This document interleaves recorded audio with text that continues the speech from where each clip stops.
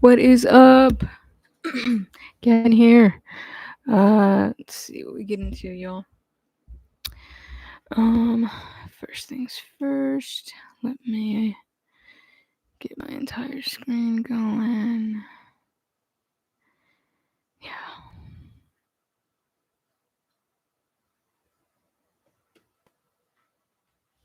Okay. All right. So I got a few other YouTube. I got some YouTube videos we can watch. Let's see. It's hot though. Let me get my fan.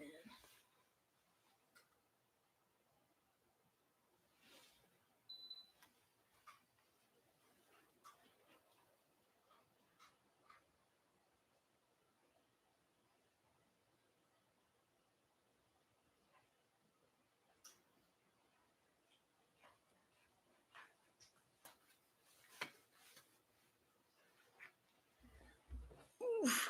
Okay. Because it is blazing hot in Texas. Super hot. I'm dying. Let me see what else though.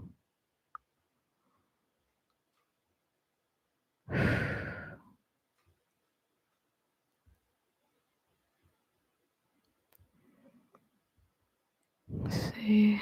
So I added some videos to watch later. This way we can kind of go over some stuff. There's some video essays that I kind of wanted to brief, talk about, look into, things like that.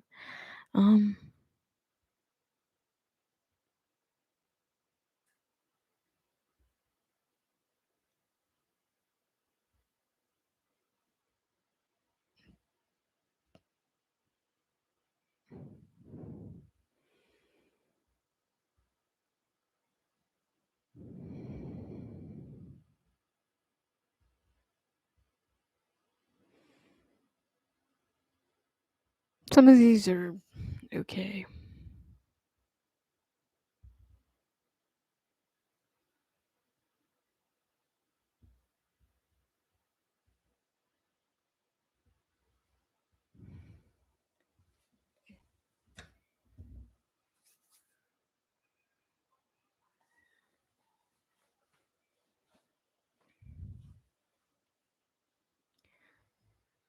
All right. Let's see.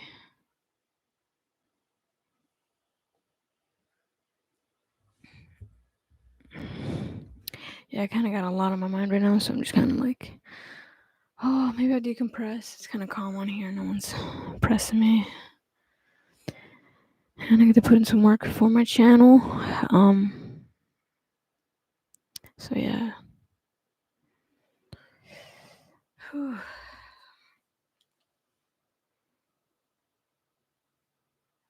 Text.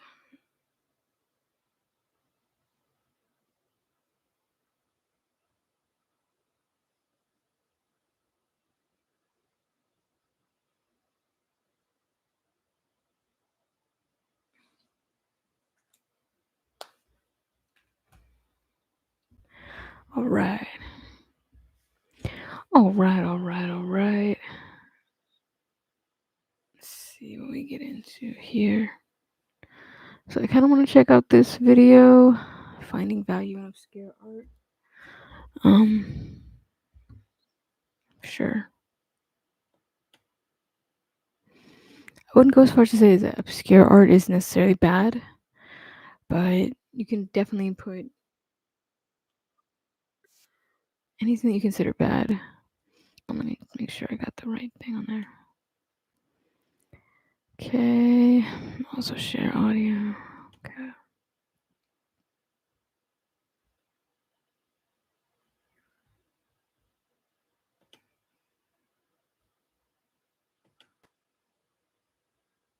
Okay, we got audio going. Let me turn this down because that is loud as bones, bruh. Okay, so first up, what do I mean by bad? As a qualifier for art, especially, it's pretty subjective. What I mean is art that isn't good, at least not traditionally. Something that's divisive, rough around the edges, obscure, was unsuccessful, unpopular. You get the idea. And I'm not implying that things that are popular can't have value, but if you want to connect to something deeply or motivate yourself to make art, I think you're better off finding something that was made with the audience as an afterthought over something engineered to appeal to the most people possible. So I'm going to gush about obscure art for a little bit because although admittedly it can be a little ugly, it really inspires me and helped me better understand why I connect to art in the first place. When I say bad art inspires me, inspiration functions on two tiers for me. There's a general sense and a personal sense. For general, take the Olympics, for example. It's impressive partly because of how much better they are than me. I'm on the stands saying, that's so cool, but there's no second step. This is kind of how I feel when I see highly acclaimed art. I'm impressed still, obviously, but it's too unattainable to want to act on that feeling. I can appreciate it, I just can't apply it to my own life. There's no accessibility. It can even be discouraging to recognize the talent gap between myself starting out and someone so far ahead of me. And this is where bad art comes in because the second kind of inspiration is purely internal, it's personal. You're recognizing yourself in someone else's art. It's as if there's a sense of class solidarity, but for talent. Seeing something like this inspires me because of how much more approachable to me it is than this. I get the same sense of that's so cool, but then I also think maybe I could do it too. And to motivate yourself in taking first steps to make anything. Hmm.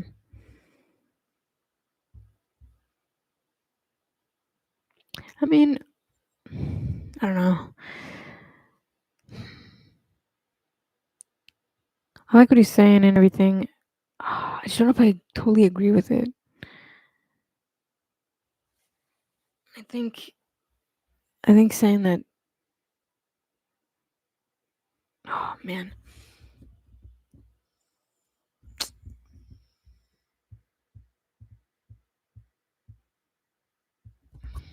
Anyways. You want as many of those maybe I can twos as possible. And to me, that's the point of inspiration, to act on it. A low barrier to entry is how you build confidence to try new hobbies.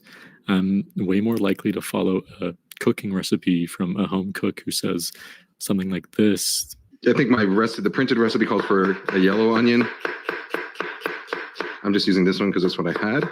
Because of how low stakes it feels. These little moments of relatability carry a lot of weight in feeling like you are the intended audience. This is what got me into street photography. It just seemed so accessible. With a point and shoot, especially, all I needed was a camera and I could start taking pictures too. For me, the breakthrough moment, though, was seeing photos by Daido Moriyama. He's the primary photographer that inspired me because of how unprofessional and impulsive his pictures feel. And they feel bad enough that I got past the initial hurdle of questioning if I was good enough and then just started. I ended up shooting black and white film. Hmm.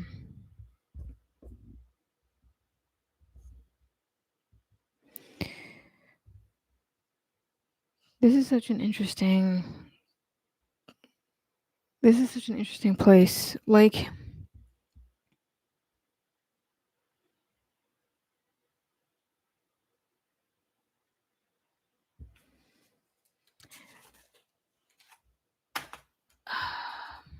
hmm.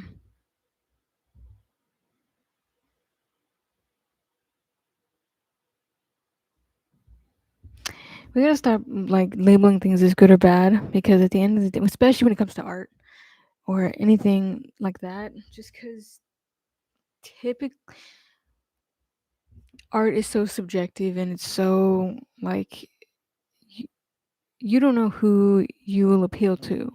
if you don't put yourself out there, whether it's good or bad, because okay, like I'm trying to think of something that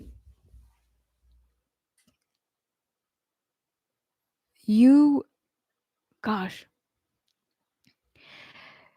check this out. If we were to go back, I mean, guy, you could just because I mean it's you have unconventional things. Just because it doesn't get notoriety doesn't mean it's less bad or that it makes it bad. And because there's a lot of people who do really good art and really good things and don't really have like I don't know.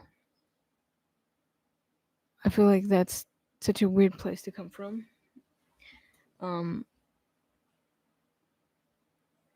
Man, art is so subjective. It's I would say that there's unconventional versus conventional.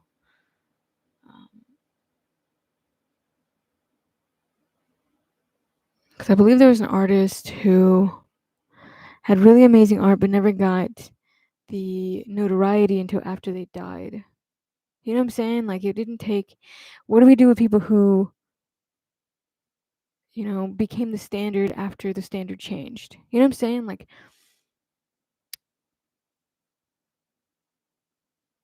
that's why it's like, oh man, that's such a weird place to. As far as like inspiration goes, there's definitely a lot of people who were inspired by things that didn't seem attainable. Like there's just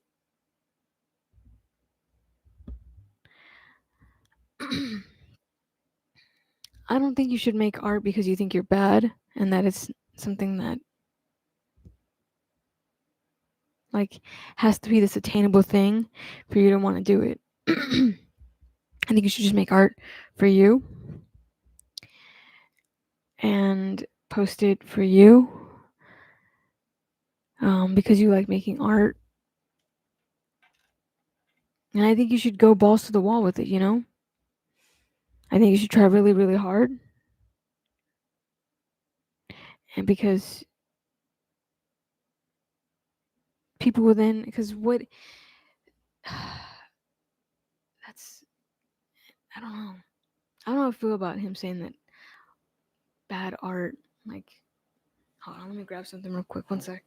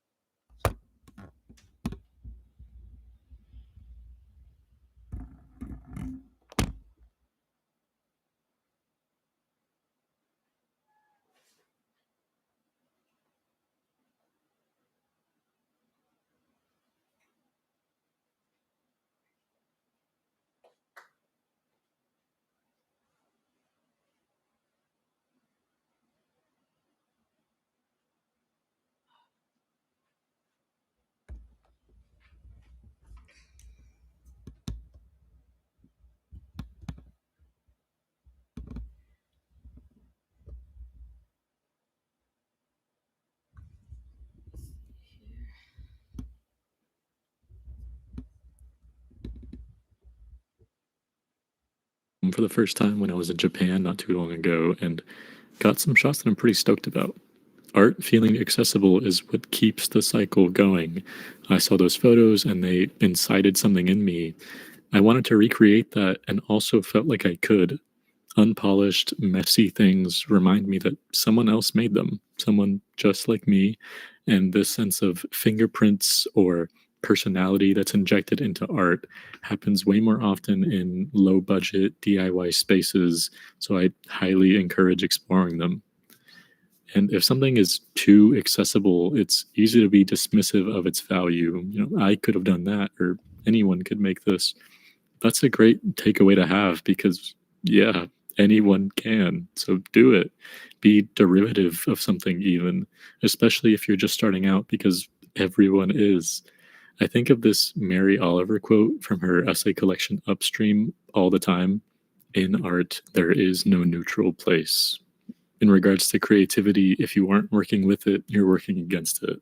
And you're working against yourself. To feel that urge to make something and stifle it is such a disservice. And now more than ever, that call to be creative is everywhere. Liking things can be so impulsive and immediate.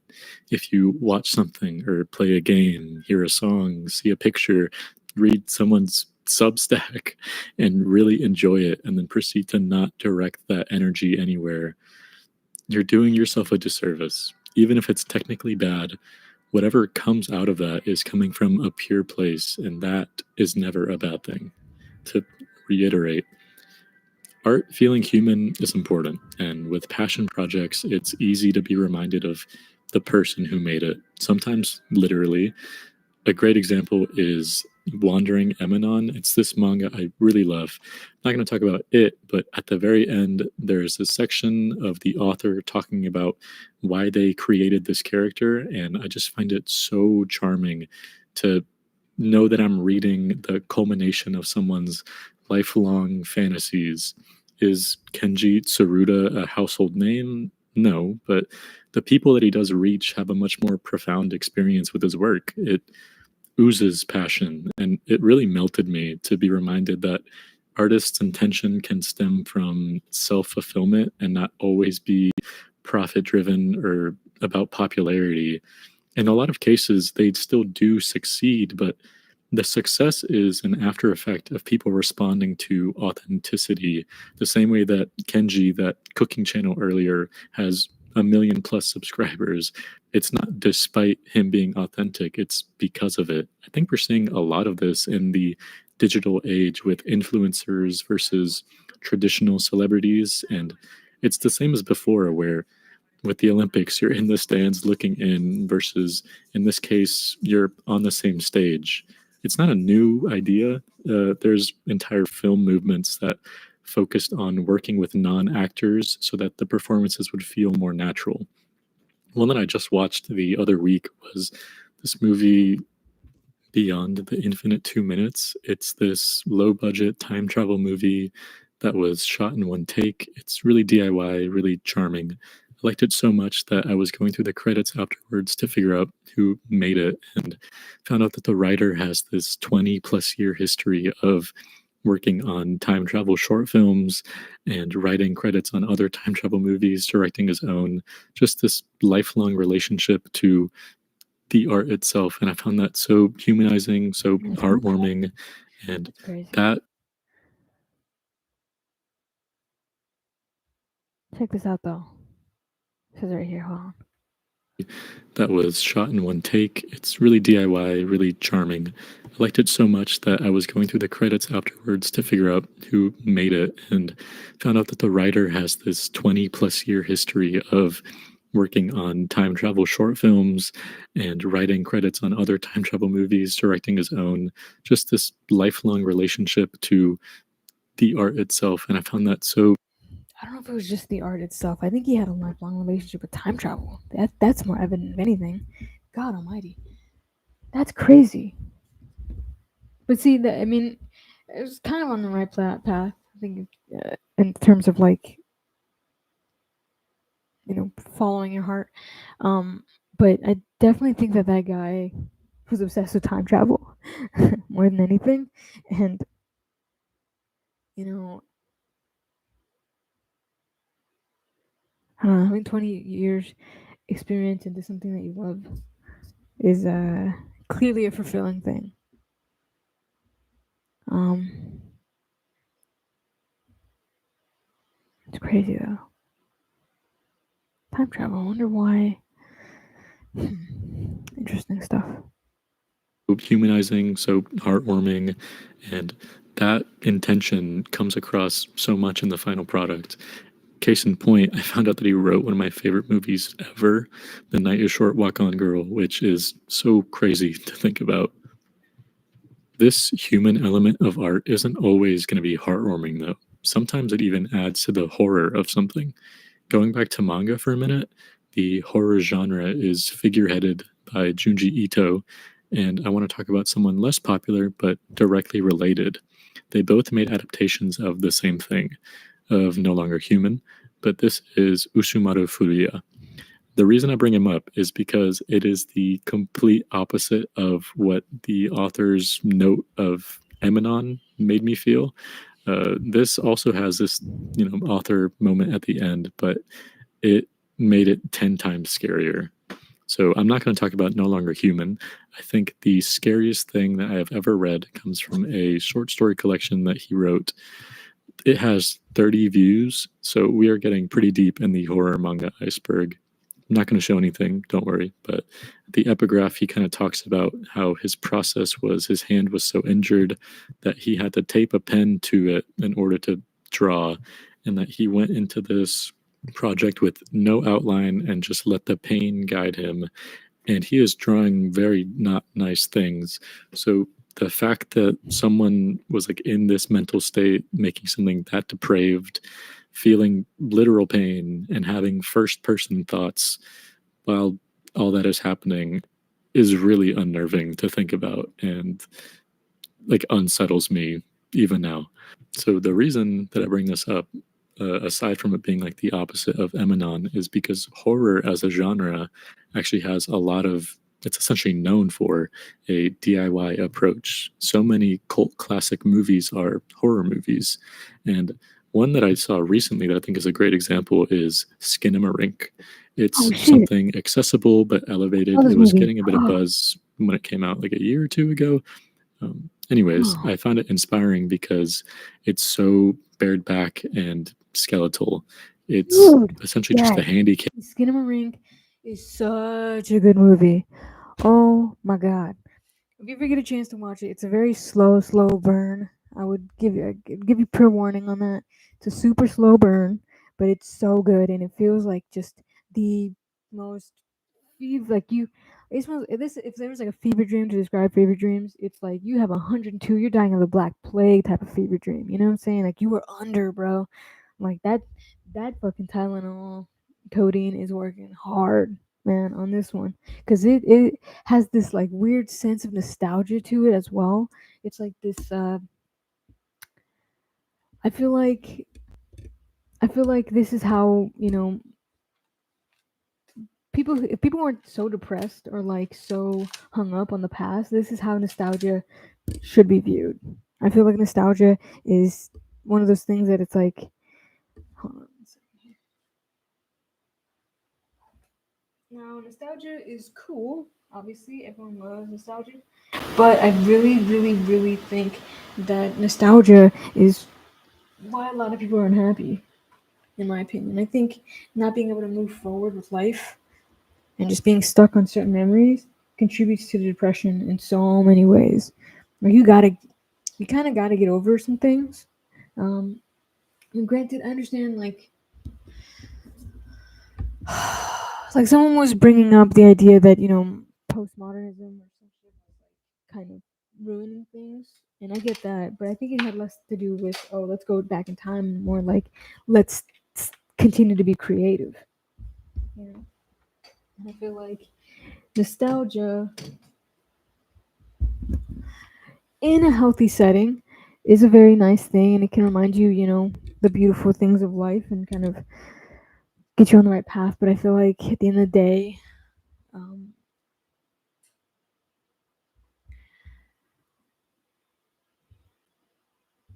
should be focused on making more memories and just as good memories, I would say.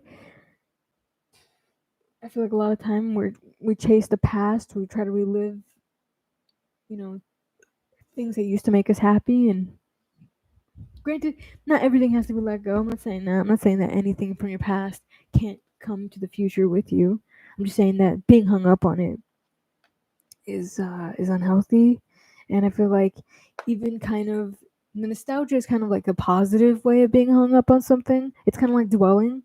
You know, a lot of people use the word dwelling as like a thing that's a negative, but even when you're being nostalgic, you're still dwelling. Like that's considered some type of dwelling, even is technically, considered some kind of positive thing.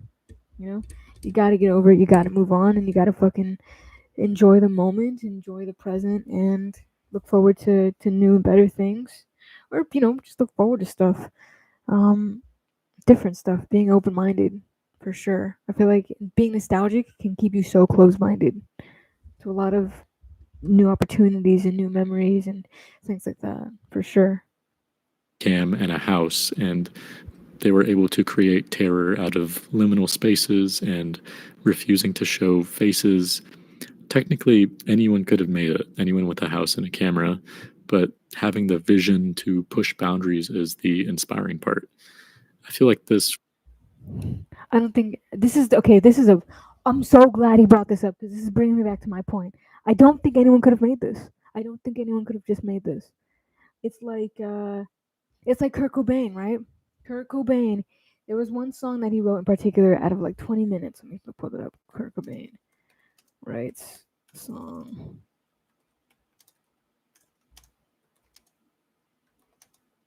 $20.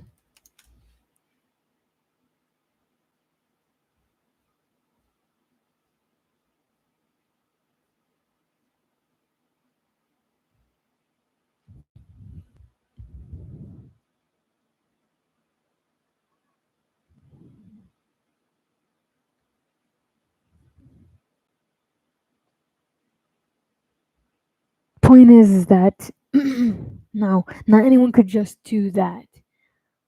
I mean, I get and understand that it's low effort, or it might seem low effort, or it might seem like it's an attainable thing, but I kid you not, dude. Just like that's why I this is such a weird approach to finding value in obscure art. I think it should be like understanding that what I consider good and bad might not be the same way that someone else considers something good or bad. You know what I'm saying? I think notoriety in certain things has nothing to do with whether it's good or bad. I think it has a lot to do with exposure. I think it has a lot to do with trends. I think it has a lot to do with that. I think because look at this. Look at this. Prime example. Why was Kurt Cobain's songwriting so highly praised? That motherfucker, if you go to Wikipedia and you look up Kurt Cobain, he is noted as one of the most inspirational people, rock stars ever. Let me look it up. Let me show you just exactly what I'm talking about. Not this one. Okay, Kurt Cobain. I wonder if someone changed it.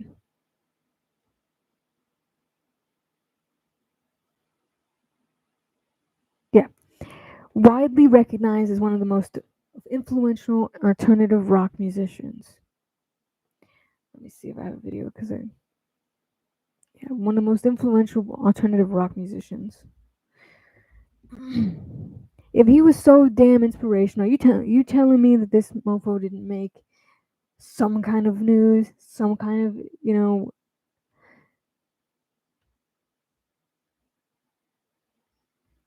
it's Kurt Cobain. People have him tattooed on him as Jesus. And then you have this 20 plus years later, 30 plus years later, and you have why was Kurt Cobain's songwriting so highly praised?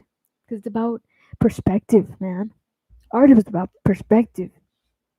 I don't think you should do art because someone else has done it and it's easy to do it. I think you should do art because you fucking love art. I think you should do art because it fucking burns. It's a burning desire. I think you should do it because you want to change the world or make a difference in someone's life. Some people's art, whether it's got 10 views or 10,000 views, makes such a profound difference in some people's lives that's why you gotta fucking do it. It has nothing to do with whether it's good or bad. And I don't know why this guy decided to write this, but whatever, Gandhi, you know. But yeah, that's my point on this, is that you don't even need to find value in obscure art, because someone else is gonna fucking look at that art and fucking not kill themselves because of it. Along with the saying, one man's treasure is another man's trash, or vice versa. I would say one man's trash is another man's treasure.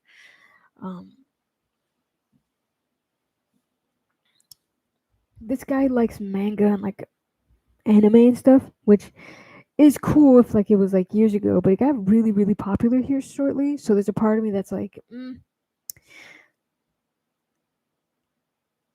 it's a little bit. There's still some kind of element of like sheeple idea around the fact that art is subjective, and art can't be labeled as good or bad. My opinion. I think art needs to be one of those things that's like, you either love it or you hate it, but it's not gonna stop.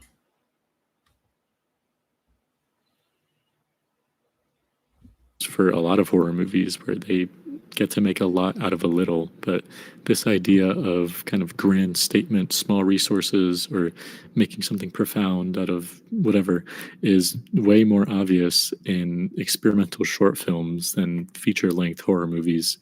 And before I go into more examples, I feel like I'm kind of getting reference overload here, but I just want to slow down and kind of break down what I mean about simplicity, because simplicity is kind of double-edged. Things being simple in terms of resources needed doesn't necessitate accessibility. I think the biggest point also is that some people can't fucking afford to do big feature things. I think that's another thing that I'm not like, dude, art is the subjective thing, and then it's like certain people. Gosh, I want to make sure this is right. Stupid stand on here. Okay. But yeah, so at the end of the day, I think like, well, not at the end of the day, I would just say that some people can't afford the stuff to do feature stuff, you know? People don't have the budget, but you have a dream. You have a dream, or you have inspiration, you know. Gosh. I'm trying to think what my inspiration for doing something was. Because I'm gonna be real with you. I think it had nothing that inspired me to want to be who I am today or do the things that I did have anything to do with necessarily. Well, there's a few things, but for the most part, let's just start off with me wanting to be a director or filmmaker. I'm gonna be real with you, G. I don't think that there was anything particularly inspirational. I think I just saw movies and knew that I wanted to make them. You know what I'm saying? I think that was the big thing. I think other things kind of just contributed to the fact that it just felt like something that I should do, and it just became more and more accessible to me the more I saw people just doing stuff. You know, because I couldn't get my hands on a fucking DSLR camera. I couldn't get my hands on all this crazy stuff. Some $4,000 worth of equipment. Fuck no. I want to be real with you. I'm not fucking rich. I have nothing really. There's not a lot of assets. My dad doesn't have his own place. My mom doesn't have her own place. You know what I'm saying? Like,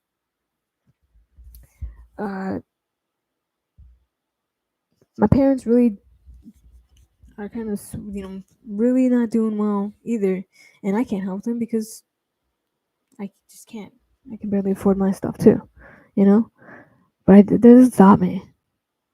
I mean, the money stuff never stopped me. The first camera I got was like $30 and it was for Christmas. And I still film stuff. You can see it on my other channel. It's called Bender Bang 48. And it's there's a video of my sister running around pretending she was Chucky and stuff. It was supposed to be like, I don't know what the hell type of shit it was. It was supposed to be a funny video or a real movie I was trying to make. It was just, I mean, I wouldn't even know if that's called low budget. That's like fucking. You might as well call it a fucking horror movie because, damn, why the if it's what?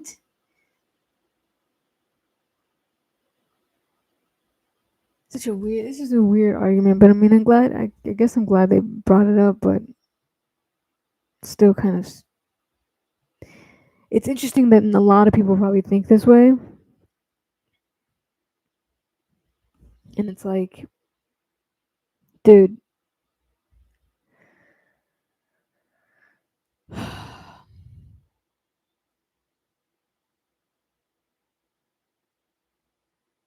That's such a weird. That's such a weird place to go from art. You should want to do art because you love it. Because you can't. Because you have a burning desire to do it. You shouldn't do it because oh, someone else made mediocre look good, so I can do it. It's like you don't even know why the hell they made it. Why it was mediocre in the first place. Why are you considering it mediocre? You know, why not? It's a really weird place, and I don't know. It kind of feels a little bit classist, but I don't know. Whatever, we continue. Which is kind of what I started this as. Just because it's basic doesn't mean it's easily understood or replicatable, and that can be the central conceit of a lot of high snobby art. It seems simple unless you're highbrow enough to get it. Take something like Pollock or Rothko or Warhol. They're very simple, but if you don't get it, it's too simple that there's no wiggle room left for you to figure it out. Sometimes the takeaway is the opposite. It's how much effort goes into making something, even if it looks simple. This is basically the entire conceit of animation, where you sacrifice and constantly balance detail and complexity because of how hard what you're doing is. Just wanted to preface kind of both of those sides because short films constantly overlap on both of these extremes. You can get something like Brackage showing a classroom for 2 hours or whatever, or a 3-minute video that took 900 days to draw by hand. And it's not that one is less valuable than the other, but depending on what inspires you, they're a mixed bag. Anyways, short films that inspired me recently are in the first category.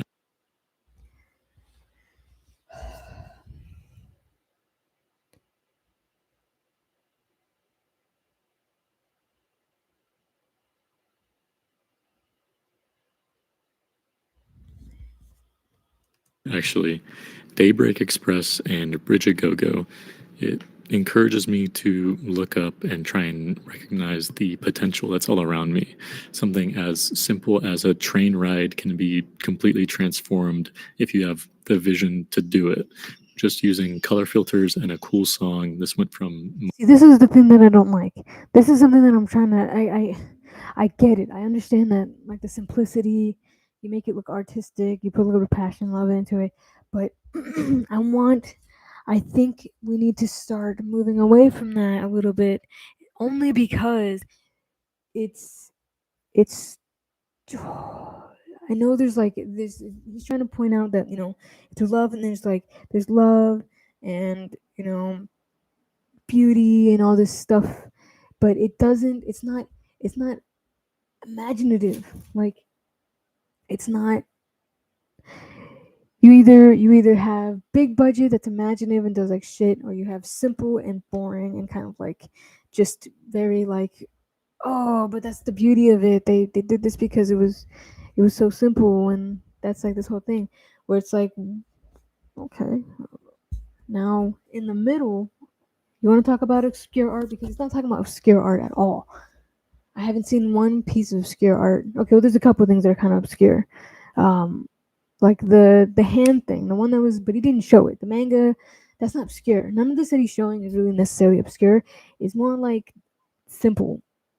It's very he's trying to make a point that accessible, simple art is like this thing that can be inspirational and loved, but obscure would be like outsider music, where someone doesn't just put effort into it,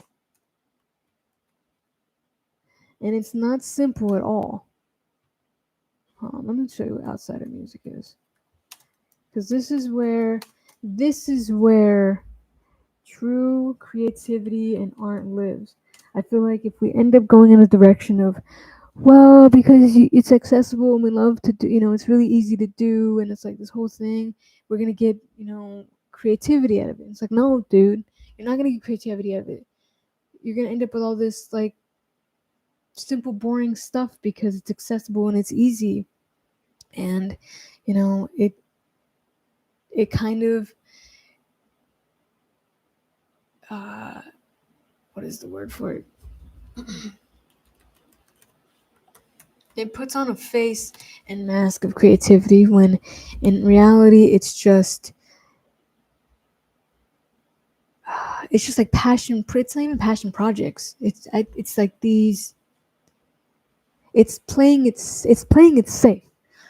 You're playing it safe at that point. When you look at an art that's really mundane or soft and like doesn't make a lot of noise, but it's decent, and that's what gets you going. It's like, whoa, dude. Because what about stuff that's gregarious and gets no views? What do you do with that?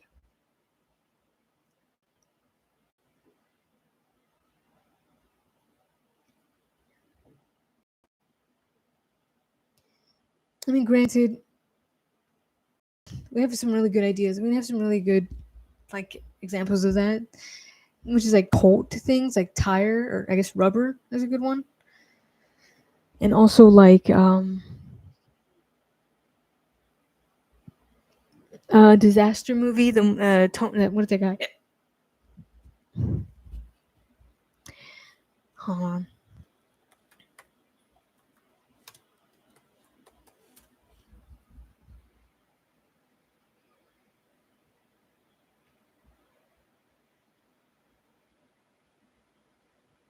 Now this is obscure. I'll show you what obscure is here in a second.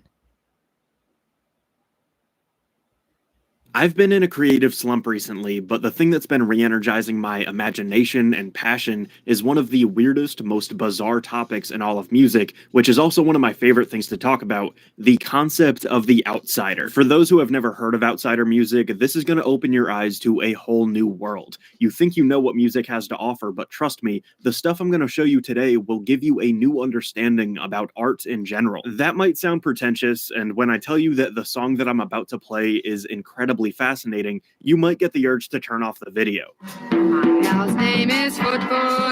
He always likes This to is drum. But please stay with This is what obscure is.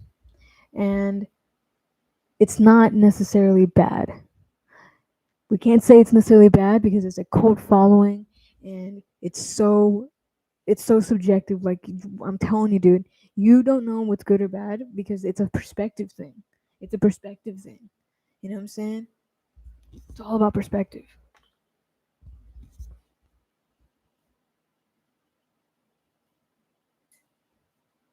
And I would much rather you make bad fucking art or whatever the fuck you want to do, call it, because it's fucking, you have a drive to do it and you love to do it, versus doing it because it's easy to get started with, I guess.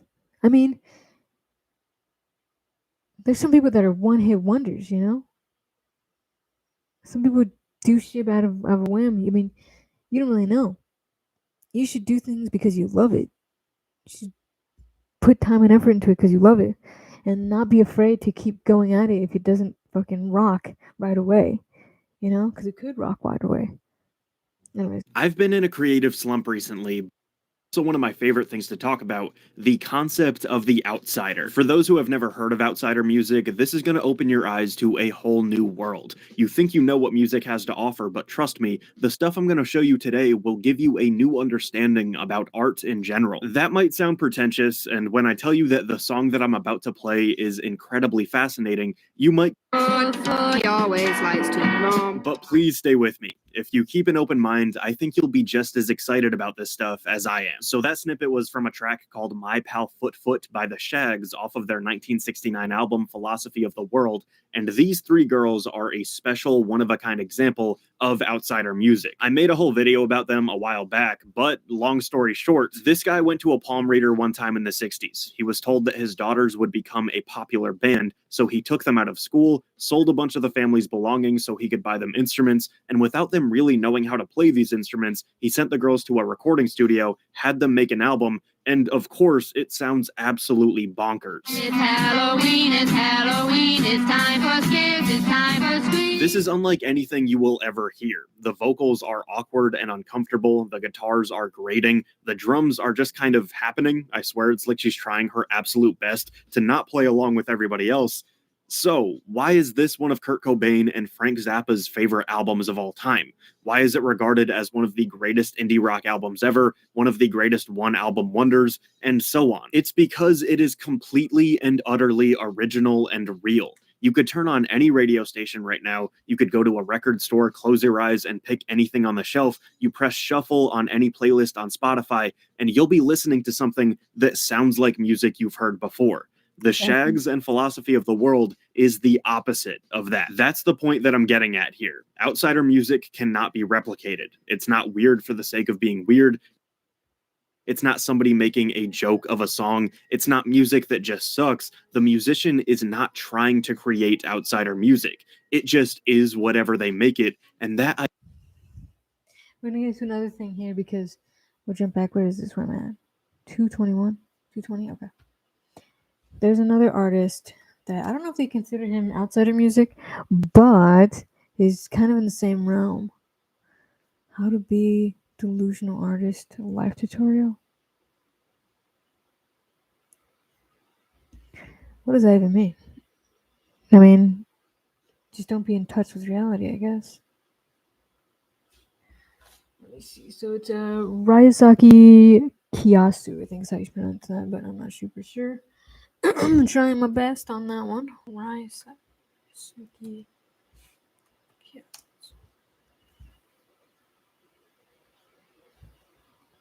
Now watch this fucking guy. I haven't. This is probably we're getting some outsider music in real time.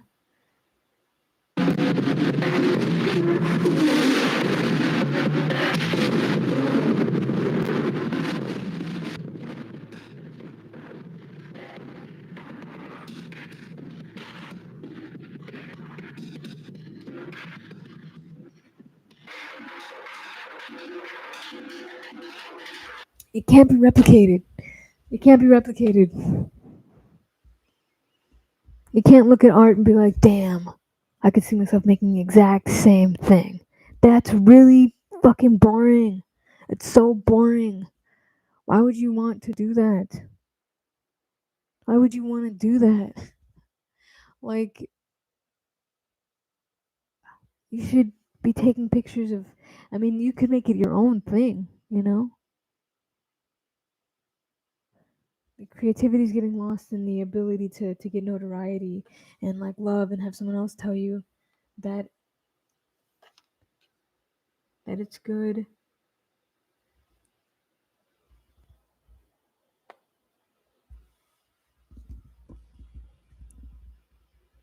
Or, you know, don't be simple. Don't be simple. If that's what gets you to fucking do art, then whatever.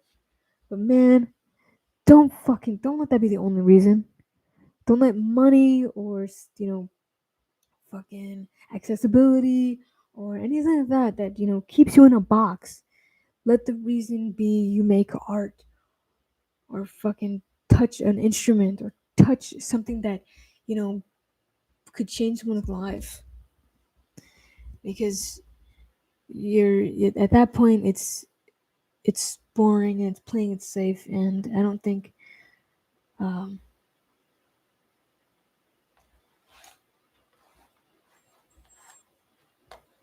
I think it could make life really fucking miserable in the end.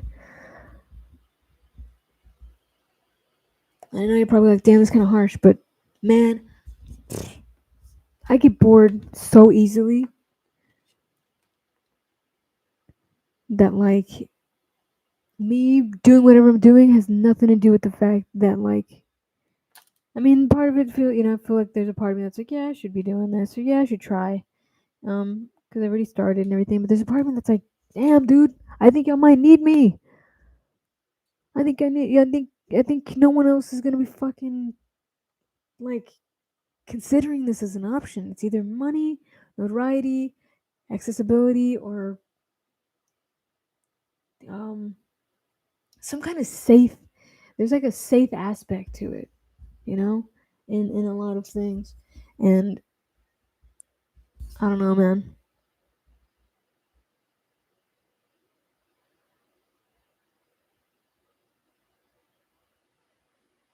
I mean, I played it safe, but that's just because I think it was less safe and more just something I was familiar with, and needed to I needed to do something with my life, you know. I needed to get something started because I didn't want to just be okay, yeah, I mean, I guess I just didn't want to be lazy or nothing. And it was really, I mean, it was kind of easy at first. It was fun. I looked good on camera, but aside from just wanting to make the world a better place and maybe eventually do something that actually aligned with my real dreams and aspirations, yeah. But I don't know. It's great. It's a crazy sentiment. It's a really crazy sentiment. I guess we can continue. See what else there has to be said. I feel like I'm bagging on that guy, but it's nothing personal. It's nothing personal. It's just I don't know.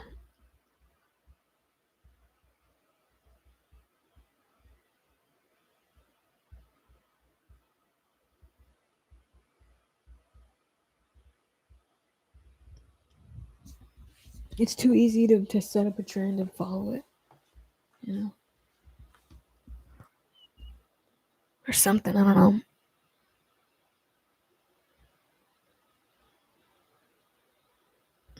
But yeah, let's continue and see what else they say.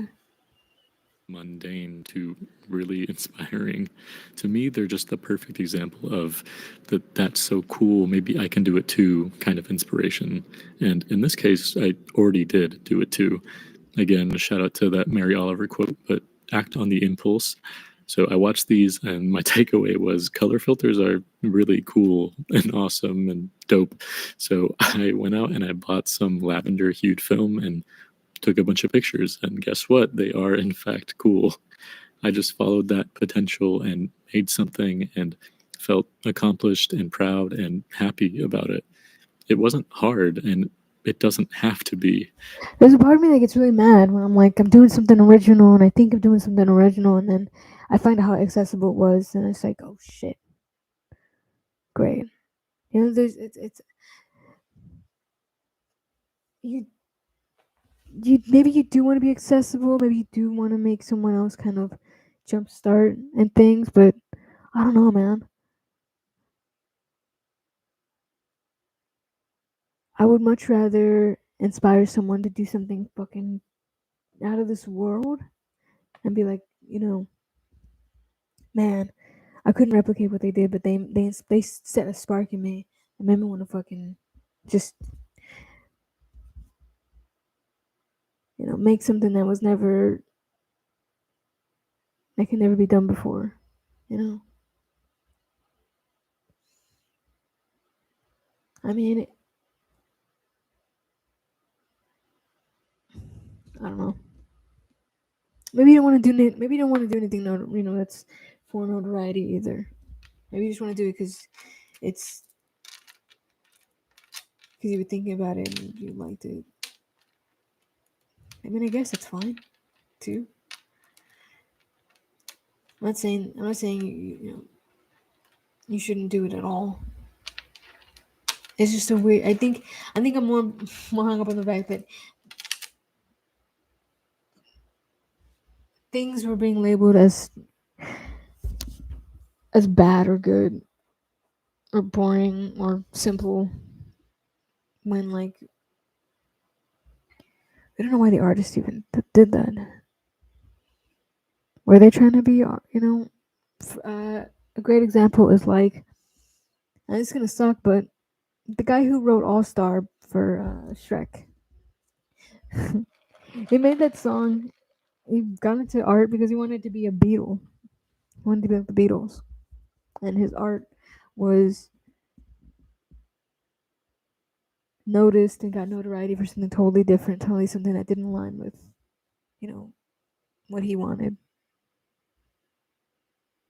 And I don't know.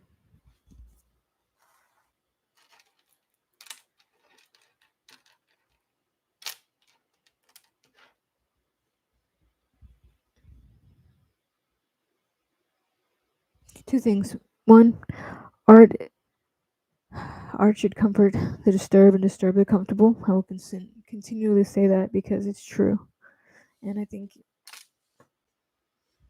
it's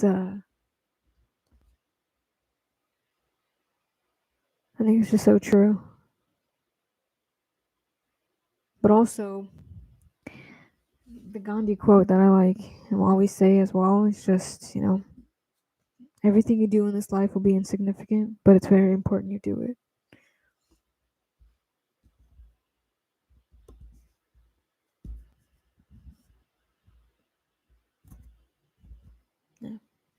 The cycle of art is already complete. This idea of de-skilling art is kind of hard to come to terms with, but effort isn't the be-all, end-all sign of value. In fact, things that take too much effort can make something fall into this weird limbo between both kinds of inspiration, where I'm out on the stands looking in, but I'm thinking I should be on that stage.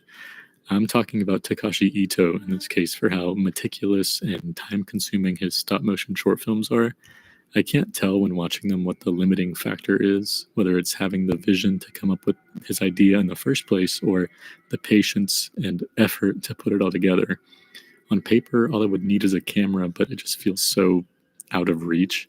And this sense of inspiration also stems from the fact that he's pushing boundaries and defying convention, which is another reason that obscure art is so valuable. Making things that are increasingly niche or deeply personal means that they have a lower chance of succeeding commercially.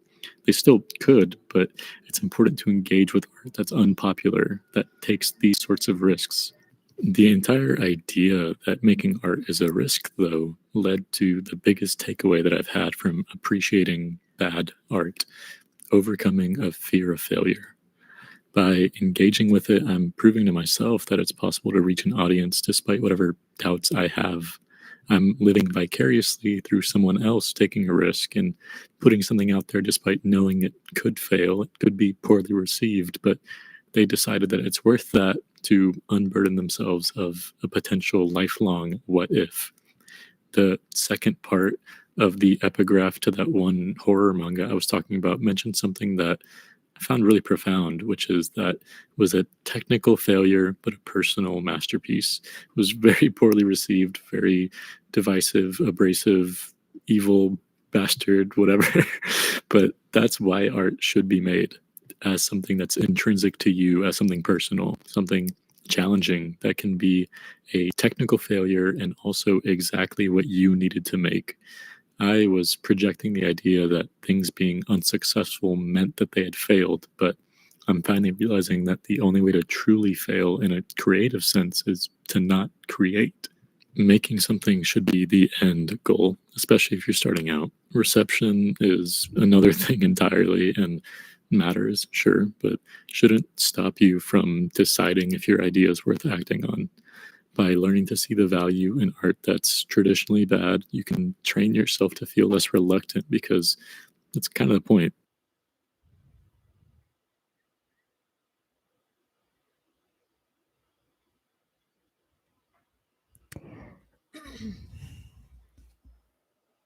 You could convince a lot of people that anything is good with something called marketing, my friends. Sales will teach you that. That, God damn it.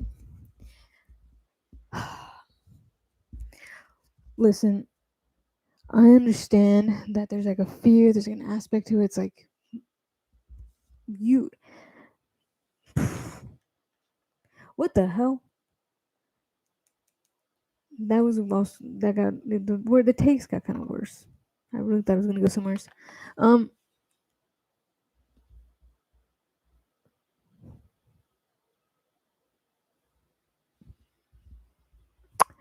Yeah, this guy, I think he made this for himself, for sure, because I mean, I don't relate, I can't relate to it or understand what any of that, none of this is obscure art. First of all, it's art that took a lot of patience, and it's very simple art. It's a lot of simple stuff, you know, simple stuff that was kind of stretched out to be made longer and probably took a lot of effort, but I wouldn't consider that obscure. And the stuff didn't do well because it was quiet. It's very quiet stuff, you know. So you see people who they'll do their like passion work, and then they'll make something that's like more accessible, a little bit louder and stuff.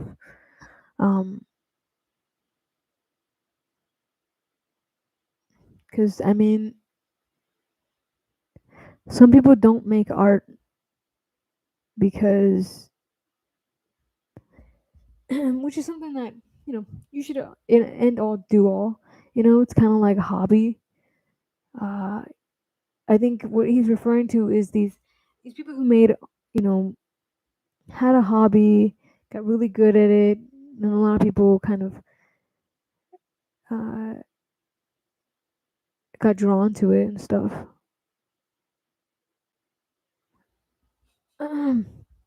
It's an interesting place and an interesting topic.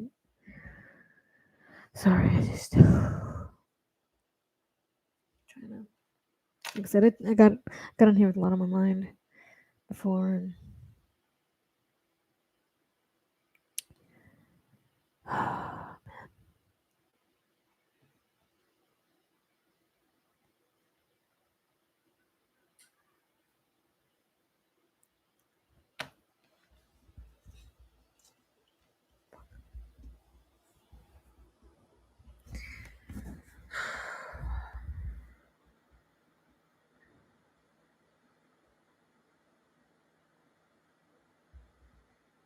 I don't know, this video feels very discouraging. This video feels kind of like an argument that fell in itself, because it was just like, even though it wasn't successful and it was boring, the artists felt good about themselves. It's like, okay. Granted, if you do want success, it doesn't matter what you do. It does not matter what kind of art you make. Someone's gonna love it, and you have to fucking tell a lot of people about your art, basically. That's all that is. These people probably didn't tell anyone about too much of this art. It's probably probably kept it pretty low key. Because if more people found out about it, there'd be, I mean, I don't know. But it's also, it's kind of boring, you know? It's a little bit boring. People don't want to read too much about stuff. So, I mean, that's another thing. There's a simplicity aspect. But, That doesn't necessarily mean that it's not going to be good. There's a lot of movies that are pretty simple, do really well.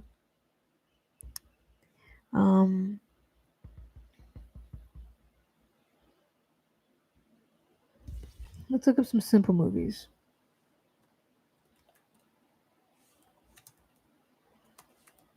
Let's look at something simple. Okay, well, that's definitely not simple.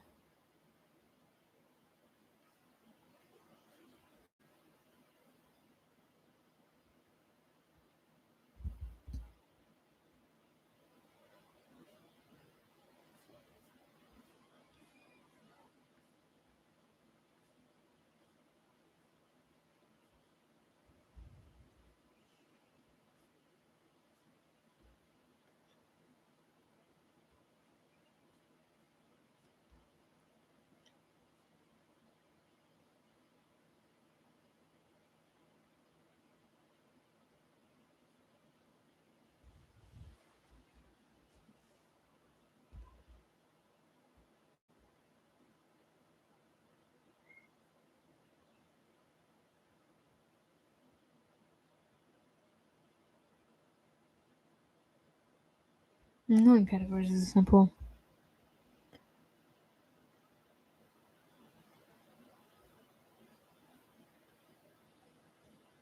I mean, there's big movies that don't do well, notoriety, but that's because of marketing. You got to tell people more. And as far as like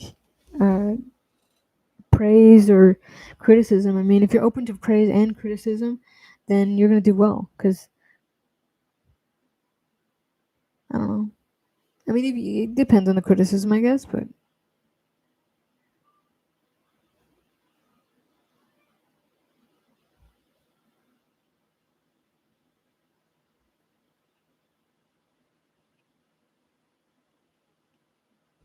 Again.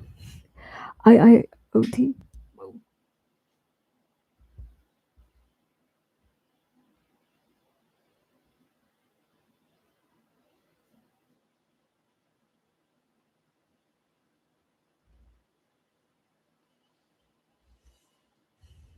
Okay. Well. Okay, this one's interesting. Party culture is dead. Welcome Gen Z isolation. All right, it's interesting.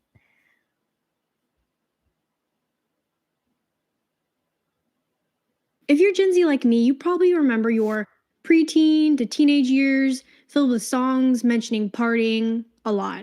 The club can't even handle me right now. The DJ got us falling in love, low, and Jersey Shore was huge during the time. That's right, you ready to shake it? Yeah. Where's the DJ at? Clubbing was the thing. But it seems songs nowadays don't really mention clubbing at all. And reality shows revolve around love triangles instead of getting drunk or going to the club. The club scene seems to have taken a nosedive. Now, why is this? Well, there's a few reasons actually, but let's start with the first. The loneliness epidemic. Are you lonely? Yeah. How come? Are you gonna make me emotional? Are you lonely? Am I lonely?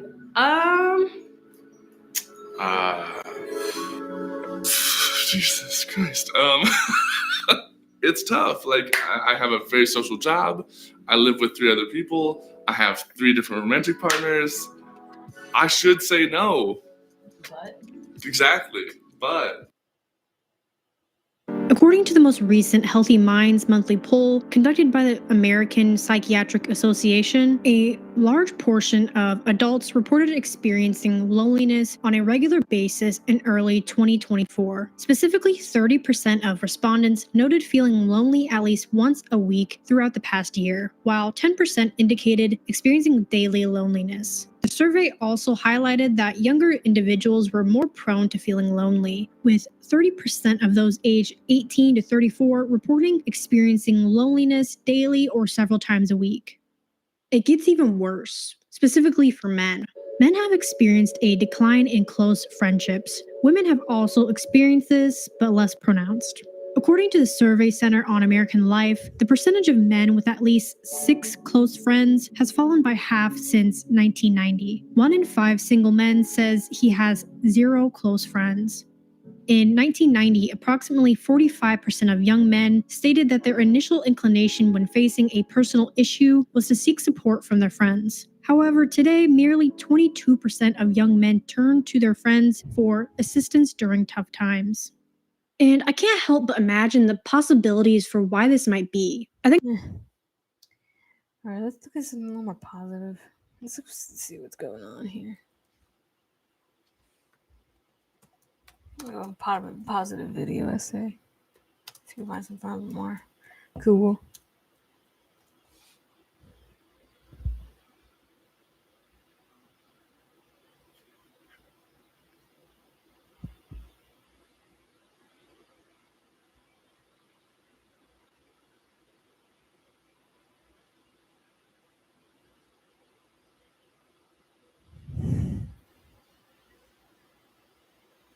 The failure? God, why are essays so negative? Complicated history. Stop drowning in internet, the age of distraction. The problem with video essays. The problem, okay. Long video essays guaranteed to Galaxy Brain. Future of narcissism. What is happening to us? Why you need a third place? Don't take anything personally. Kind of interesting. Any more? The importance of those things, okay. How to be funny, a video essay. Well, I mean, the only thing with being funny is that, like, okay, maybe let's try this one. This one could be good. But I do gotta say something about being funny, which is 30% of it has to do with making fun of somebody. And I don't know how I feel about that. Let's see how far we get into it until they make fun of somebody. Ladies, everybody, now where's my map? Come on, sir. Thank you. God, it's a barren, featureless desert out there, isn't it? The other side, sir. What made... Not even 15 seconds in, technically, wasn't he made fun of for being stupid? Makes something funny. When someone tells a joke and it makes people laugh, what qualities must that joke possess? Almost everyone has their own answer to this question. Some will argue it is to do with the element of surprise, whilst others will argue it's a release of built-up emotion. The problem is, all of these techniques are exactly that. Various ways and styles in which a joke can be delivered. There are 1,001 ways to tell a joke, but really the singular quality that is required in order for a joke to be a joke is something far simpler than many would have you believe. Instead of me telling you what that quality... I think people should start just leaning into cringy shit, cringy humor and stuff. Maybe. I think we're probably gonna enter an era where cringy humor is like the next big thing, just because we've made it so polarizing that somebody's gonna just tap into it and it's gonna be successful and everyone's gonna want to do it. Is, I'm going to play you 3 clips from 3 films. While you're watching them, I want you to ask, what quality do they all share? Stings the nostrils. In a good way. Yeah. Brian, I'm going to be honest with you. That smells like pure gasoline. They've done studies, 60% of the time, it works every time. That doesn't make sense. Sergeant Angel? Morning, the Swans escaped. The Swans escaped? Yeah. Right, and where's the Swan escape from exactly? The castle. Oh, yeah, and who might you be? Mr. Staker. Yeah, Mr. Peter Ian Staker. P.I. Staker, Yeah. right. Piss taker, come on! Yes, Mr. Staker. We'll do everything we can. Can you describe it to me? You'd better tell the captain. We've got to land as soon as we can. This woman has to be gotten to a hospital. A hospital? What is it? It's a big building with patients, but that's not important right now. So, now you've seen those clips, what was the one quality they all shared? So, in... I mean, maybe it was like what is it called? What would you say? Oh my god. I think it might have been freaking. Yeah, get out of here, pal.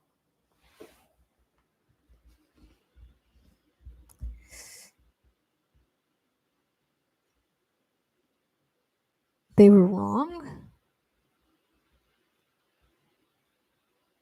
But the last clip doesn't make any sense. Because it would have been. There was some kind of element of them being wrong with the 60%, 100% of the time. Important right now. So, now you've seen As we can, this woman has to be gotten to a hospital. A hospital? What is it? It's a big building with patients, but that's not important right now. Kind of there's like this element of like ignorance, I would say. Maybe, yeah. So, now you've seen those clips, what was the one quality they all shared? So, in Anchorman, he says 60% of the time, it works every time. This is a funny line because it's a total non sequitur. He contradicts himself in the same sentence, and by doing so, he looks like a total idiot. This joke is at his expense. Or look at the example from Hot Fuzz. The policeman receives what he thinks is a prank call and makes fun of the caller's name, only for him to learn that the call was legitimate and that he had just insulted a random member of the public. This joke is at the expense of the policeman because he misunderstood the call, which resulted in him looking like a total idiot. Or you can look at Airplane. This joke is at the expense of the doctor because he misunderstood the question. An argument could also be made that it was also at the expense of the hostess because due to her poor choice in words, she left herself vulnerable to this misinterpretation. What is the one trait these three jokes have in common? They all have a victim. And this leads me to make this rather controversial statement. Every joke ever told has a victim. And if you right now disagree with this idea, try to think of a joke that doesn't have a victim. Feel free to pause the video and Google knock knock jokes or watch your favourite sitcom, and whenever you catch yourself laughing, ask, who was the victim to that joke? I think that epic fail videos are really comedy in its purest form, where we see people being physically hurt for their mistakes. The Germans have a word for this, and it's called Schadenfreude, which means pleasure derived from someone else's misfortune. And there may be some of you right now thinking, well, what about puns? When Grandad opens a cracker at Christmas and says a pun that makes everyone groan, who is the victim to that joke? Well, it's him, the joke teller himself. Most puns fall into a very specific kind of humour, that being self-deprecating humour. The essence to self-deprecating humour is the victim to the joke is not another person, but the joke teller themselves. This is a technique that is very popular amongst stand-up comedians, and I think a comedian who has mastered this style of comedy is Conan O'Brien. These clips being an example of his style of humour. Tinder, a social networking site where you can find people in your area you've never met, they're in your vicinity, and they're ready to meet and maybe hook up. Naturally, because I'm a creep, I'm intrigued to find out about this. Not even driving. Why are you assuming that Cube knows more about this neighborhood than I do? Why aren't you asking me about this neighborhood? You're absolutely right about that. That's racist. Is it Pedro or Pedro? I'm not sure. I've never been down here and I'm terrified. As you can see, Conan has built himself the character of an egotistical creep. Now, it's obvious that Conan in real life is not like this, but he, unlike most successful self-deprecating comedians, have learned that when you build a character for yourself, and that character has multiple flaws, such as being a pervert or having a massive ego, that can allow said comedian to create witty jokes based around that character's flaws. And this particular style of humour has several advantages. To realise those advantages, you need only look at another late-night talk show host, Jimmy Kimmel. Kimmel has done something similar to O'Brien. He has established a character for himself which enables him to create jokes. However, his character is based around making other people the victim rather than himself. I wonder if any of you remember when 2 years ago them the butt of his jokes for a number of shows. YouTube launched a new video network yesterday where you can watch other people play video games. For real, the whole network. It's called the We Should All Be Very Ashamed of Ourselves for Failing as Parents channel. Actually, it's called YouTube Gaming. All you need to do is look at the like bar to realize the response from the online community was overwhelmingly negative. Any sensible comedian after the first show would have backed off and never mentioned video gaming again in a bad light. But because of Kimmel's persona, he doubled down on the matter and made a great number of videos reinforcing his opinion. The vast majority of comments on his videos were very civil and well structured. However, Kimmel cherry-picked the absolute worst comments and portrayed them like they were the average member of that community. Yeah, effing kill yourself, you ignorant F. It's clear you have no clue what you're talking about, you irrelevant old man. You stupid fat boy, I guess that's me. People love watching people play video games. You're just mad because you will be jobless in 1 year, you stupid bearded gorilla. Now, technically speaking, what Kimmel did here was good comedy. The, However, he held back no punches and was so totally... What? He went after the gamer. You know what? Freaking... Oh, you know what? We should fucking watch. You know what? I'm going to redeem all the gamers. You guys, I got you. I got the gamer community. Y'all don't know. I got you guys. I'm about to avenge y'all. Check this shit out. Oh my god. I didn't know this. I'm so old, you guys. Y'all didn't see this shit back in the day. But gamers, you're not, obviously, y'all, look how successful you are. But it does remind me of something from the back in the day. Yo! Dude, so essentially, he was dating Sarah Silverman at the time. Let me show you Sarah Silverman. If you don't know who she is, she's a comedian. She's a female comedian. She's super fucking funny. She's a little bit older now, but in her prime, she was kind of rare. But that's not here nor there. She's still pretty rare, but I don't know how, age-wise and everything. Y'all, that's up to you. She's fine. If you don't have eyes, you won't see it, I guess. But yeah, she's hot. She's funny. Makes one of the best jokes I've ever heard. It's super controversial, but anyways. But now, you gotta see this shit. I know. What? Well, how about when we were first going out, and I'm very self-conscious because I'm very hairy, and I shaved my arm, so actually I'm not. Well, yeah, no, but I have very thick black hair all over. Right. And I was always self-conscious of that. Thank you. And I remember that you said that you liked it because you felt that it meant that I had more. You said it meant that I had more testosterone, and that's why I like sex. And I'm a romantic. That's I was thinking about it because I hadn't thought about it. I thought about it today. And you know what you would love? What? Men. Really? What do you mean by that? I would love men. Now I'm thinking of the. I'm sorry. I'm thinking of the surprise, and I just had so much fun actually just thinking about our good times that now I'm bummed out about the surprise. What do you mean you bummed out about the surprise? Did it break? This is something, okay, no. So there's this big surprise. He doesn't know what it is. And I haven't spilled it in a long time because it was something that I made in October. Uh-huh. Obviously before the strike. This is my first something you made? Strike thing. Sure. And I thought that we were at a certain place and there were things that I hadn't told you. And I thought, you know what? I'm just going to tell him for his birthday show. Well, the birthday show never came. Oh. And so this seemed like the next appropriate place, although it's totally Jimmy Kimmel, I think he does some weird stuff. Some of his guests are pretty charmed by him. Other guests have had really some terrible experiences. From what I remember, I think. And then, of course, with him bashing the gamers, like, damn, dude. Should have not come after the gamers, bro.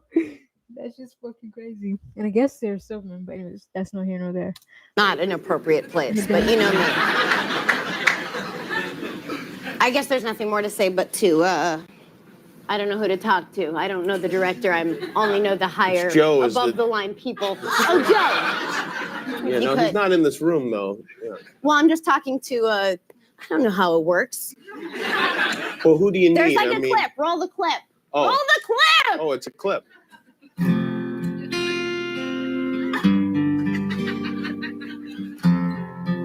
Hey, Jimmy. It's me.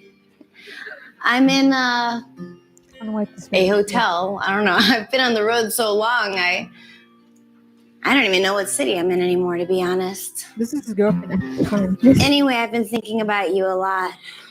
And I've been needing to tell you something. Doesn't matter, I guess. I don't know why I haven't, but it's important. I mean, we've been together for so long, over 5 years, and I still haven't told you, and it's just not right. So here it goes.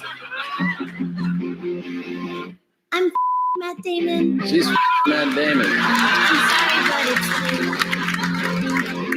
I'm Matt Damon. She's Matt Damon. I'm not imagining it's you. Matt Damon. On the bed, on the floor, on the towel by the door, in the tub, in the car, up against the minibar. That guy writes so many songs about fucking dudes' girlfriends. Hold on. You're probably familiar with it, but let me show you. It rings a bell, but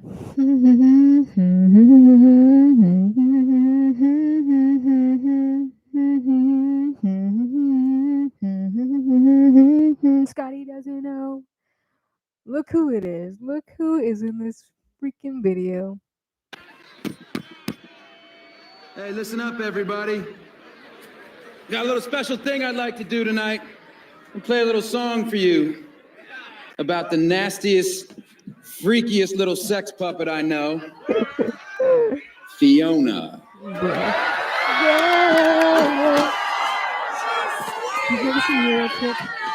This one's for you, baby. Happy anniversary. Older.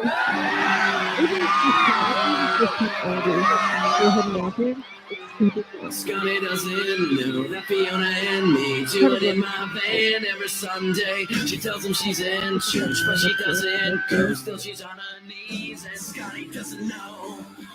Oh, Scotty doesn't know. So don't tell Scotty. Scotty doesn't know. Scotty doesn't know. Can't believe he's so trusting. While I'm right behind you, thrusting. 'Cause Scotty doesn't know. Scotty doesn't. But yeah, Brody bangs a lot of dudes' chicks, I guess. I mean, really, it was only twice, but it's weird. If I hadn't, something, you know. Unafraid of receiving negative backlash, this irreparably damaged his reputation amongst those who like to play video games, because many people, even today, years later, have not forgiven him for his remarks. I think this presents the #1 danger when it comes to creating comedy, the danger of crossing the very fine line from being a comedian and being a bully. However, when we look back at Conan O'Brien and his self-deprecating humour, it is an entirely different story. He often makes comedic commentary on religion and foreign culture. Just watch this. Many ancient sites here, Mount of Olives, right? Yeah. Dome of the Rock. Dome of the Rock. This must be a very ancient site. It says Hyatt Hotel. This must be thousands of years old. This is the hotel where Joseph and Mary couldn't get a room. Is that right? The Hyatt was completely booked. And they gave it a terrible Yelp review. In this clip, Conan makes a joke around a foreign culture, which to many comedians is a very easy way to be offensive. Yet Conan does it in a way where he gets a good laugh, however offends absolutely no one. Firstly, when addressing foreign culture, he never comments on something that people might feel insecure about. If he were to comment on the violence between various religions in the area, that would have definitely offended some people. However, he commented on the fact that a Hyatt hotel exists in Jerusalem. Nobody in Jerusalem feels insecure about the fact that there is a hotel in their city, so nobody would feel offended when he comments on it. And secondly, this comes back to his self-deprecating humour. He says the joke in a way where his character believes the modern hotel existed back in the time of Jesus' birth. Now, of course, he didn't believe this. However, when you look at this joke, the main victim to it is not the people of Jerusalem, but himself, for being an idiot foreigner who doesn't understand the local culture. And that really underlines the reason why Conan O'Brien is to many people their favourite comedian, because his humour is so desperately inoffensive. The only real victim to most of his jokes is himself. This is the main benefit of doing self-deprecating humour. You can create some extremely funny jokes while offending absolutely no one. And that is a good lesson you can apply when not just doing creative writing, but also in your everyday life. If you want to be a more likeable person, be sure to create jokes that poke fun at yourself rather than other people. Because if you do so, it will make you more likeable, more approachable, and you very well may be one day the host of a late night talk show. Okay, maybe not that last one. I expect most people will disagree with me on this video essay, but at the end of the day, that is not what this channel is about. The point of these videos is... He's 100% right. You want to be a likable comedian or you be a funny comedian, but there's definitely a middle ground, you know, where you could be both likable and funny. And it's definitely, obviously, Conan does it really well, you know. It's a little bit of, there's like some finesse to it, you know. Which, to be honest, I'm gonna be real with you guys, that makes me really happy, because I was always trying to. I'm kind of a funny person, but I always put my foot in my mouth, because I end up always making someone else the victim, and that ends up taking away from the fact that I kind of like being likable. I would much rather have that nice little fine line where I'm likable, approachable, you know, not seen as like this bad guy, but also funny, because I don't want to be a bully. I'm kind of over being a bully, you know, making my jokes about other people at the expense of other people. I can make it about myself and stuff, but there's also a way to do it too, where it's also like you can't maybe like offend like groups of people either. So it's an interesting place. So I gotta work on that myself, but that's definitely a good start, because yeah, I was finding myself really to not be super funny, but I mean I wasn't too mad about it, just because I don't want to hurt nobody. I hate hurting anybody. I hate hurting people, dude. It genuinely, like, even if it doesn't really hurt someone like right away, like it'll sit with me, you know, on whether or not it hurt them, whether or not they're being honest with me about if that was a painful joke or something, you know. And it just I don't know, makes me self-reflect and kind of implode a little bit, because I've hurt people with my jokes. I've been hurt by jokes, and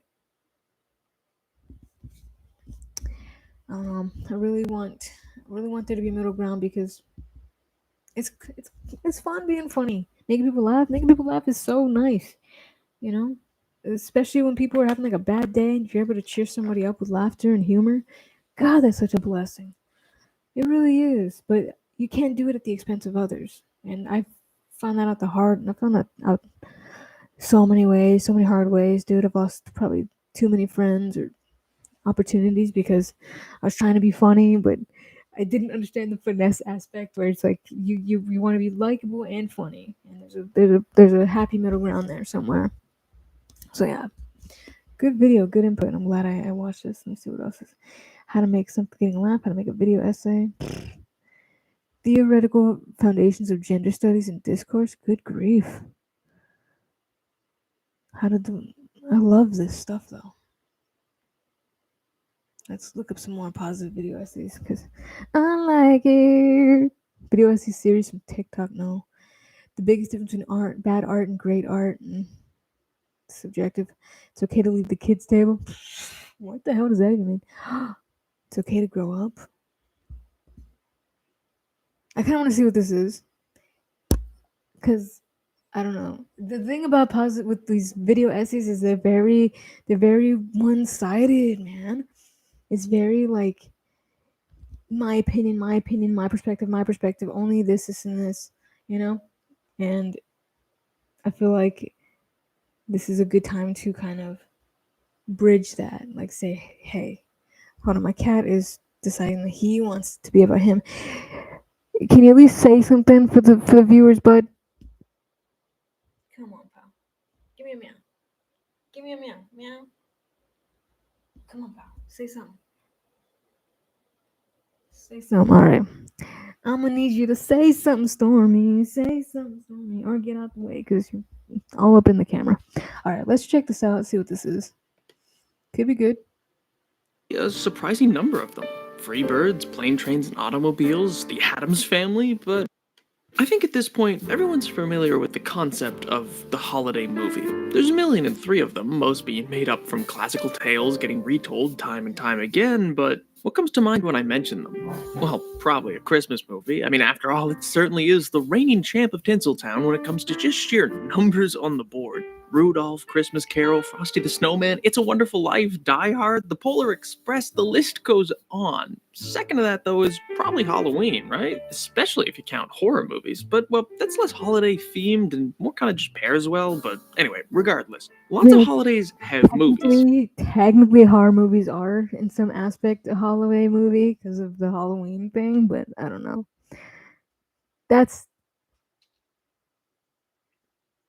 I mean, I think so. I consider that a holiday movie, dude. I never found that fucking tool. I never watched my live when I was looking for it, but I never found it. I don't know where it went. I have like one place that I haven't looked, but anyways. Valentine's Day, St. Patrick's Day, May the 4th, which, you know, isn't exactly a holiday, but I'm working on it. I bet I could slip Joe a little ice cream, and bam, we're set. The right food to the right people can make miracles happen. Speaking of food, one of the least acknowledged holiday movie types is the Thanksgiving movie. I mean, how do you make a movie for the holiday that's all about food? Well, there are actually a surprising number of them. Free birds, plane, trains, and automobiles, the Addams Family, but I'm actually not here to speak about the holiday movie as a concept or provide you with reasons why you should watch X or Y this holiday season. Instead, I want to examine a movie that I think best encapsulates one of the least discussed traditions, or rather habits, of Thanksgiving. A movie that New York Times A.O. Scott described as being best understood as a kind of reverse dress-up, disguising adult anxiety in the costumes of make-believe and fanciful spectacle. That movie, I'm sure you could guess, would be Wes Anderson's Fantastic Mr. Fox. It's crazy. I've never seen this movie, and I'm probably going to have to watch it soon. But, yeah. A bit of a weird movie, that is to say, eccentric, stylized, and so Wes Anderson. Today, however, I'm not going to talk about this movie as a Wes Anderson film, nor am I going to review it or evaluate the merit of it from some sort of critical point of view. Instead, I want to reframe Fantastic Mr. Fox as being a somewhat unintentionally perfect encapsulation of the awkward transitionary phase that intrinsically is tied to the Thanksgiving dinner table. Or, well, put more plainly, this is going to be an argument that Fantastic Mr. Fox is a dive into the development of personality and character that accompanies growing up. And all that, I think, can be summarized in the literary motif of moving on from the kids' table. So grab your seats, say what you're thankful for, and come around to mine this year for an early Thanksgiving. Posted on Thanksgiving? November 17th. That's funny. Whatever.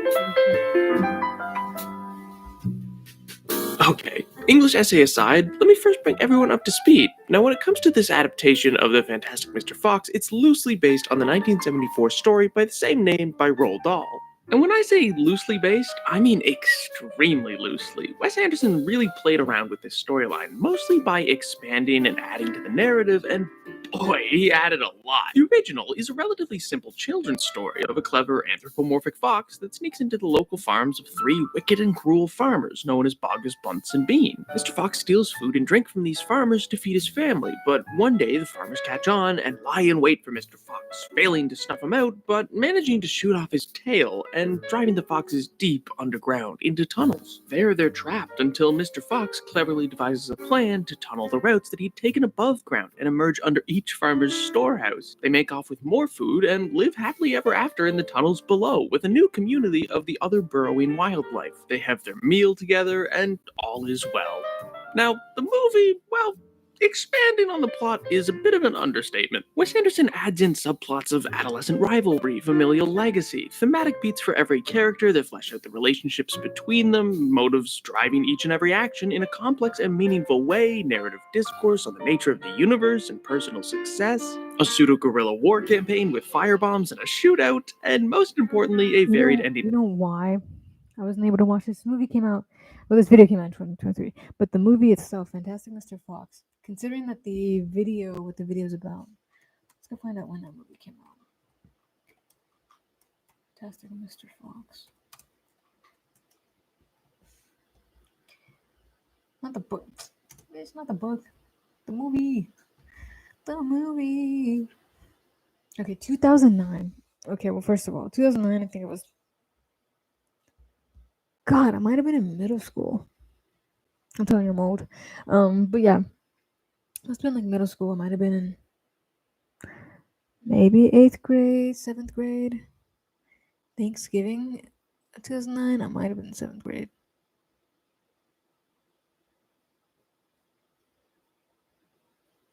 Where's IMDb? Where's IMDb?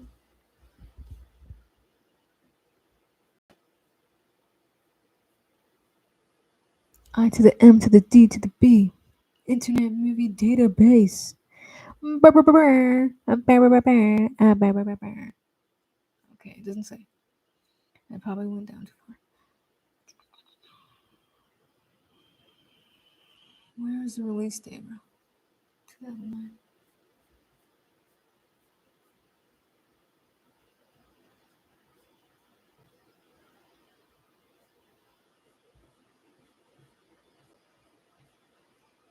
Okay, November 25th. Right. He said it was Thanksgiving. Duh. Okay. So November 25th, 2009. 2010 had just started. Gosh. Yeah, that had to have been middle school. I had to have been in 7th grade. I think by 2011, I had to repeat 8th grade. Yeah, by 2010, I was supposed to graduate and be gone. I was supposed to go back. All right, well, based off my grades, obviously it was, but because of my grades and everything, which, mind you, that time period was super rough. My parents had just split up, and we weren't living in our house, and I was living at my grandma's, and Round Rock, and I was going through puberty and also trying to figure out who I was, which trying to figure out who you are at fucking, what is it, 12 years old? 10, 11, 12, 13. To like 12, 11 and 12 is such a stupid situation because who the hell knows who they are at 11 years old? Some people don't even know who they are when they're 25, let alone 35. So being 11 and kind of having some sense of identity and figuring out new things about myself that weren't exactly of the norm or, traditional was really, really tough on me. It was a really, really tough time. You couldn't pay me to be focused on school. But yeah, managed to go to summer school every summer in middle school, and then of course 8th grade they were just like, yeah, no, you literally cannot go forward. So never went to high school that year, ended up staying behind, and yeah. But when one door closes, another one opens, because I met some really cool people, found a lot more like-minded individuals, found people that were more accepting and liked me for me, and I had just a better chance and was able to. It was actually a really good year, despite having to to repeat the grade and being on my own and stuff, because me and my cousin, we were in the same grade for such a long time. But that didn't really help for some reason. She was also being an individual and kind of fell into popularity contests, and when that happens, you don't really consider your family like that. So it's not really. I'm not gonna really blame her or nothing, but yeah. So she went on, gave me a chance to kind of be my own self, figure out what I wanted out of life, found cooler friends, uh, just found friends in general. I think. Um, and yeah, I had a really good year. It gave me and her kind of a time to not be so like, because she had a totally different scene than me at the time, and I was doing well in school, so I had more confidence. So, because we were outside of school, we were really good friends. We were cool. I mean, so it was really nice because it gave me a chance to be friends with people outside of my school and also in my school. So it gave me this really cool sense of like, okay, the world is not so small. It's really big, when you kind of accept things, move on, and kind of by the time that I decided when I went into 8th grade the second year, I had really I did it was an eye opening thing, I could very clearly see the consequences of me kind of giving up and not really staying focused and everything. So I made a pledge to myself by 8th grade. I was like, I'm gonna get my shit together. I'm gonna fucking. It was really sucky because I actually had decided to do that when I was like in 8th grade. Like by the time 8th grade was almost over and I was about to go to high school, I was like, man, high school's gonna be so different. I'm gonna really pull myself up on my bootstraps and all this stuff. But I mean, it didn't matter at that point because, like I said, I wasn't really putting in the work in 8th grade. Um, I skipped my finals. That I think the in 8th grade, yeah, it was like I forgot it was either summer finals or my Christmas finals, but I skipped one of them, so it's not really an excuse, And it shouldn't have been too much of a surprise considering I really didn't go. I was tardy and or not tardy. I was always absent. Never doing my work. Always just kind of farting around and not really putting in the effort. But anyways, by the time 8th grade really rolled around, I was like, okay, for sure, the opportunity I seized. I'm gonna fucking focus. I'm gonna do better, and I did. There was like they'd offered like a study class that I took as an election. That kind of it was a study skills or something, and it basically taught you how to stay organized and stay focused and keep up with your work and all that stuff, and it really helped me a lot. I mean, I remember my teacher in that class was really cool, and he was really edgy and kind of took a different approach to teaching, and it felt a lot more accessible, and I felt like he understood what I was going through a little bit, because he had this sort of like it was just such a different approach, All the other teachers were very nice and sweet, but then they would be like really mean when you would fuck up. And this guy was just like right off the bat, like, no. We're gonna do things right way. You're gonna be successful, and that's just how it is, and blah blah blah. I was like, okay. So he always made sure that uh there was like these agendas that we had. He made sure every class to write down the agenda and make sure to get a teacher's signature, so I could be accountable for my work and keep up with what I was supposed to do. Stuff like that really helped me, and I passed, of course.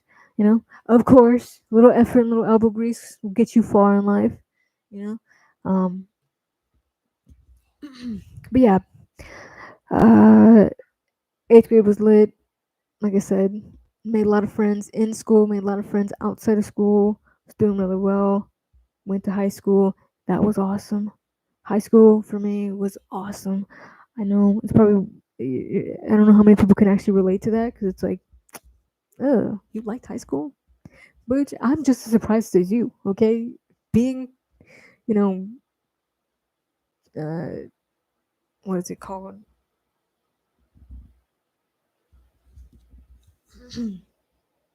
Being non-binary and being into chicks and stuff like that was not traditional. It was not normal. And it was, I live in Texas. It was Round Rock, Texas. So, people had. I mean, it was jarring in middle school. By the time high school rolled around, it had become this whole different thing. Essentially,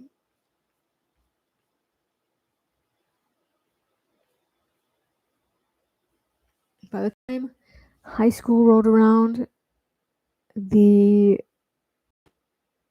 the school that we went to was nothing like middle school. It was nothing like.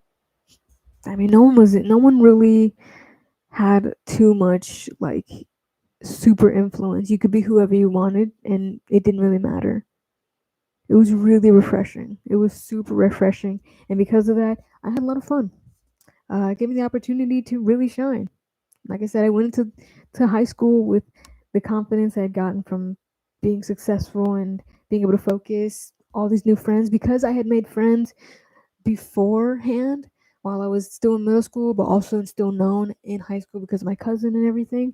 I already went into high school with friends, and that just that really blasted things off. Because like I said, I mean, yeah, like I said, I had friends from middle school going into high school with me, and then of course when I got there, it was like with open arms, and it was awesome. I wish, man, I don't know what the fuck I could do, but I wish everyone got that experience. I hope to God everyone understands what that is like at some point because it is so nice. I don't know if I was accepted, but having people, and maybe yeah, I mean I guess so, yeah. Being accepted is an awesome feeling, and that's what I want to do with this channel, bro. That's what this channel is gonna be. I want that. I want that to be a big aspect of my following. I want it to be a big aspect of my collaborations, and that's basically been the center of a lot of my inspiration and motivation. Is like I want people to know that there is like genuine friends. There's genuine people out there that whether you like anime or you've got all these different things, or you talk weird, whatever. It does not matter as long as you're a good person and I don't know, you make the greater effort to hang out. We're friends. Um, and I know there's a parasocial aspect to this, but eventually that won't be the issue because I want to hold meet and greets one day. That'd be lit.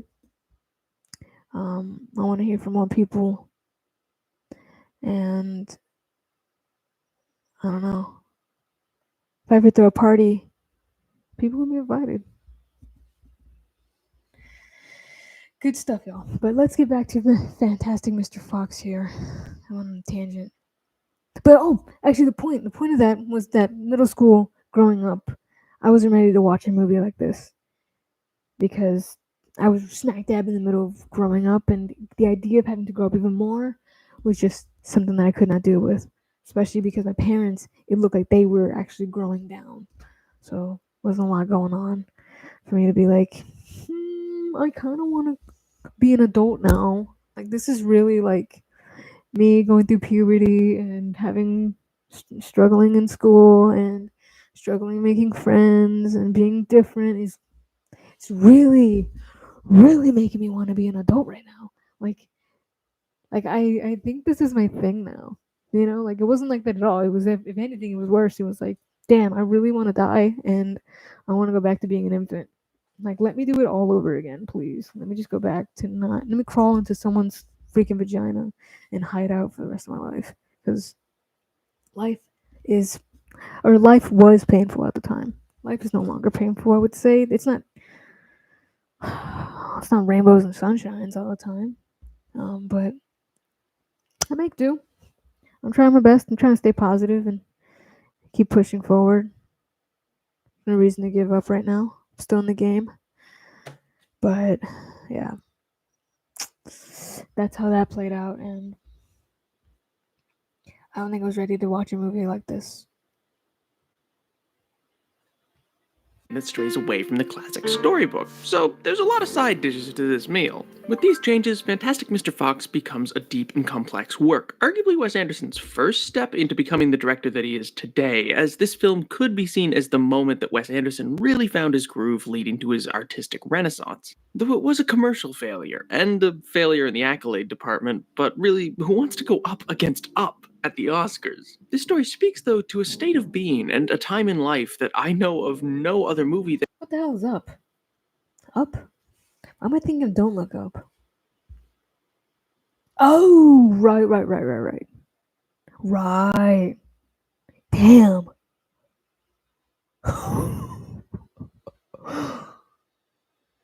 That came out in May. What the fuck? Was it still in theaters? How long was it in theaters till? May, June, July, August, September, September, October, November. That's like 7 months. Let me see.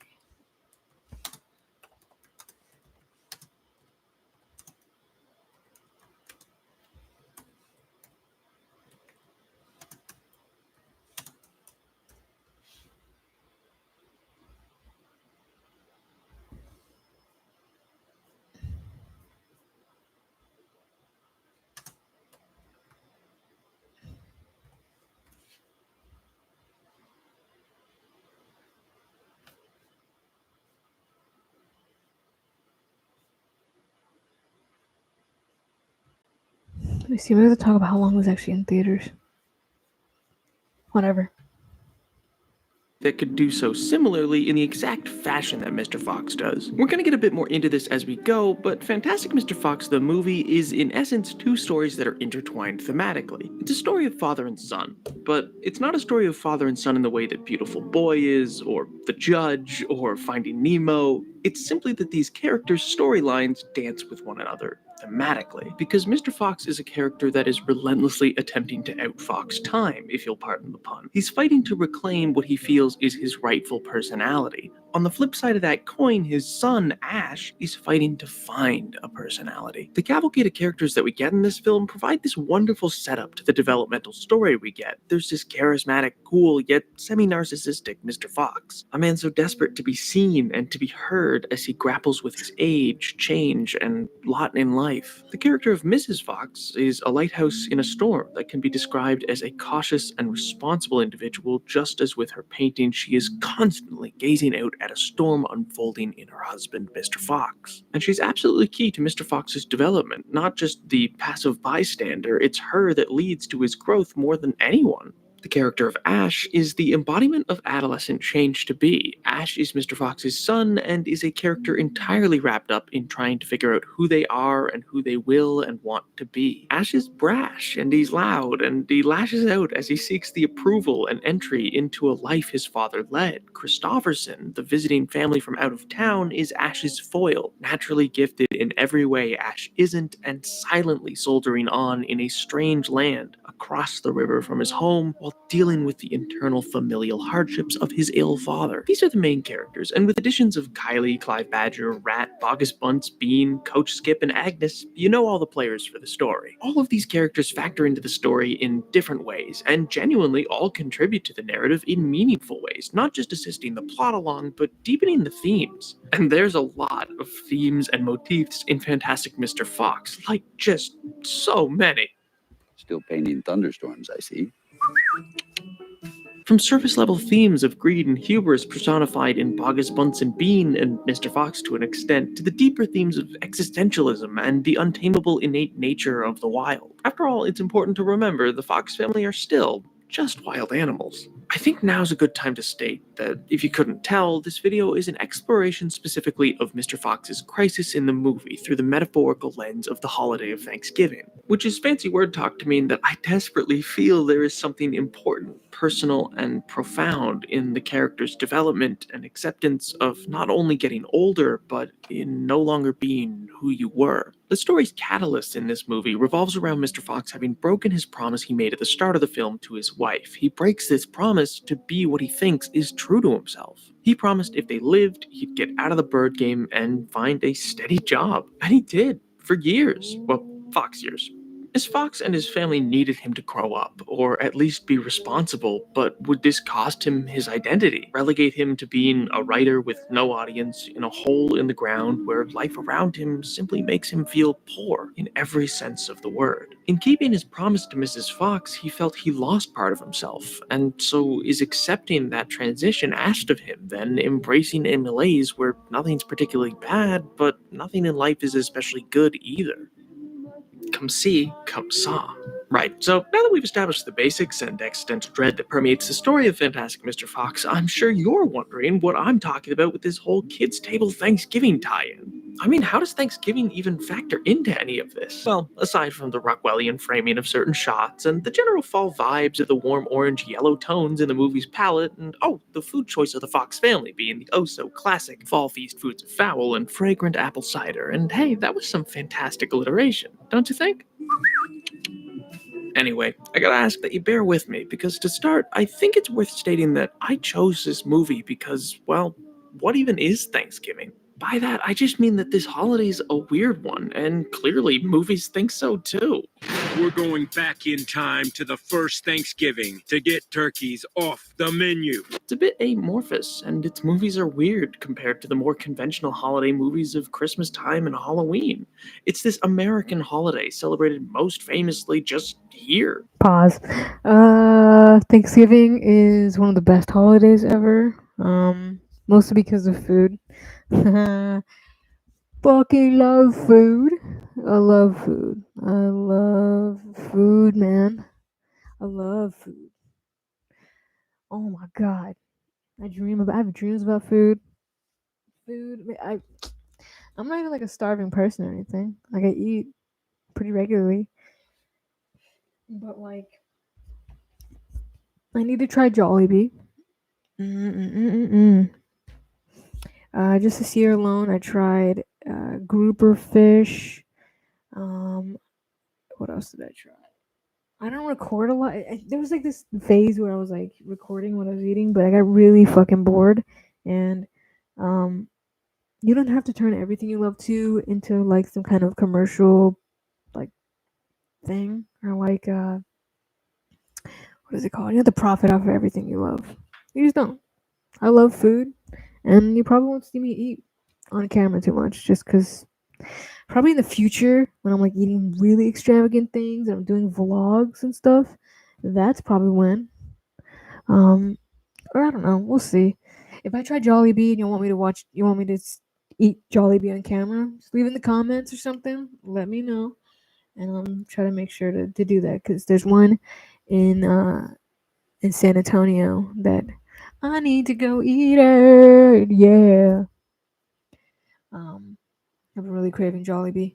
What was some other good foods that I had? I had scallops that were really good. Just a lot of seafood that was lit. Cheesecake Factory was pretty good. There was like these nachos. Was it sushi nachos?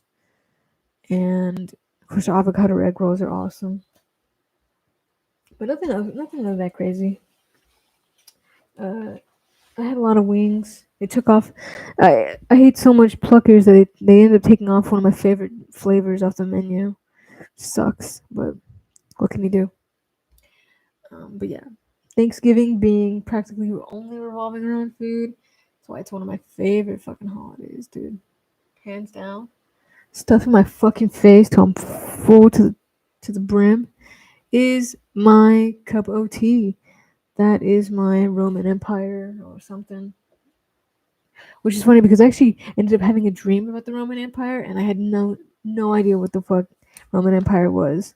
So I don't know what that means. I guess the chicks were right. The chicks stand corrected again. All dudes ever think about. I guess technically the dude who mentioned it. It was a dude who mentioned it when the chick posted about it. What else? Though also Canada, Grenada, St. Lucia, Liberia, and unofficially countries like Brazil and the Philippines, and it's also observed in the Dutch town of Leyden and in the Australian territory of Norfolk Island, which is a weird spread, but it's a weird holiday.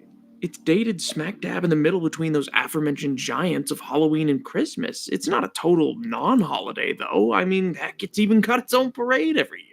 This movie, though, sort of really tries to find what the holiday is at its core. While not an explicit Thanksgiving movie, it was clearly marketed as such, intentionally being released on Thanksgiving in 2009, though that didn't help it financially, seeing as it opened at number 8, behind, Planet 51? And A Christmas Carol! You've got to be kidding. So, yeah, Thanksgiving movies can't even have their own holiday without Christmas muscling in on it, but Fantastic Mr. Fox goes for it anyway. Or, well, it goes for a lot of things. I mean, this story's about a lot of things. I'm afraid that if I watch it and I end up agreeing with him, if I end up agreeing with it, I will make a video about it, apologizing to this exact channel person, YouTuber.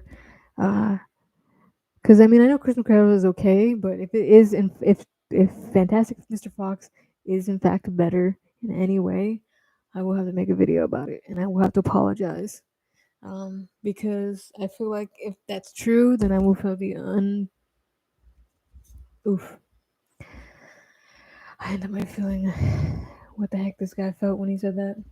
A Wes Anderson movie. It's a busy movie, okay? But I think it really hits the nail on the head for how oddly introspective this holiday is. It's a holiday to get together with friends or family, oftentimes the ones you don't necessarily want to get together with, and reflect on the year. But it's November. The year's not over, but it is coming to a close. There's one last hurrah to be had with the holiday season of December, but time's ticking. So you sit there, stuff your face, and suffer the Spanish Inquisition into who you are now, what your life plans are, your wants, fears, dreams, desires, and so much more, and all in front of your extended family and friends from the neighborhood. What fun! I mean, who doesn't want to be grilled by their diametrically opposed estranged uncle on all the things they think you're doing wrong, or justify your lifestyle, your choices, careers, schooling, passions, and more? Yourself on display and critiqued in front of everyone, questions flying at you as you're in the hot seat of the dinner table. Unless you're not at that table.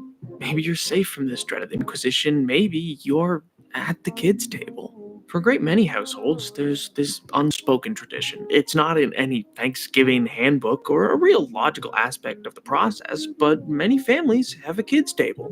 Now, don't let the name fool you. It's not always this table just to place babies and young children. I mean, sure, sometimes it's purely an age thing, but often the kids' table has the widest variety of age. It's this modern French salon of inquisitive minds brought together, from little Timmy, who's 5 and shoved a crayon up his nose, to your older cousin that's in his late teens and won't take his headphones out. Sometimes even people in their 20s are still sat there right alongside you. It's this relegated position where the rules of who exactly sat there varies from house to house, family to family. Maybe you're just there until about 13ish and can join the big boy table when you're not a kid anymore, strictly speaking. Maybe 18's freedom and you can vote, so you deserve a seat at the adult table. Or maybe it's not until you're out of college or dating or engaged, bringing this significant other with you, or until someone dies that your family makes room for you. Who knows? It's really an arbitrarily decided thing, but what's important is that, in a way, it's a concise expression of where you are in life. Or rather, it can be an expression of where others still see you. A holdover in a dynamic from when you were a different you. I mean, is that same kid that sat at that table at 7 years old still the person you are years later? Well, obviously not literally, but for people who maybe only see you once, twice, thrice a year in your extended family, you likely are no different. Like I said, it's a strange thing. But the table for some can honestly be a safety net. You don't have to enter the political ring with your crazed uncle, or be grilled over your life choices, or what your current hairstyle is, or anything else over your meal. Or at least maybe it offers you some reprieve from that grilling you've gotten all night. The kids' table can be safe. You get to stay the semi-static, often idyllic and uncomplicated. The last Thanksgiving, I got the day before Thanksgiving, I got obliterated at at the domain. Dude, I got so effed up the day before Christmas. or the day before Thanksgiving. It was Thanksgiving Eve, I guess. And yeah, I went way too hard at the bar because it was what, Black Friday or something. I had the next day off. It was a 3-day weekend. Like, I was gonna go see my family. I had just gotten at work and I was like, I'm ready to party. So I went to Domain. I went to Kung Fu. I went to freaking the Wonder Bar. I went everywhere. I was just out there getting blasted. I took an Uber there and I took an Uber back, but when I got home, I think I drank like 7 drinks. I don't know what kind of I can drink up. I can drink. I would say I probably would be good at like maybe boot and rallying or something because I swear my drink limit is like 7 drinks, and then after that I'm done. I'm in the toilet, my face in the toilet, blasted. Whoo! Yeah, I had gotten so sick that night. I thought I was gonna die. I literally was in the toilet just being like, man. I was like, just I'm sending like love texts to my family because I was like, I think this is it, y'all.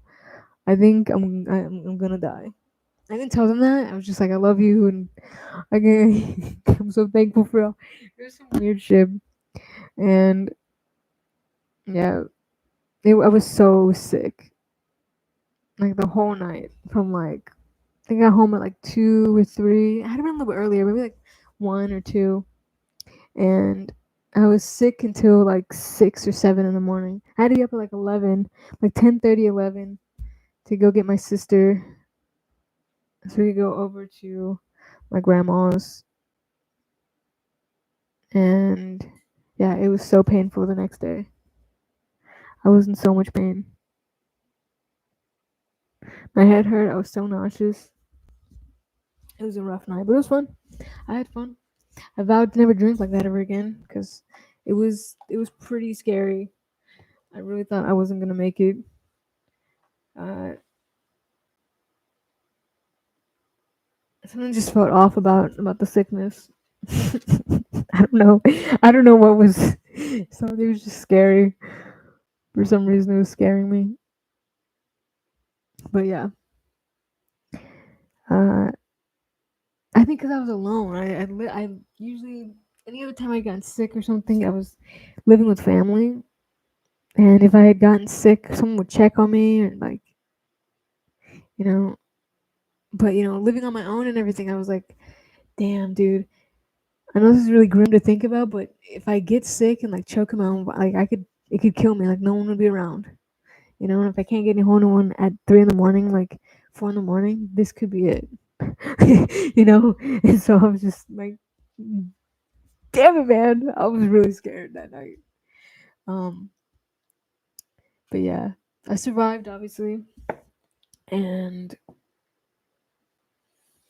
freaking never drinking like that again. Some scary ish, y'all. But yeah. Version of yourself in the eyes of those around you. When you stay there can be less argument. You get to keep a confidence and understanding in the dynamics that exist, something that you might lose in migrating to the next stage, to the adult table. But I guess that begs the question, what's so bad about that? Fantastic Mr. Fox, or rather Mr. Fox himself, embodies a great many things, not the least of which are the existential anxieties that can keep one up at night. The fears that the best days are behind us, that you've peaked, that we are not now as great or as fantastic as we once were. This thread of concern for age and time and perception of those around us in our family and friends is made clear in many ways, but I think really ties into the concepts found in the holiday of Thanksgiving, but is not otherwise addressed in other Thanksgiving movies. Usually, a Thanksgiving movie is focused on the stress of the holiday, getting the turkey made, making it to the dinner itself. I mean, it's a one-night event that for many requires travel or preparation days in advance, and so that tends to be the focus. Some movies focus on the myths and stories that accompany Thanksgiving, of the first Thanksgiving, pilgrims joining natives of the New World in open embrace.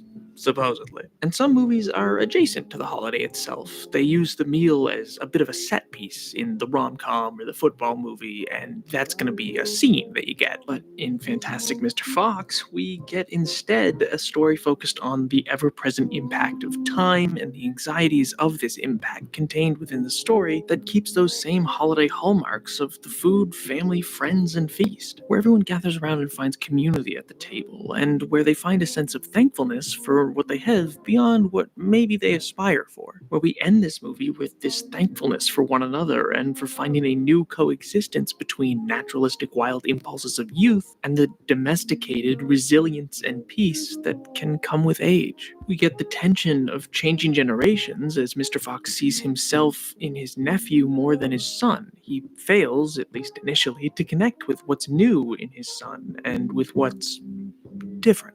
It's this constant contention between these characters of Ash and Mr. Fox, and it's all backdropped in a midlife crisis for Mr. Fox, with him needing to let that next generation in and let them have the spotlight, to change what stage he performs on, to move beyond what he once was, and to find a new spotlight for himself to grow under, or at the very least evolve under. He needs to leave the kids' table. The kind of growing up we're talking about in this movie is distinct. It's not a coming-of-age story, nor is it a going quiet into that sweet night-type tale of getting older. It's an evolution of the self, and finding a sense of self in the life you inhabit. Mr. Fox's goal is not to steal chickens, or cider, or any of the heists that he performs. He isn't in it for the ill-gotten gains, he's not even in it for the thrill.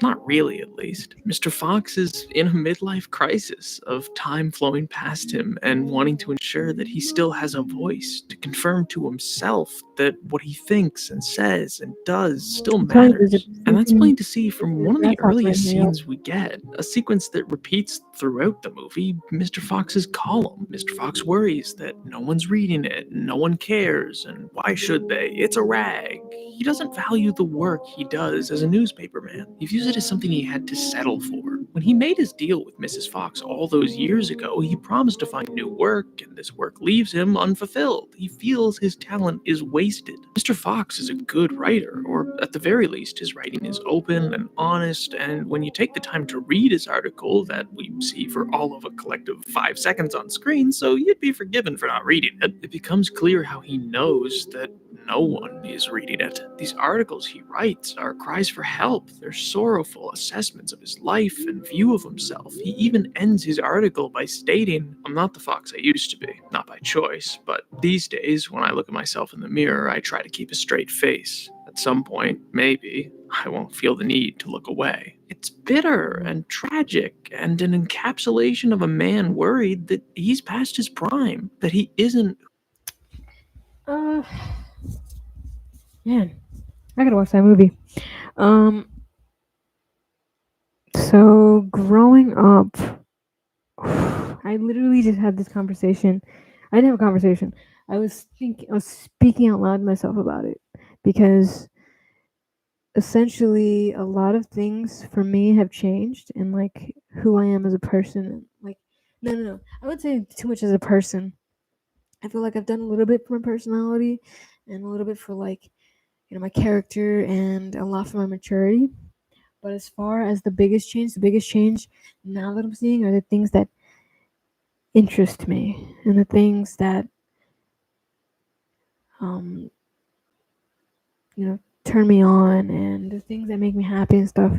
Like, I used to love going to concerts, and now they're kind of getting a little bit boring.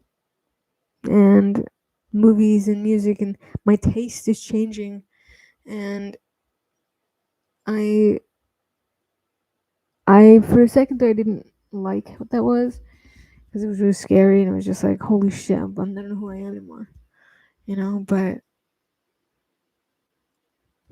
started focusing on the things that I liked, and it's really just painting a picture of how much I've grown up. And it's on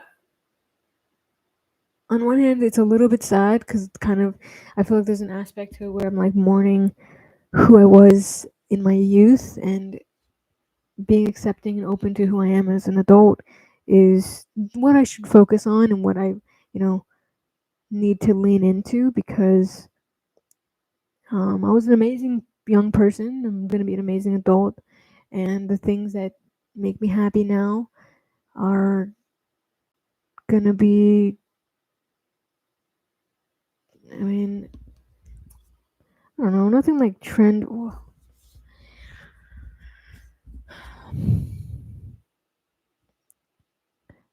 I don't think it would affect like how I make my videos or, you know, who I attract into my life. I just feel like it's something that I can't really turn to when I'm like really scared or really don't know who I am or something, or like or not know who I am but not sure of myself. I can look back at some of the things that I love and still love them and, you know, kind of have some kind of safe space in that, like. But being that I'm an adult and I'm losing touch with that, it makes me feel very insecure because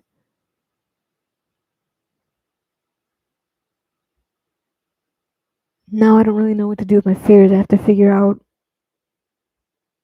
instead of what feels safe, I have to find something that makes me feel happy, you know? And that's really, really scary because it's no longer about, you know, having this warm, fuzzy feeling inside of me. It's more like if I don't find something that makes me happy and motivated, then I get sucked into this dark place, like, almost, or I have I'm more inclined to fall into a darker headspace, if anything. But it's not like, you know, leaning into all my old desires and things that used to make me happy. It's kind of having that same effect almost.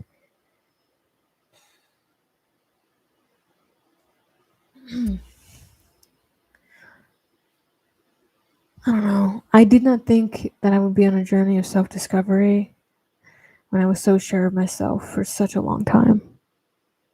That's really freaking me out because I was pretty stubborn about the person that I was and the type of things that I liked. So now it's like, okay, well, I kind of like this and I kind of like that.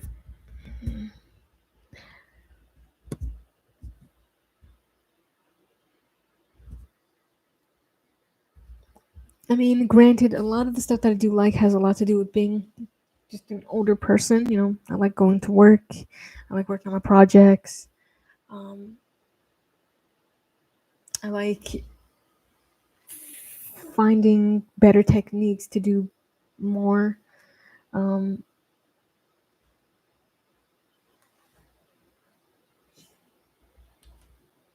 like being you know, I like that I'm a little more organized than I was yesterday. I keep up with my house chores, and I'm finding joy in those things. Even like the maturity in like my relationship and stuff is exciting and it's cool. Media wise, though, I don't know where I stand media wise. You know, everything's kind of touch and go when it comes to things that I like. The last piece of media that I really liked, I mean, I've recently gotten into like Young Sheldon, but that show's pretty funny.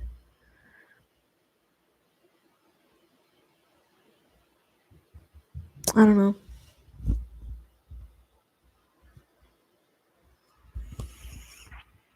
I saw The TV Glow was a really good movie. Fantastic Mr. Fox might be good.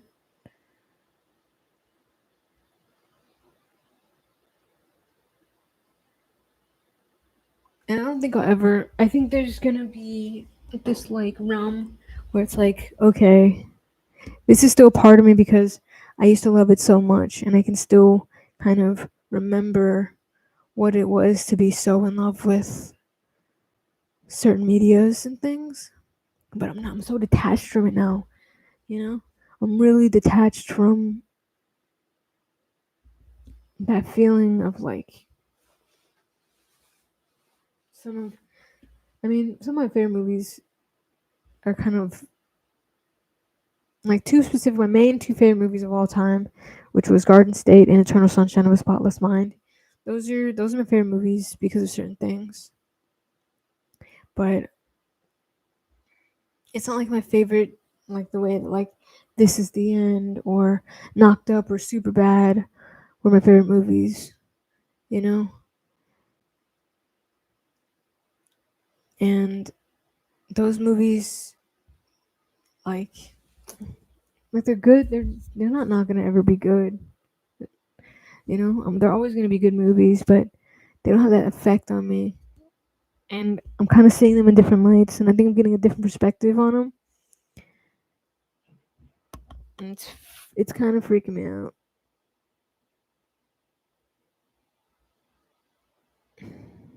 So I don't know. Being alive and having existential dread is crazy. So I kind of understand what Fantastic Mr. Fox is going through.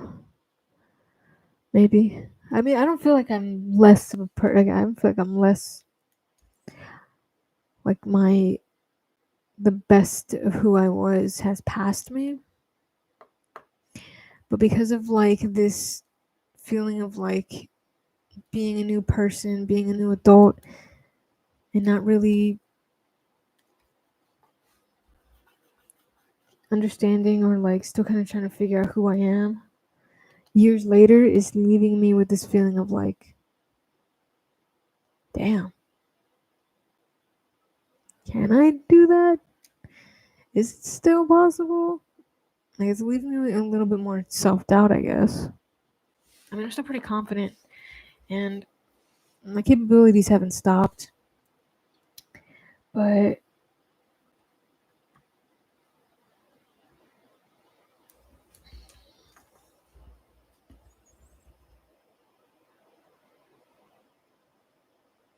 I don't know. Like I said, it's just a really bizarre feeling.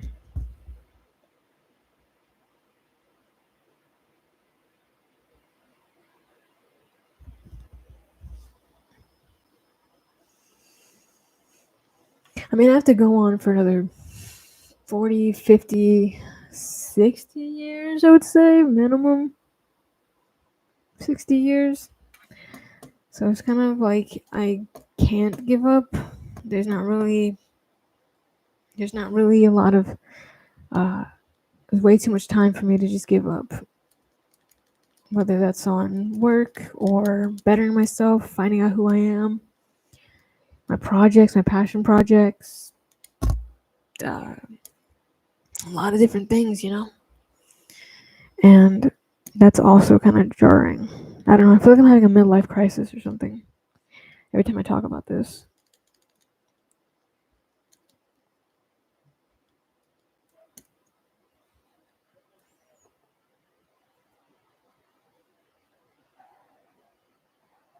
And I mean, it's not necessarily a negative thing. It freaks me out. But anyways, I guess we'll continue and see what else there is to say about this. Who he was. He's constantly looking out upon a horizon of a life he once had and wishes to have again, not simply because he was good at it, but because it's when he was happy, both when looking out at Bogus Bunce and Beans farms, but also looking at new arrivals in Christopherson, a character who Mr. Fox sees himself in and wishes a vicarious life through in a way he's never been able to get from his son Ash. He sees a young him, and he misses it. The fact of the matter is, Mr. Fox isn't wrong. He isn't the Fox he once was. Not to get too philosophical, but to quote Heraclitus, no man ever steps in the same river twice, for it's not the same river and he's not the same man. Time moves on. But as this movie shows, that isn't a bad thing. And that is what I think is so wonderful, so fantastic about this movie. It pulls focus constantly into the limitations of time, referencing the speed at which Fox years pass compared to our own. And in doing so, underscores the sense of dread Mr. Fox has developed. But as we move through this story, Mr. Fox grows. He learns to move on, or at the very least, finds his new sense of self. It's not even really moving on, I guess, so much as it's evolution, which sounds like synonyms and can be, but I think the point I'm getting at here is that this is a story telling its audience that it's okay to change. It's okay to grow up. At 7.5 non-Fox years old, he, through the course of this film, grapples with who he has become and who he can still be. It will never be the same again, but that's okay. Everyone from his youth, his wife, Rat, Coach Skip, they're all getting older. Time's passing by, and they can't keep dancing these same dances forever. Mr. Fox is aware of this. He's very self-aware and recognizes in himself that he only seems to feel good when he's wowing people. When they're amazed and a little intimidated by him, he feels good. It's a childish desire, but he wanted to hold on to it out of fear. To move beyond that, or at least better balance that in life, he needed to learn to accept that he is something new. Though this should not be confused with being something diminished. As all these fantastic Fox years fly by, he is no longer the Fox he once was. Champion of the whack-bat field, best bird thief in the game. But that does not mean he's no longer the fantastic Mr. Fox. He instead finds his new purpose in helping those around him, and in finally fulfilling the fatherly role he had been grappling with since first getting caught with Mrs. Fox. In saving the day and finding a new way forward that balances his wild tendencies with his domestic necessities, Mr. Fox allows for his relationship to grow with his family. He cracks the code and ultimately delivers the message of this story and this video. It's okay to leave the kids' table. It's okay to grow up. Now, that might sound like a simple tagline and really obvious and corny, and maybe it is. But I would argue today's media has such a focus on youth and a focus on making the most of those best days or having lost those best days, be it from the pandemic, socioeconomic hardship, or just that you internalize the idea that they passed you by. In a day and age where 30 is marketed as the new 60 on social media, it seems important to recognize that even if Fox years pass by quickly, that doesn't mean your life is over. It's okay to become something new and get up from that table to take a new seat elsewhere. I suppose what I wanted to explore in this video is the notion that it's not only okay to be getting older, but also that in the complexities of life, it's important to recognize you are a perpetually changing individual. Your personality will shift and alter. What you value will likely change at some point, and that's not a bad thing. Nor does it mean that everything must change. Certainly, it's important to not lock out your old self. You can't grow by cutting off your roots. That doesn't mean you don't trim some limbs off the tree sometimes to make way for new growth. Pruning is important, but it's equally important to accept that growth is life. Just as Ash deals with the frustrations of accepting himself as different and small and not like his father and finding his path that can be all his own, so too does Mr. Fox accept that his path cannot stay focused in the past. This change and acceptance of himself as the new him is not something that anyone else can make happen for him.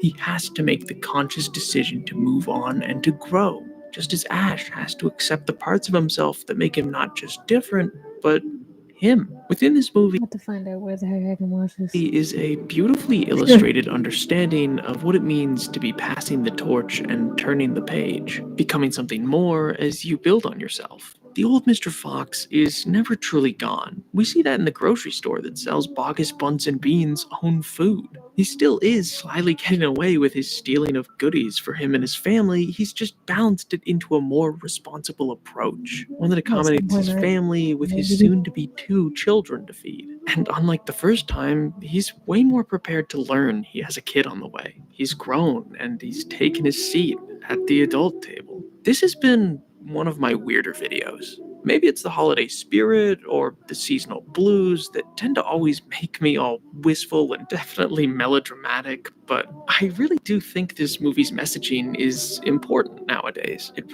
Weirder. Let me see what he does. Napoleon the 7th? He's got a Twitch.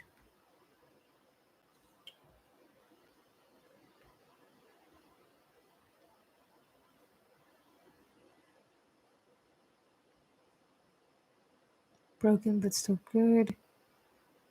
Creativity on trial.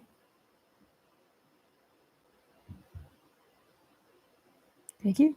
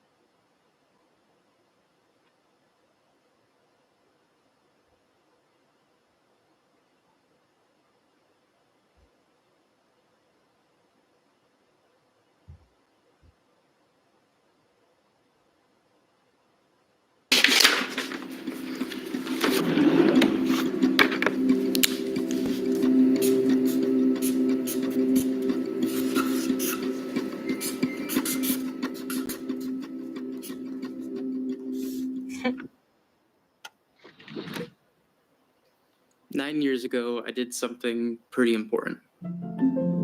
I opened up YouTube, pressed publish for the very first time, and now it's 3,285 days later, and I have just over 1,000 subscribers. But I want to go back to the very beginning.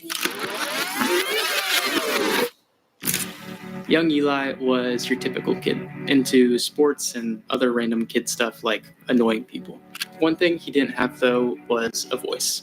There wasn't really a way he could communicate his thoughts or how he was feeling about things. That was all until heaven sent him Sony Vegas Pro. In 2015, Sony Vegas Pro was one of the hottest video editing platforms. And it was also the easiest to pirate a free version of. After going to a ton of sketchy websites and downloading way too many viruses to his computer, Eli got the free version of Sony Vegas, and he had endless video editing possibilities. I would have two tabs open. One tab would be the video editing software, and the other one would be a YouTube tutorial showing me how to actually use the editing software. It literally took hours to get through every video because I would constantly pause it and rewind it to make sure I was learning what I needed to, but I'd say it was definitely worth it, and I learned a ton. It wasn't necessarily the software itself that stood out to me, but it was the feeling it gave me. I could cut, edit, manipulate, and rearrange clips to share a message in the way that I wanted. It made me feel like if I had a message to share, I actually had the ability to share it. Spending hours on these videos, though, I would want to share them with the people around me. Yeah, a lot of people, I mean, a lot of people have time and money and support and stuff to do this. This shit's hard, dude. This shit is really fucking hard when everything is kind of stacked against you. I mean, I make do, but I'm pretty sure it's just probably luck or something. Because I don't have editing, anything. I edit sometimes, but I don't have time. Even when I do, I don't have the motivation because it's just like I got way too much going on in my brain and too much going on in my life.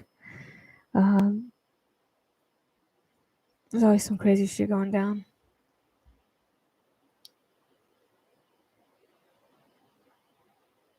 Yeah.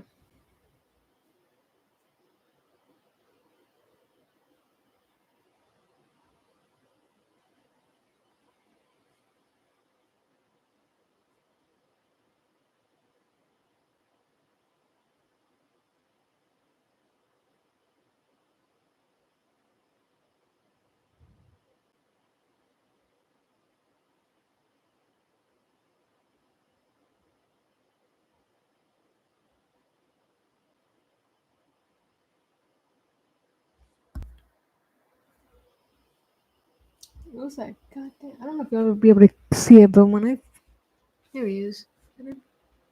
There's a freaking baby grasshopper in here, and they keep bouncing around.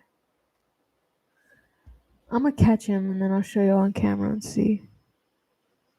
So you need to find yourself.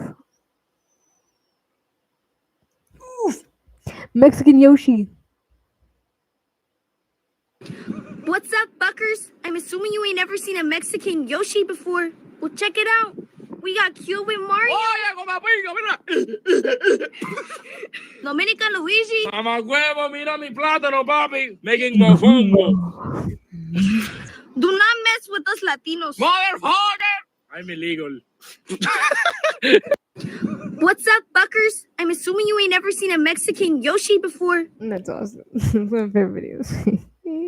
We live in time. What's this?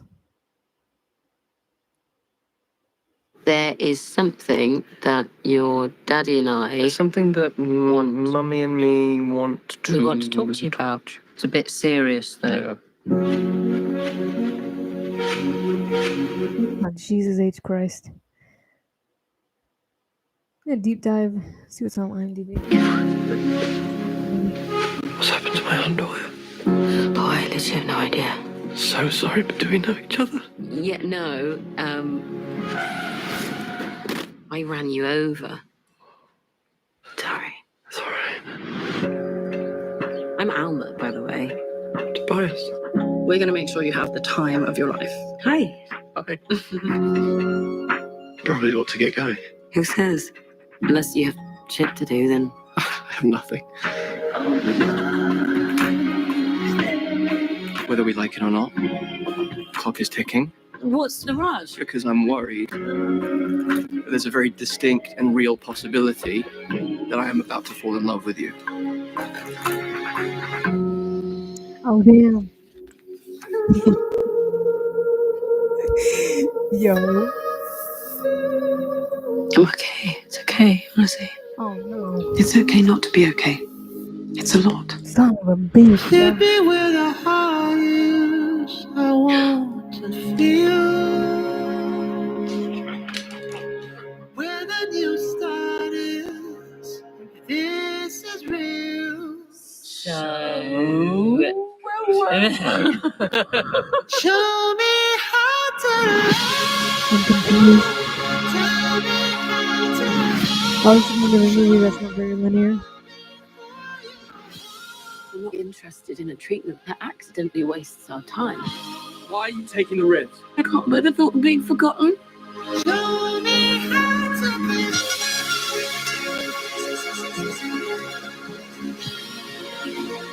I am guilty of looking ahead instead of right in front of me.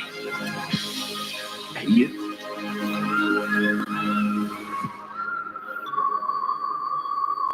Is it? I'm fine to walk, honestly. This is ridiculous. Sorry, okay. Alright. That's alright. I take it she's gonna have cancer in the movie. I don't know if I can watch that. Not gonna lie. My grandma had.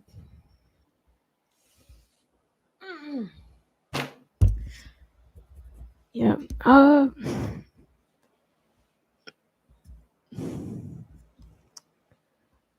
There's just some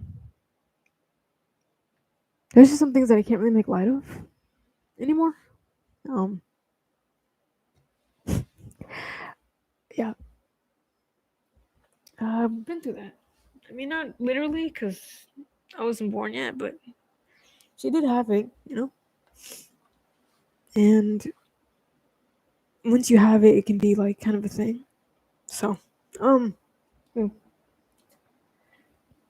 Anyways, I am very moved, but couldn't watch a movie like that. Just because life is so short, man. It's really long and like it drags out for sure, but when it's short, it's really fucking short, man. And yeah.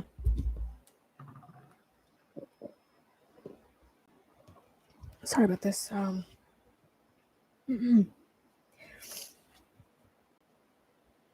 Freaking I've had people really close to me have lost people, and you know, between COVID and life, I just can't watch anymore. I just can't watch shit like that anymore. I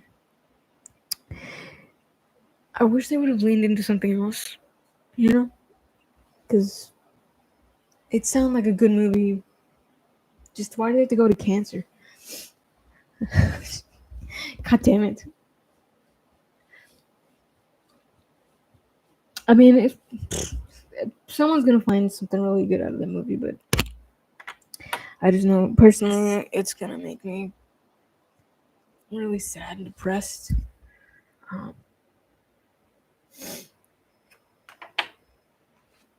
Oh, because that's just life. You live and you die, you know? Or you live and you watch your family and friends die. And I don't know. I don't know how to approach that with like with such grace. Personally, I think I'm a pretty strong person, but when it comes to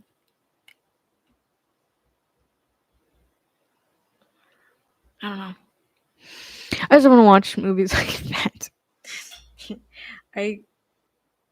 When I'm in the mood to cry, I mean, shit, I will cry. A lot of things make me cry. You won't see me cry on camera.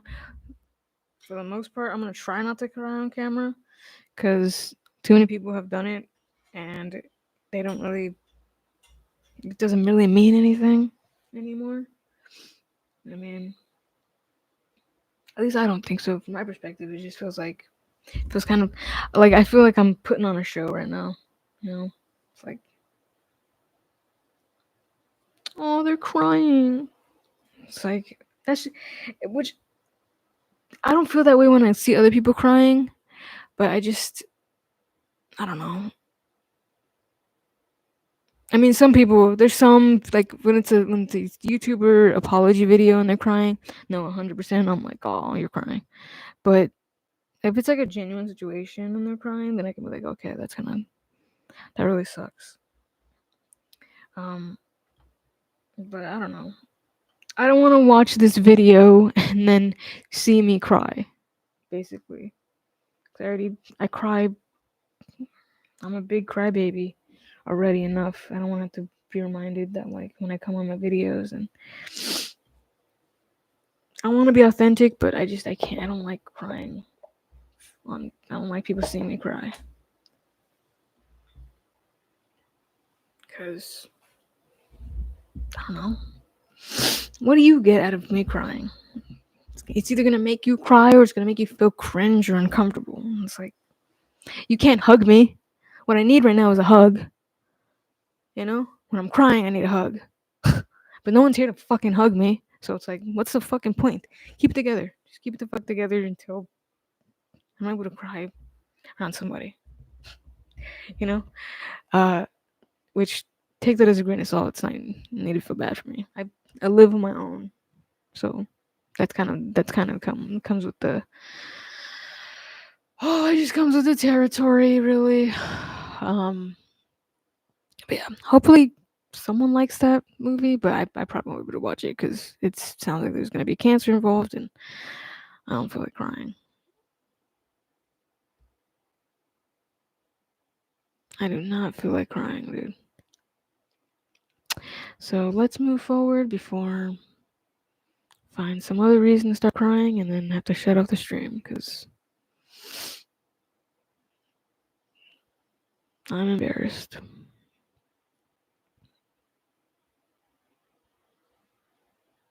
There's nothing to do with being a masculine person. Just I cry. I literally cry all the time.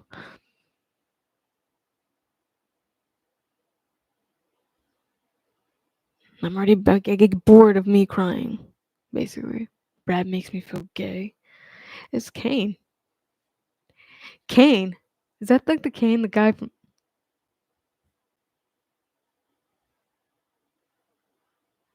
I don't think this is the right Kane I'm thinking of. No, I think this is somebody else. White boy thuggin'. Boyfriend doesn't let you eat food. ASMR male for female. Ooh, oof. Hold on. Hey guys, I'm trying something new. This is boyfriend roleplay ASMR. So, just keep this playing while you go to sleep and look into my beautiful blue eyes. Yo, hold up. Anyway, today's theme. Your boyfriend thinks you're fat and wants you to be skinny and won't let you eat his Pop-Tart. All right, so let's get going. Hey babe, how was work? No fucking way, dude. Yeah, my day's been good. You know, just chilling around, eating all day because I can. What'd you have for lunch? Only that today? Really? That's crazy. Looks like you ate a bit more than that, you know. This is crazy. But it's fine. I'll let it slide. Oh, what am I eating now? Actually, I'm having a little post-work snack. 2 Pop-Tarts. You want some? Here, let me... That's my new food? It's 400 calories. A lot of sugar. You sure? This might be dark. Something gonna be a little too much for your situation? I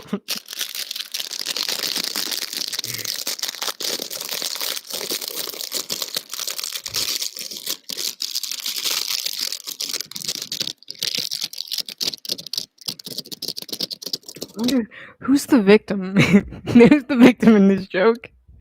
Yo, my dad, furries, and mommy kinks. This is funny. This is...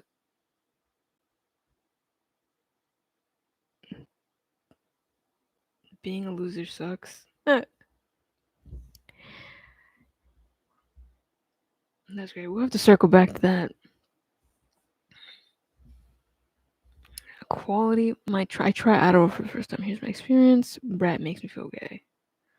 Alright, so then... Okay, now I'm excited for this. What's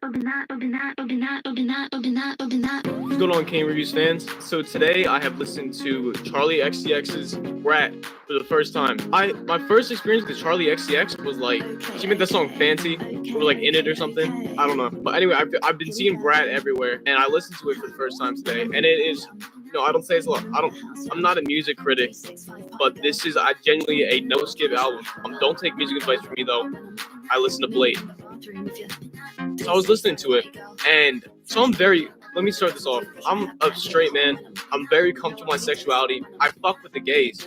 However, listening to this album, I felt like really fucking gay. Not in a bad way. I felt gay in the same way that, like, I don't know, the same way that like a gay person does ketamine feels. Like the cool gay, not like Cam from Modern Family. So are there any other like straight men out there? I want to know, have you listened to Charlie XCX? And if you have you felt a little bit gay afterwards? Or very gay? Fanboys are still kind of hot. Oh, that's all for this Kane Reviews episode. Have a great day, everyone. New Kane Reviews coming soon. That's funny. You don't feel gay if you listen to Brat. You gotta listen again until you feel gay. I mean, I don't make the rules. You know? White boy thuggin' said it himself. Should we listen to some Charlie XCX?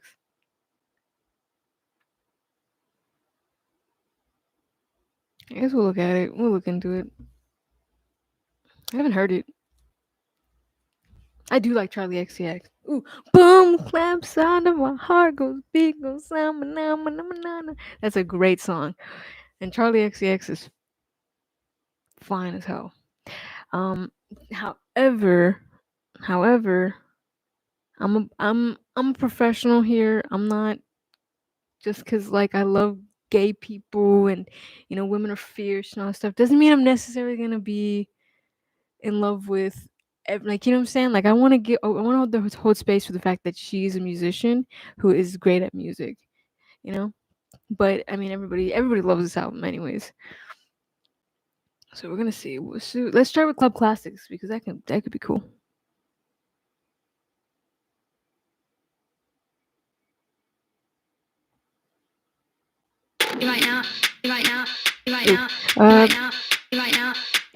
What is it called? When I go to the club, I wanna hear those club classics. Club classics, club classics. When I go to the club, I wanna What is hear this? those club classics. Flash warning, y'all. Flash warning. When I go to the club, I wanna hear those club classics. Club classics, club classics. Yeah, I wanna dance to me. I wanna dance to AG. I wanna dance with George. I wanna dance to Sophie. I wanna dance to Hot Mo. Play the track fast, not slow. Pull it back twice, let's go. Sweat marks all on my coat. Tight like my kind of flow. Yeah, I wanna be blinded by the lights.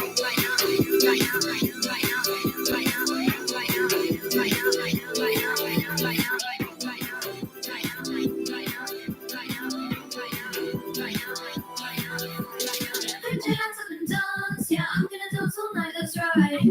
All night, let me dance up to the morning light. Put your hands up and dance. Yeah, I'm gonna dance all night, that's right.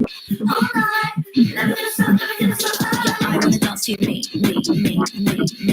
When I get to the club. Yeah, I wanna dance to me. When I go to the club.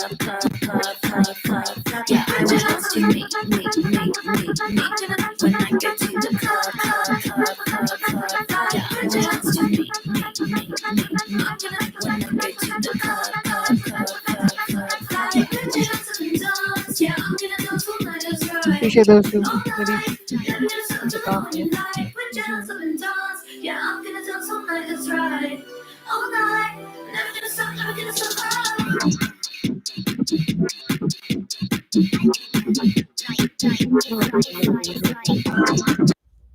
Oh shit.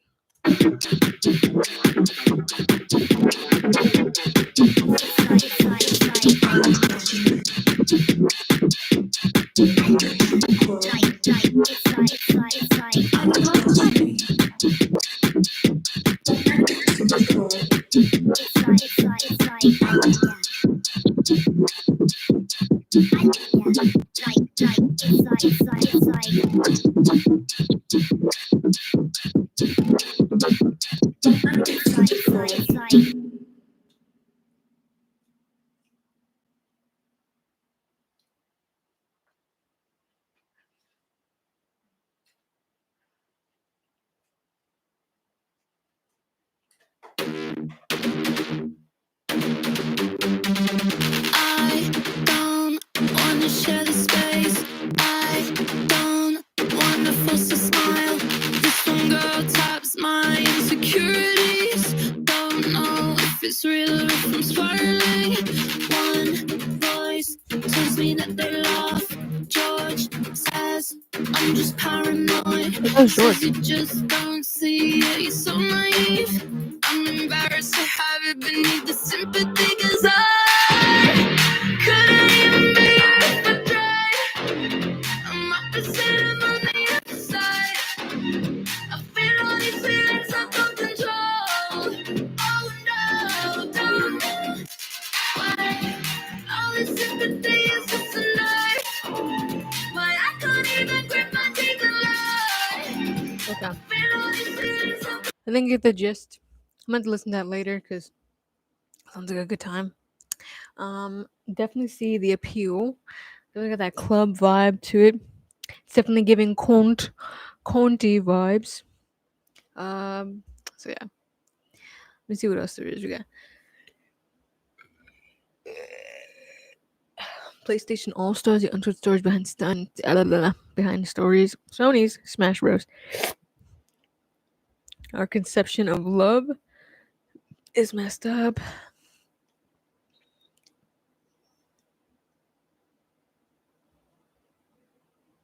Drowning in entertainment. The age of distraction. Let me see a video. The man who stepped off the earth, Miss Candace, or Chris McCandless. Yeah, it's pretty good. Cannibal killing of Michael Rockefeller. Each video essays. The problem with video essays. How to begin. How to break the fourth wall. How to begin a movie. What? How to begin a movie.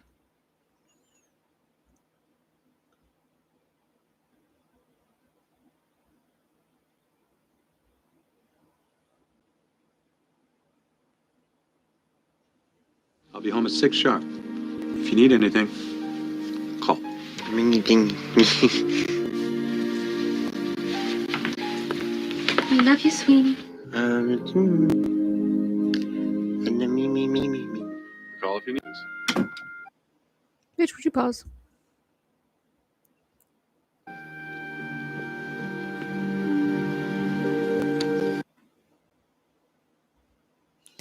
How to begin a movie? Are these all closer look? I don't know. Yeah.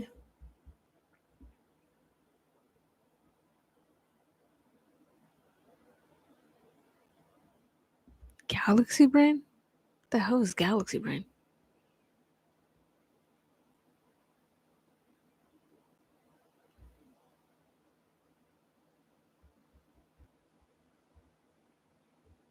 Everything has changed. Duh.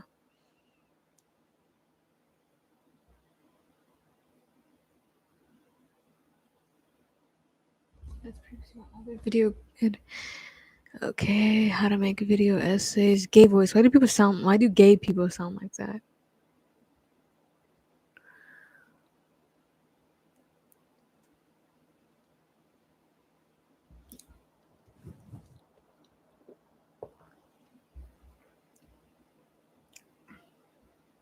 Because it's kind of boring. I feel like minimalism combined with like actual uniqueness could be really cool, but I feel like minimalism gets kind of just bogged out as like this boring wash type of situation. How to make a video essay. The danger of manufactured childhood magic. Character psychology. Become who you're afraid to be. No. Don't do that. Be yourself. Be yourself fully and unapologetically. Unnecessary long recap of Teriyama drama. 4 days ago. Pick me? I don't think Tariyami's a pick me. I think she's a Leo. She's definitely got Leo vibes to her. She's definitely a Leo. She's a triple Leo, and her Venus is in Leo, and she just screams Leo. And I'm not gonna lie, Leos have a problem with both getting attention, maybe not necessarily maybe unwarranted attention, but also just kind of seeking it out. They're gonna do things that are like, I could use attention, kind of a vibe.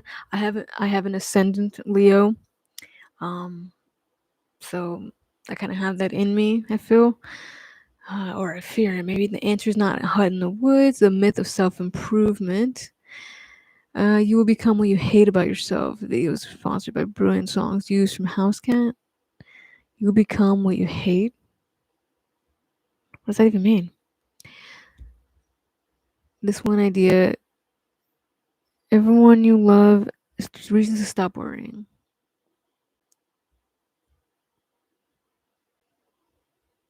Oh yeah. Yeah, being serves no one to be worried. Why Gen Z is slowly giving up. How is that giving up? Destroy your social media addiction. Thrive card? The fuck? Moon? Ooh, it's giving Mr. What is it? Look up a villain from I Saw the TV Glow. Mr. Melancholy. Mr. Melancholy. That's what that reminds me of so bad. That's crazy, dude. Look at him. Let me show you the images of Mr. Melancholy.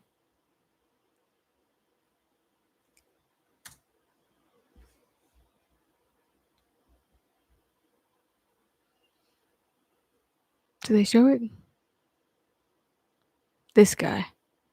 Mr. Melancholy. That's him. It's weird because there's a character on here called Moon. That's fucking crazy.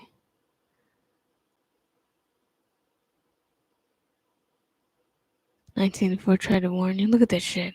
Imagine if you lived in a world where you Societal were constantly commentary. watched, a world where everything is controlled by the elite, where you're bombarded. Taken to the next level. Ugh, what the fuck? That's crazy. Probably got 1 billion views and 1 billion subscribers and no effort. Yeah. Well, if you made it to my page, it's probably because you're boring now. Shouldn't be alive? What? You are the universe. Oh my god. Maybe I am. Friedrich Nietzsche. Video philosophy. Video essays, philosophy, whatnot. Oh wait, that's a playlist. Greatest philosophers in history. Good writer, The Good Place, Philosophy in Death, A Good Time video essay, a humanistic approach to character development. Nope. Surprisingly passionate defense of Twilight. Big Joel. This has probably got some validity, y'all. Bro, Twilight is not bad. I watched it till like I think up until the eclipse. Not mistaken. But I still need to get through Breaking Dawn and Breaking Dawn Part 1 and 2. But yeah, I watched them through, open-minded. They're pretty good. I like them. Why is it hard to be evil in video games?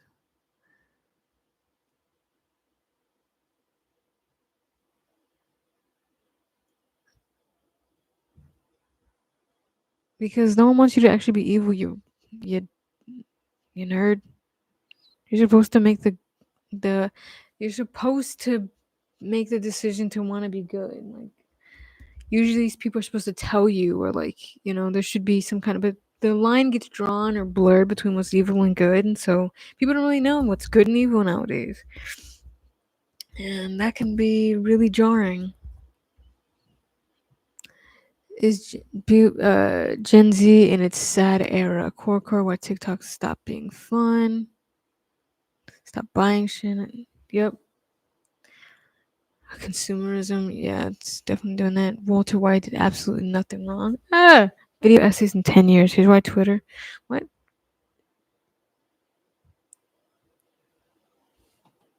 Okay, let's see what this has. What they gotta say on this one. In this 25.5-hour video essay, I'm going to explore how H-Bomber Guy's 10.5-hour video essay, Morbius 3D is a subversive masterpiece. Here's why is a masterpiece. Here's why. I love it. That was amazing. That was awesome. That's a video right there. That's a good one.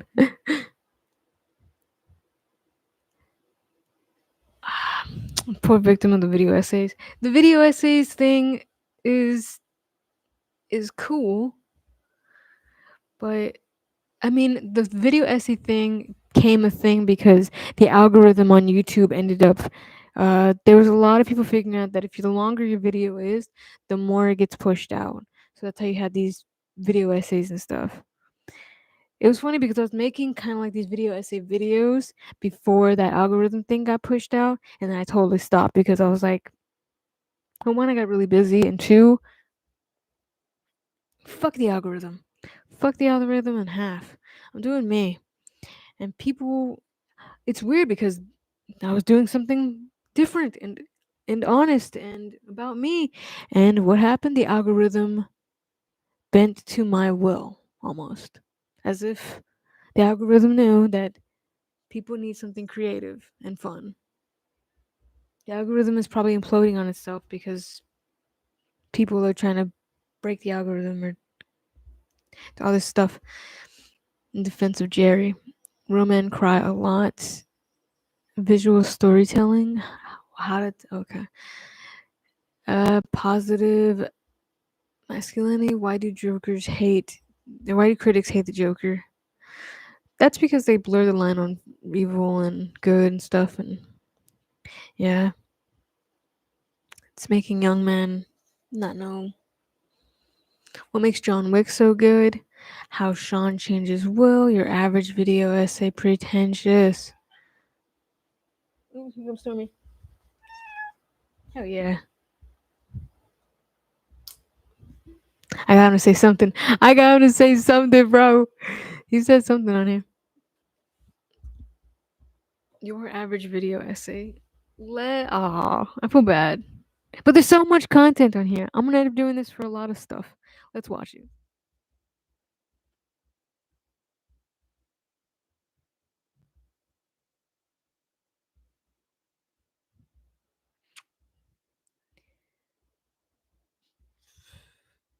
What am I on? With the actual video, but I found it to be profound, or rather, Big stinky poo poo. Ew, ew, ew, ew, ew. What did you do? What did you do, Stormy? Why do you feel damp? Why are you blue? The Badoogie. why 90% of you don't really get my videos. Buried. Which leads into what I want to talk about today. Why 90% of you don't describe drama. Drama is life with the dull bits cut out. How does one describe drama? Drama is life with the dull bits cut out. This quote has nothing to do with the actual video, but I found it to be profound, or rather sagacious, a trait that I find is hard to come by in our modern society. You see, while I write this script in the corner of my local coffee shop, I'm noticing more and more about the nuances of how people's understandings of various concepts can vary. Which leads into what I want to talk about today. Why 90% of you don't really get my videos. You see, in my latest video where I explain the underlying metaphors derived from the cinematography of various Wes Anderson movies, I got the feeling. Pause. Wes Anderson's good. We don't need we don't need to drum out that. Yo, leave Wes Anderson and laughter out of this, bro. He's doing his best. His movies are good. That's fuck. Hey, Mr. Wes Anderson, if we respect you, we love you. It's just an example. Yo, all right. That a lot of people didn't really understand what I was trying to achieve with that essay, what I was trying to point out in his films. It wasn't the unique, non-linear storytelling, or the incredible use of framing, or even the hidden gems found in the film score. It was the idea of those things. And if that doesn't make any sense to you, well, then you just might be in the 90%. You see, I was recently enlightened by a small channel on YouTube called Ish. You probably haven't heard of them. Well, actually, you might have now since they just decided to go fucking mainstream. But before they were big, they made a really interesting point in one of their videos. Listening is learning. A lesson a lot of my viewers could learn. Especially a commenter by the name of Wyatt Newman. In his incoherent ramble, Wyatt outlined exactly how not to win an argument. He tried to make the case that a lot of the points I make are wrong and false. But what Wyatt failed to realize was that by using these professional-looking graphics, I'm able to make it seem like my opinion is fact. But I wouldn't be lying if Wyatt's comment made me do some self. That's what I was pointing out in that one video where that guy was like obscure art and stuff. I was like, why do they all these video essays have this weird like habit of making their opinions sound like fact, and it's just kind of like, oh no, don't do all that. It's everything that I've been saying is also an opinion, by the way. And if it's a fact, you can fact check me. But realistically, I mean, this is going to come into a new era of the internet where we have sources, sources, source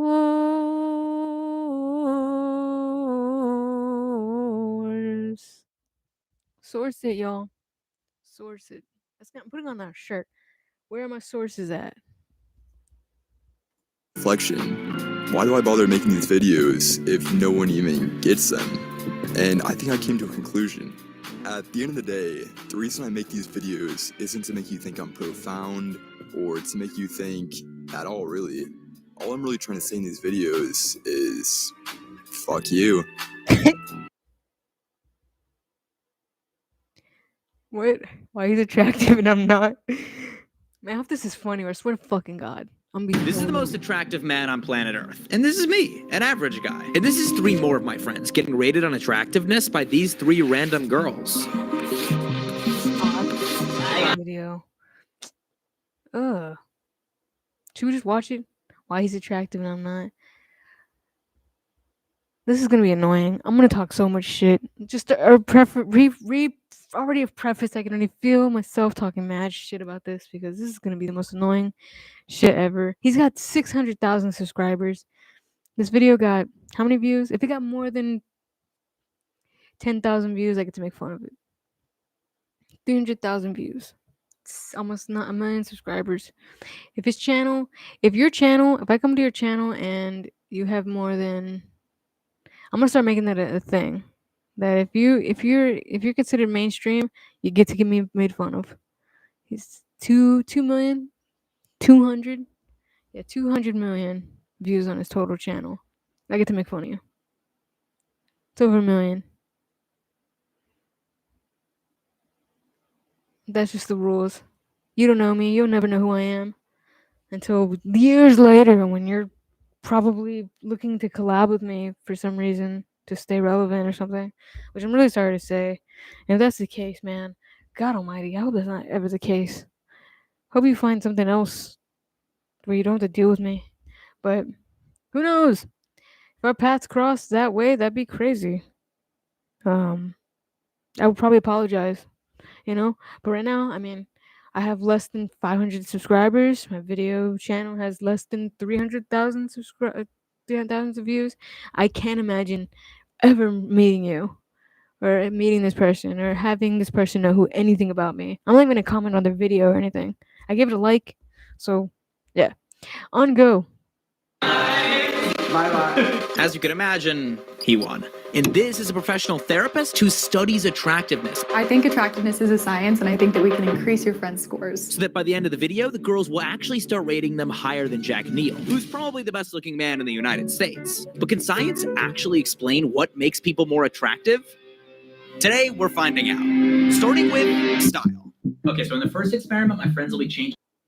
It just comes down to symmetry. The more symmetrical your face is, when like this is the real science why you're attractive or not. It's symmetry. If this side of your face is as close to or as similar to or is really just like if it looks exactly the same as this side of your face, you have some symmetrical features. And then if it goes down the same way, your symmetrical body wise, same thing. People will consider you more attractive. Obviously, if you dress really well, your hair looks awesome, you smell really good, you're funny, you'll look like fucking Pete Davidson. Guaranteed. changing their style. I hired a professional stylist to come in and make all of them look better, but Jack Neal will be staying exactly the same. I'm actually so jealous of you. You look great. Let's see how this changes things in this round. We'll see if my friend's scores get any closer to Jack Neal this time to find out how much fashion actually influences your attractiveness. Bo says, I love nerd shirt. That's perfect for you. The girls have a list of regular dating questions to pick from to ask the guys, but they don't realize how we've changed their looks. Question number 3. What are your thoughts on country music? Country music? I love country music. What's your favorite song? The new one by Beyonce. Country music. I can count how many country songs I like. It's too fucking lock the doors and turn them lights down low. Like it's too twangy. It's too twangy for me. And then it's like it's only acoustic and like drums and shit. It's very rare that I find a country song that's very dynamic. You show me a country song that isn't weirdly freaking like spliced with hip hop. Of all the all the genre bending we could do in country and hip hop, bro. What? That's way too much of a stretch. It should have been country and rock, and like country rock and EDM would have started making sense. But to go straight into country and hip hop was just a fucking strange mix. And I'm talking about the radio, specifically the radio. But anyways, that's not here nor there. Let's go. Oh, I see what you mean. Regardless of what we're changing, in each round, we still gave the guys the chance to try to riz. Question number 4. What's your favorite movie? The Notebook is great. My favorite movie is Cars. I love Cars, actually. I'd say. I think style goes a really long way. Signals to a person who's like a potential partner that you care about your appearance. You take that extra time to do things. But despite us increasing my friend's style, it seemed like, at least in this round, Jack was still winning them over. What's your favorite book or movie? I really like this movie called A Clockwork Orange. You a big Kubrick fan? Yeah.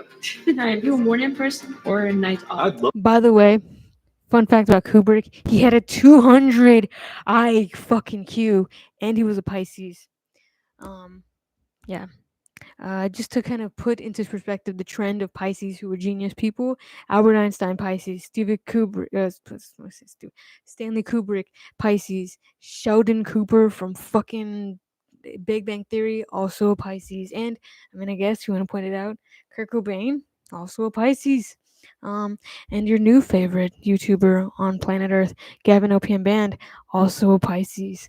That's me, if you didn't know. Anyways. I love to be a morning person, but I'd say lately it's just been really thrown off. How about you? Mostly morning. Got you. I can change though.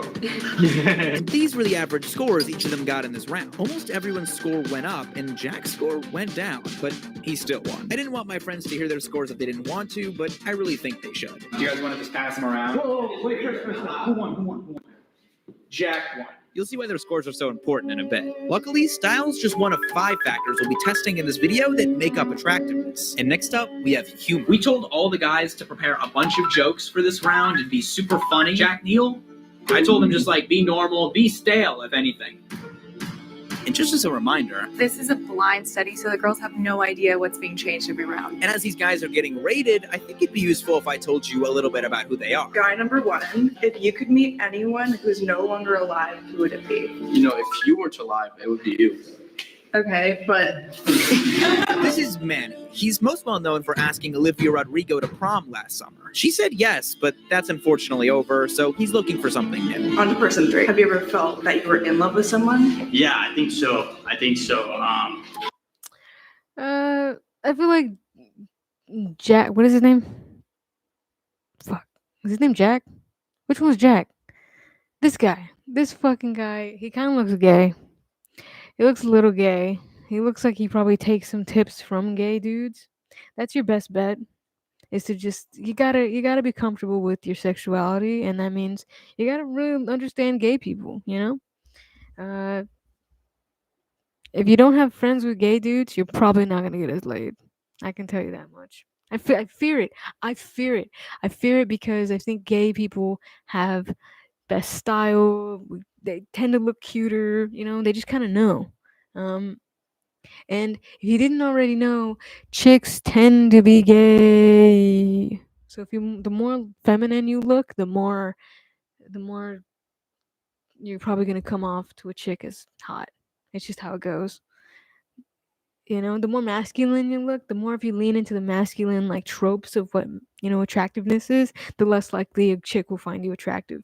It's just how it goes. Chicks are naturally bisexual. They naturally find themselves more appealing and stuff. It's just how they operate, for sure. I've always said this: femmes get the most play. They do. If you don't know what a femme is, then I wonder if you're an incel. You gotta know what a femme and a mask are, in some essence. Just really, really be in touch with that side of the world, because I don't know. I feel like it's eye opening. I don't know. He looks feminine. He kind of looks a little bit on the femme side. So yeah, that's probably why. A little softer features in his face.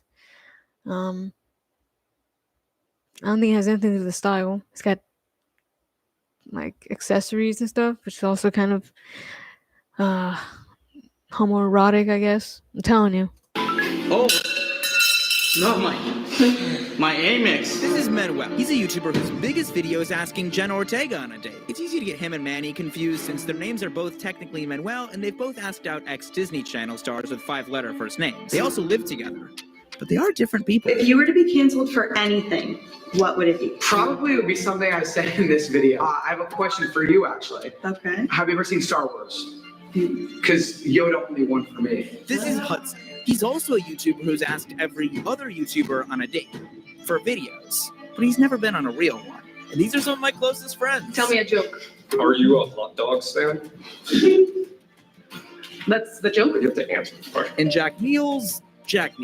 He's that guy. But for this round, he's being stale. We'll see how that affects the scores. And this is me. I've never had a girlfriend, and I'm really proud of my friends for doing this, because honestly, I don't think I could mentally handle getting a 2 out of 10 or something like that. That would be crazy. I'm always kind of like trying to be funny. Like I'm always making jokes. I'm actually very curious if the girls genuinely find that being more attractive or not. And ultimately, here were the scores for this round.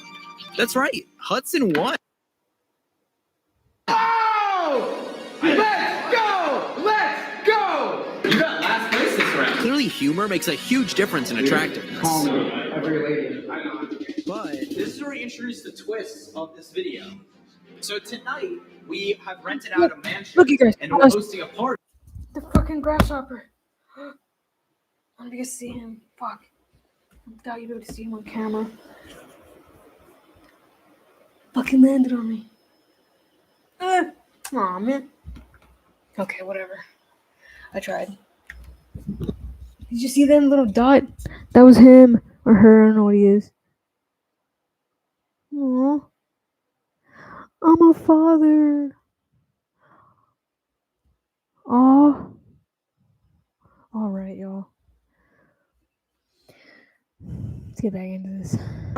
Where all the girls from this video, as well as a ton of other girls that I know. He's on his phone. Manny, what are you doing, bro? Okay. It's fine. I don't even care. He doesn't need to hear about it. They're going to a party tonight with every girl that they know, that I know that they know. They're all going to be there, and I want you to use all the skills you learned today. You can wear all the clothes of the professional stylist. I mean, what is their end goal? Because you can't make a public video about being a man whore. That's the end goal is to bag like unlimited amounts of bitches. You gotta do that on the DL. You cannot do that. And I'm so sorry for using the B word, but I just feel like that's a mindset that they have. You know? Where it's like, are you looking to get a date? Like, what are you trying to do with the date? Are you trying to mac? Are you trying to... Because I can tell you one thing. Chicks can smell intention. They can smell fear and intention. If your intention is just to be a fucking tool bag who wants to date as many chicks as possible, it's not gonna happen, boy. They just won't. You have to keep that buried real deep into your intentions. Real fucking deep. And then on top of that, you know, it's not easy. Because you also look. You see it? You see it. It's crawling. There it is. There's a little grasshopper. Oh, he's crawling. Oh, I'm trying to catch him all day. Yay! They're so beautiful. Ah! All right, y'all, we gotta name the grasshopper that's in my house now, cause yeah, I think it's a grasshopper. It's hopping like a grasshopper. It's definitely shaped like the grasshopper. It was weird because there's a grasshopper outside my window last night. Hi, hi, little one. How are you? Oh, you're definitely a lot nicer than your predecessor. I'll give you that. The other one was trying to like fight me, dude. I'm gonna raise you to be nice and sweet. Hope it's a grasshopper. I don't know what else it could be. It's hopping around. Couldn't be a giant flea or anything. Let me look at what a baby grasshopper looks like.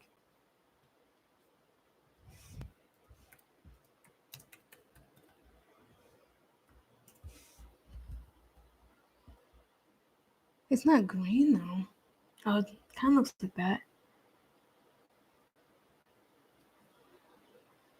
Kind of looks like this.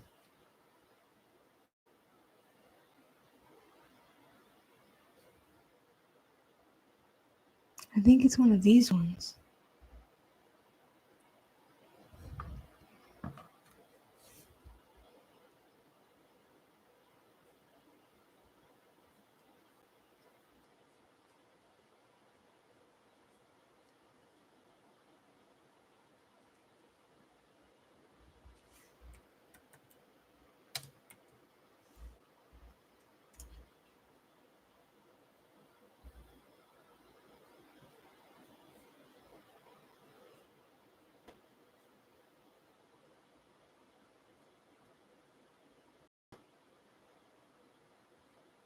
I think it might be a leaf hopper, but it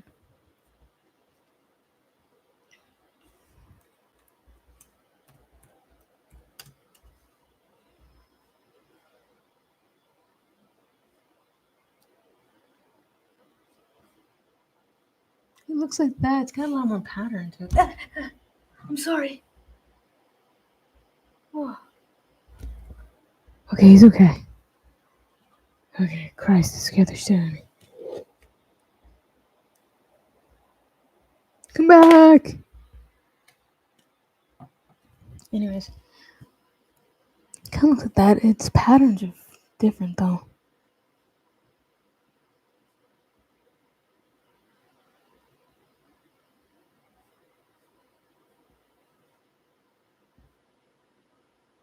Anyways.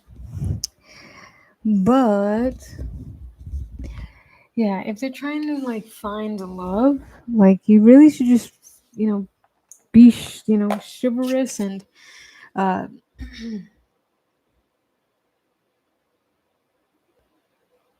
be chivalrous, be kind, be honest and open. It's not really that, like, it's not rocket science, to be honest. Gave you, and we're going to see if all of this actually applies in real life.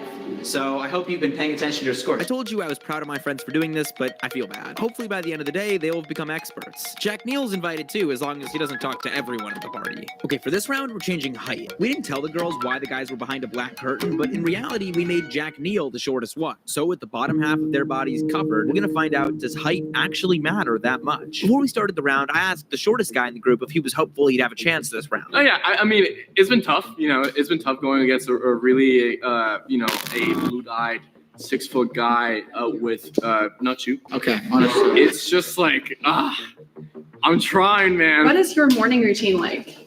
Morning routine. It's waking up, opening like the eyes. Would you also walk me through the most embarrassing thing that's happened to you in the past 2 years? Embarrassing thing. It was. I don't want to say this. Oh yeah, my friend asked out Olivia Rodrigo. Give me your number. We And he was very embarrassed afterwards. And he was very embarrassed about that. Yeah. I would be too. Couldn't be me. Thanks. What's interesting about this experiment is the girls could make a special connection with one of the guys that could skew the result. It would be hard to know whether the connection the girls made with them, though, was aided by the variable in change. Do you think people are good at explaining why they are attracted to someone? If you could repeat one day of your life over and over and over again, what would it be? It's gonna sound a bit cheesy, but I mean, I moved from Cuba to here, and then I spent like 3 years without seeing my family. So I went back. I was a little bit older, and then I saw them for the first time in a while. And that was really cool. I feel like a lot of attraction is subconscious. I could see the height being like a baseline factor. Women prefer men like around like 8 or 9 inches taller than they are. Oh, that's interesting. What would you do instinctively if someone were to hit on your girlfriend? I mean, I don't know. Ideally, I'd be with like a really beautiful girl like yourself who's like very used to that, and maybe or, like it would just happen all the time. So it just kind of like be like laughable at that point. Like the challenge of having Jack Neal be I think it's just confidence, man. Own your fucking height. I mean, at the end of the day, you know. being the Wizard of Oz again was back, but at least he was short now, which could affect the score. Who is your celebrity crush? When I was 13, on my Instagram page, I posted like ask me questions, and one of them was that question. I said my biggest celebrity crush is Ellen DeGeneres because I thought it literally meant who's your favorite celebrity. I feel like his confidence is just going up every Yeah, I know. He's getting way better at this. Realistically, celebrity crush. Are you a celebrity? No. Although the guys had a good round in improving their confidence, here were their scores from this round. Clearly, height wasn't as big of a factor as we thought. Jack Neal won, but Manny got second place, and this was by far his best round. But in this next round, we're getting deep.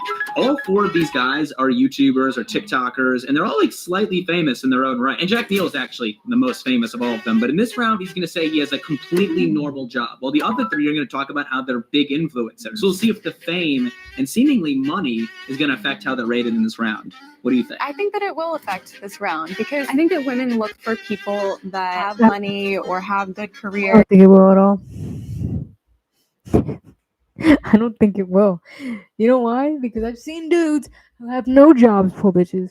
Sorry, so sick. I gotta start saying that word. I've just moved this show. There's videos giving me weird, like, it's making me feel weird because it's like, dude, just own your shit. What do you mean you've never been on a date? What do you mean? You're going to this amount of length. Oh my god. This video is gonna get me in trouble. If anybody watches it, if anybody really watches my video to this part, then yeah, I could see it eventually get me in trouble.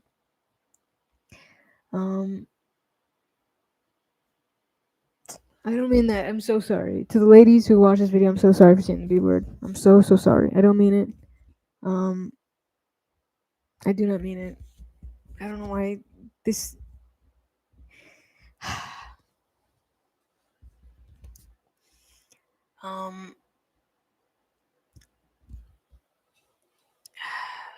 I think because they remind me of bitches. The dudes in this video are bitches. God. They're the ones who are bitches. Because the chicks are lovely women who probably are striving and doing amazing things and, have a wonderful life. And I wish you all the best. And I'm so sorry for using the B word. I'm so sorry. There he goes. There he goes. He's kind of up there. I try not to say the B word as much. But yeah. Oh my god. What is happening? They're talking about none of them have ever been a date. The thing about chicks is that I've seen dudes get dates, get women, get affection, all that stuff from literally nothing. They I don't know what the hell is going on with them. They don't have a job, and some chicks don't care. A lot of chicks don't care. I've seen it. A lot of chicks don't care. It's not like one or two. Like I wouldn't talk about it if it was just one or two. Like it's genuinely like a few, like handfuls of women who are like, oh yeah, I'll take care of you. And it's like they're not even sugar women. They're genuinely like regular women who I don't know fall for the Wizard of Oz BS. It shows that they work hard and it shows that they're going to be willing to take care of them and pamper them and provide for them. And while this round plays out, I have to tell you something. The thing that I have to tell you is that I've been using Opera, which is safer and faster than any other browser. It literally does everything better. If you spend today on Opera instead of a typical browser, it will actually make your computer's battery last longer because the tabs take up less computer power than a traditional browser. Why wouldn't you use this? Your battery will literally last longer. Guy number 2, do you have any hidden talents? I make a really good coffee. Why coffee? Just like I'm a barista at Starbucks, like the Torrid one. Opera also has a feature called Tab Islands, which allows you to organize your tabs and save space by collapsing similar ones into groups. There's also Aria, which is an AI chatbot built into the browser that answers questions and generates content, all built in. And remember, this browser is free. Guy number 4, do you believe in soulmates? I mean, yeah, I'd go yeah. Do you have any celebrity crushes? Would you like to grab a cup of coffee by any chance? No. Opera also has a VPN built in, so you can start using a VPN immediately without having to download an extension. There's also a built-in ad blocker, so all ads are blocked with one click, making pages load faster and your browsing experience cleaner. Meanwhile, it seemed like the guys besides Jack Neal were forgetting about the whole occupation part of this round. Oh, I'm sorry. They're asking me two completely unrelated questions. What am I supposed to say? But then they all mentioned it. What's your dream in life? Oh, well, I already have it because I'm actually a YouTuber. I'm a YouTuber, by the way. And switching is super easy. You can customize your browser to look however you want. It's literally saving you so much money that you have to spend on other stuff because all the features you could ever want for your computer are literally built in. It's crazy. Bye, guys. Bye. Whoa. Time to see how their scores change. check out Opera with the link in the description. It's easily the best web browser. There's literally no reason not to try it. It's free. Thanks to them for sponsoring this video. And these are the scores for this round. This time, Manny won. I'm not sure if it's because of the job thing or if it's because the tall girl to the left of him gave him a 9. She's coming to the party later, so I'm sure he's hoping he'll have the chance to talk to her again. But we've saved the most important round for last. So for this test to make it as even as possible. Damn. That kid got a 7.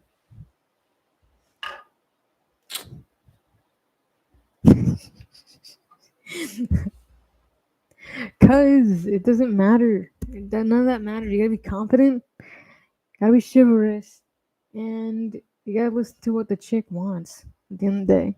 Give her what she wants. And I don't think what you think a chick wants. I'm talking about, like, she says she likes going to the park, or, you know, she likes sushi, or she likes freaking Twilight.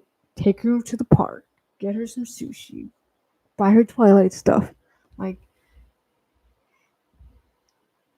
and yeah, I'm not gonna tell you that's gonna, that's not the end all be all, because not every chick is gonna like you. You have to live with the fact that, rejection is real in the world of dating. And it's okay. It's okay to be rejected, man. It is a-okay. It is a-okay to be a simp if you want to follow your heart and stuff. But yeah, I would just, if anything, I would learn to be a simp, because when the right girl comes around, you have all the skills necessary to make that chick fall in love with you. And get really good at what you want to do. But anyways, that's not here nor there. No one's gonna listen to me on that matter for some reason.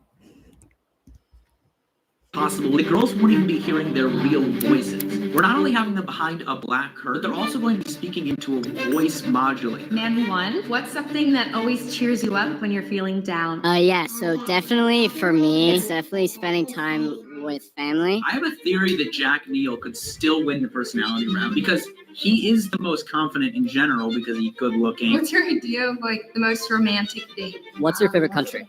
Mine? Yeah.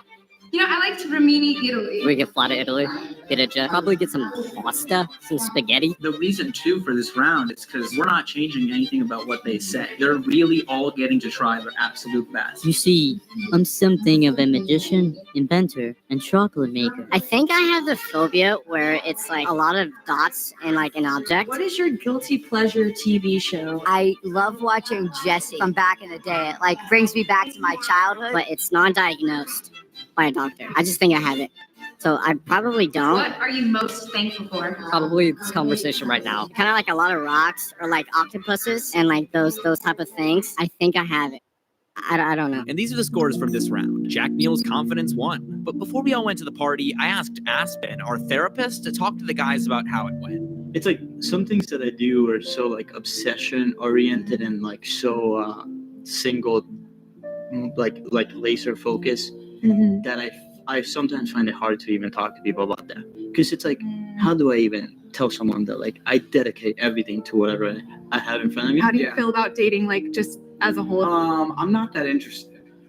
Just generally, I don't know. I did this video for fun. I was trying, but then like I just gave up. So the problem is like no girl has shown so far that like they want me. You know? Okay. It's always been like the reverse. It's like I want her, and like she doesn't give me The same like energy that you give, things that you're looking for in someone else. Think like, okay, if I'm looking for someone to validate me, how can I like bring them back?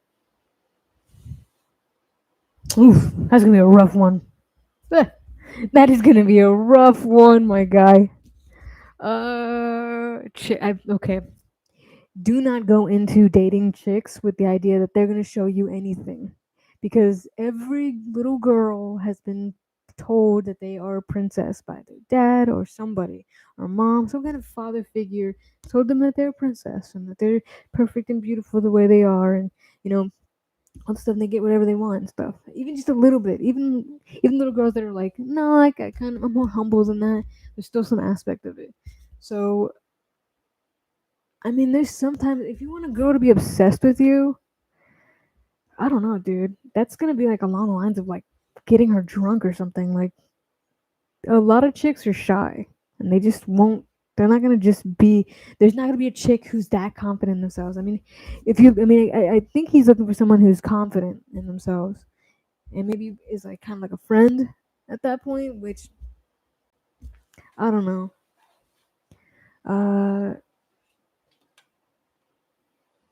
I don't know. I think that's gonna be a tough one.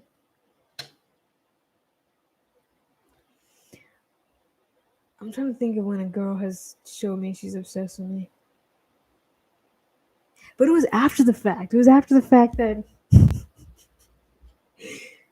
like every chick that I've ever like gotten with, it didn't feel like like it was mutual when like, it was obvious it was mutual, like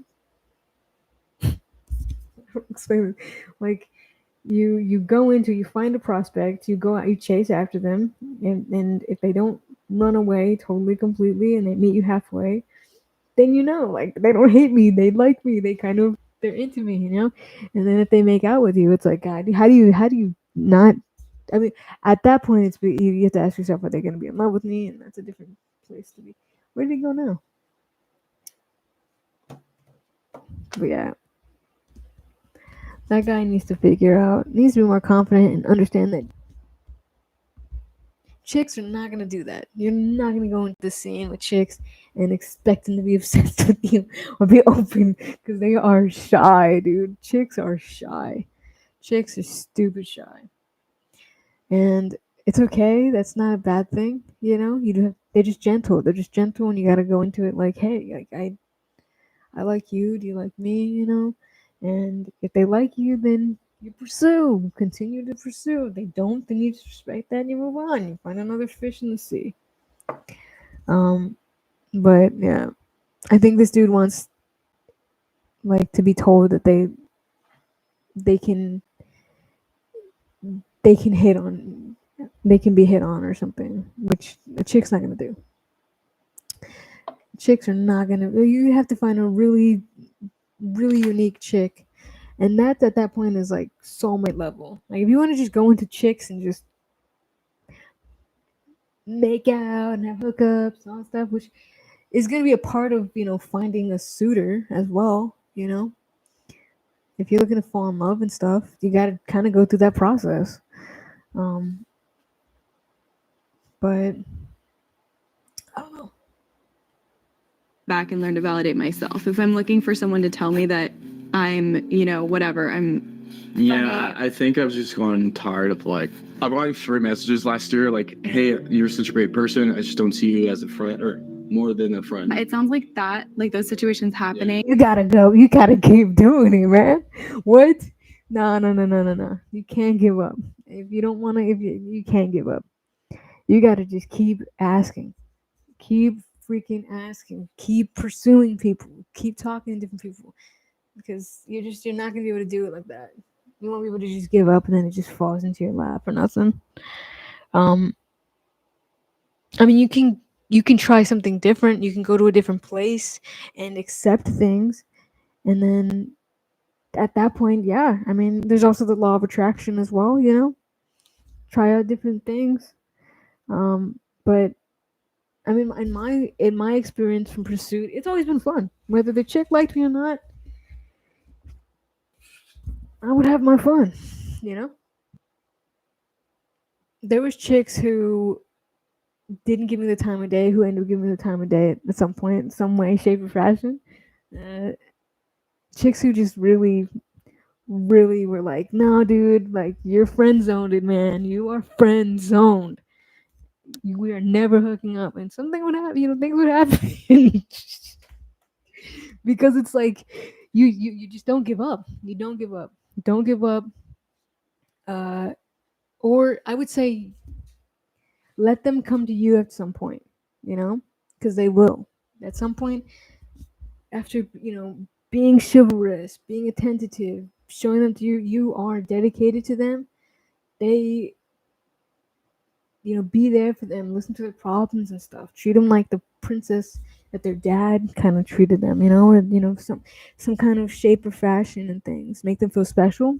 That will make an impression on a chick. She will think about you when fucking Chad McFunnigan breaks her heart for the 50,000th time. She'll be like, oh, I wonder what Brad's doing. He was so nice to me. Get her flowers, buy her favorite candy, dude. Like, really, just be a fucking hopeless romantic. You don't have to necessarily be like totally in love with her to do those things. You don't have to be in love with anybody.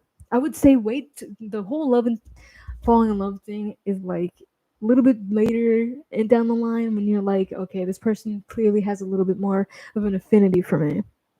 Versus like, oh, I'm just gonna fall in love with this random chick I've seen on the street because she's got pendants that remind me of my mom. It's like, nah, dude, can't do that either. What you can do is like, oh shit, that chick's got pendants that remind me of my mom, and she kind of cute. I'm gonna get her some flowers, or a flower, something that's not so aggressive, maybe. And then strike up a conversation. Be like, yo, what do you got going on at some point in your life? And I'll be like, I don't fucking know. Stuff. And you're like, damn, I love stuff. Stuff goes hard. And I'm like, damn, dude, stuff does go hard. And then you'll both just look at each other and smile. And I don't know, maybe give her a high five. Boom, smack it. Smack the high five. And then, yeah. I mean, obviously, a real conversation will be a little bit more gently authentic and probably wouldn't be able to high fives and stuff, like real stuff, but I got some stories to tell. I got stories, bro. I'm experienced. One of the chicks, one of the beautiful women, or I would say one beautiful woman out of all the women that I've kind of, suited and pursued and everything, has been in my life. And we've been kind of on and off for a while, but I mean, once everything gets patched up, it'll be like a 10-year thing, dude. 10 years. Can you imagine being with anyone for 10 years?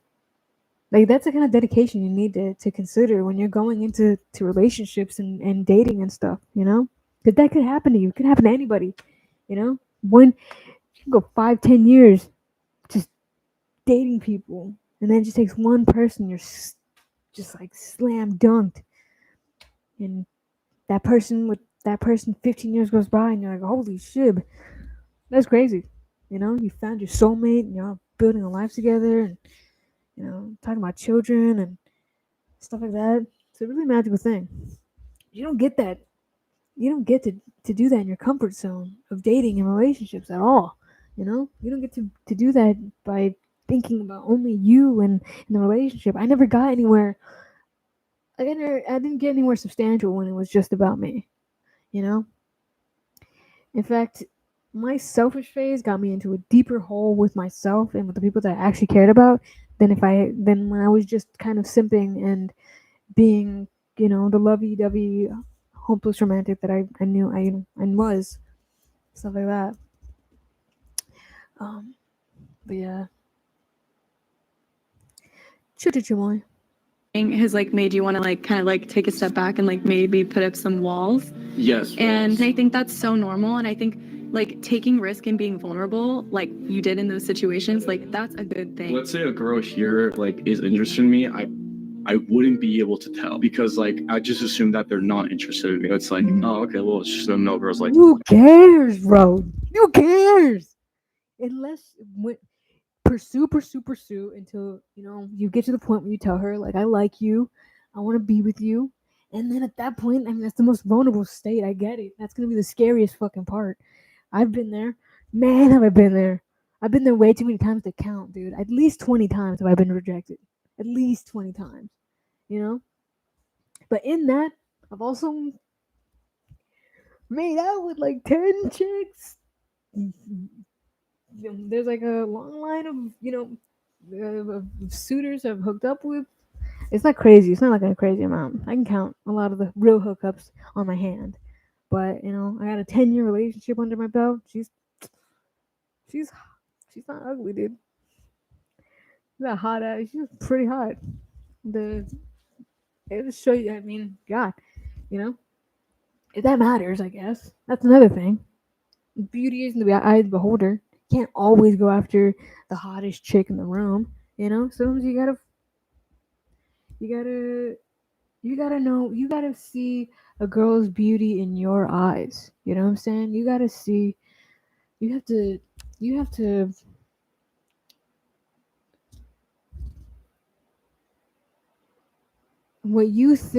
What everyone else thinks is attractive. You gotta separate yourself a little bit from that, and know what you like in a person. What makes a person attractive to you, and only you. Because at the end of the day, when you're in love with someone, those are the types of things that are gonna be those things that you found attractive in that person, that you knew that separated you, that made when you're lying asleep. It's the type of shit that's gonna haunt you, bro. The type of shit that's gonna keep you up at night in like a good way, because you're like, damn, I'm in love with this person. She's hot. She's conventionally hot, but there's certain things that some people just won't notice.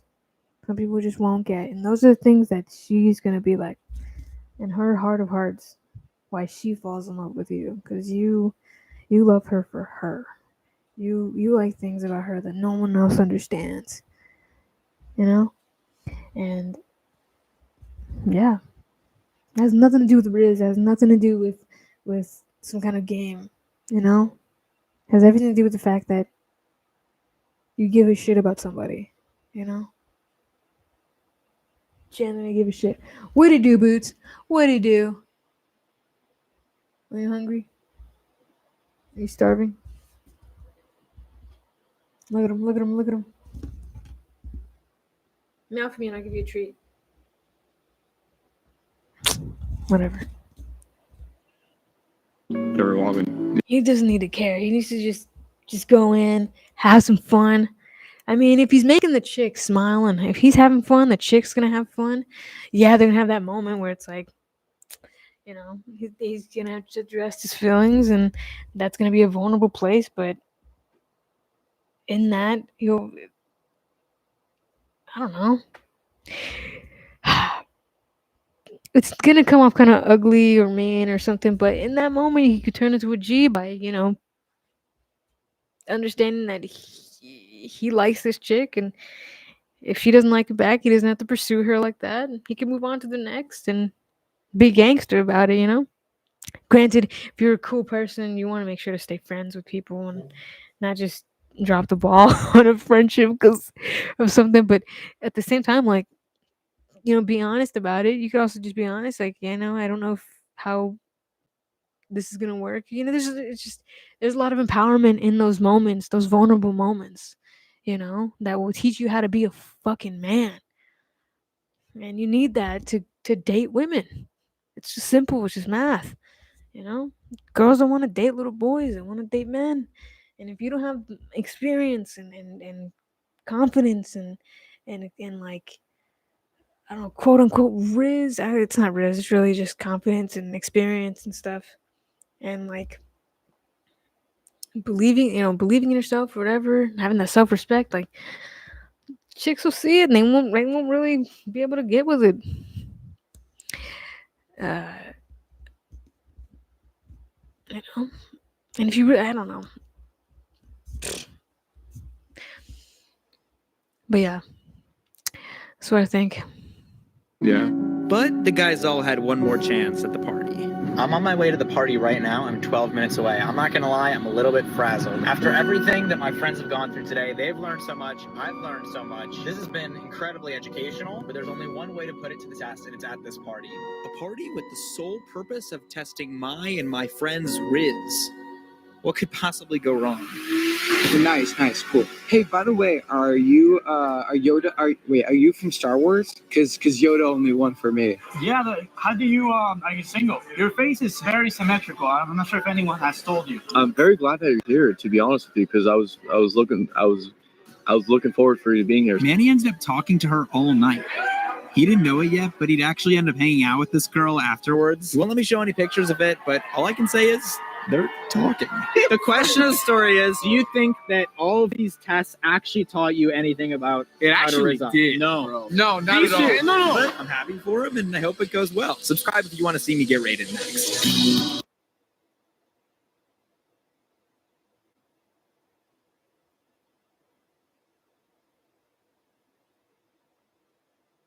Oh, hell no.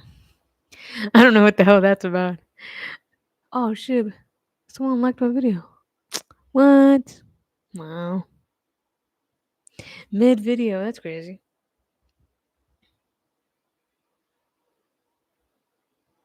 Dang. Well, either way,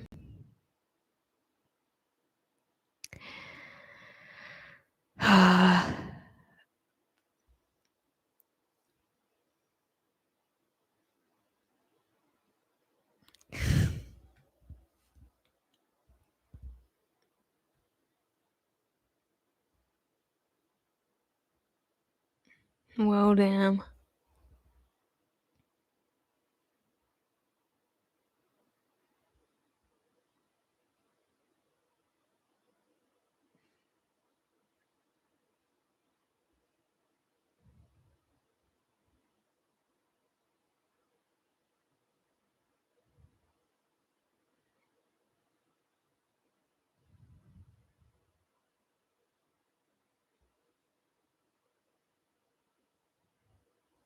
Did someone comment on my video? Okay.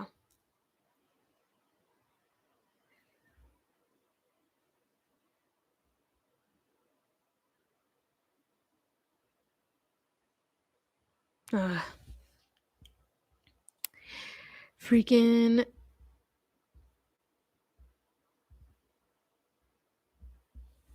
whatever. Don't like my video, I don't care.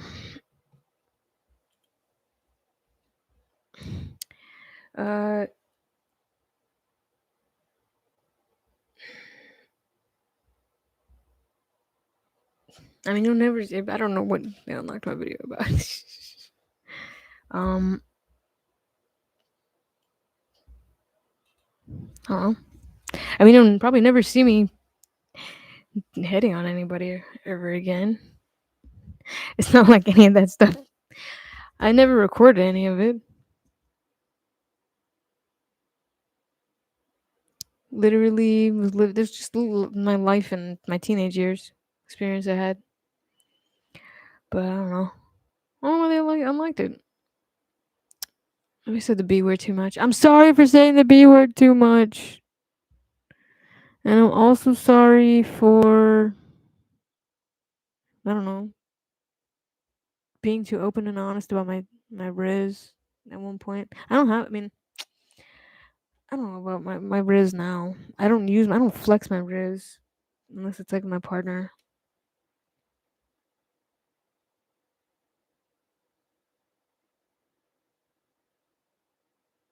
I don't know why the hell I'm even calling it Riz. All I know is that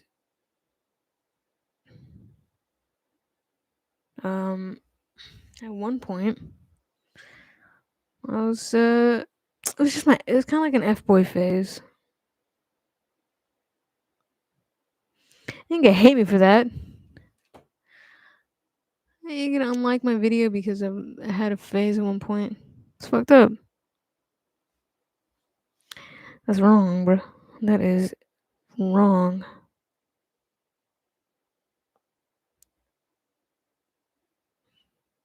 At least you could have said something.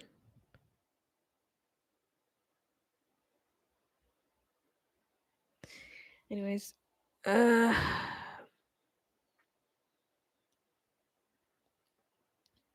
want to reiterate how sorry I am for saying the B word.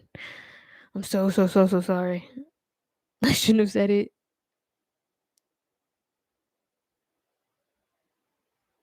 And if you disliked the video because I was giving you advice or whatever, you don't have to take the advice. God. Just some stuff that worked for me. But I don't know. It's whatever.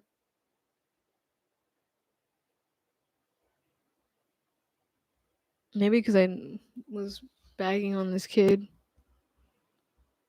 Oh, get over it. You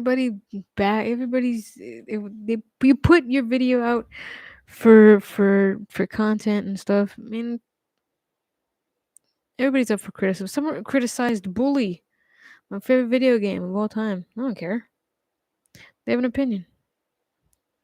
It's not like it was an opinion. I wasn't commenting on the video. I was just commenting on like certain aspects of the video, like some of the topics of the video.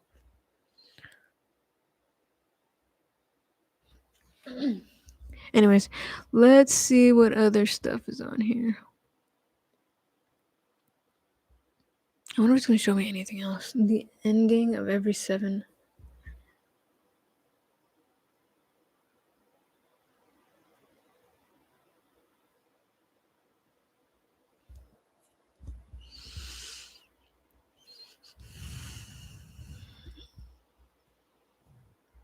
Oh, I saw that one. That was a pretty good one.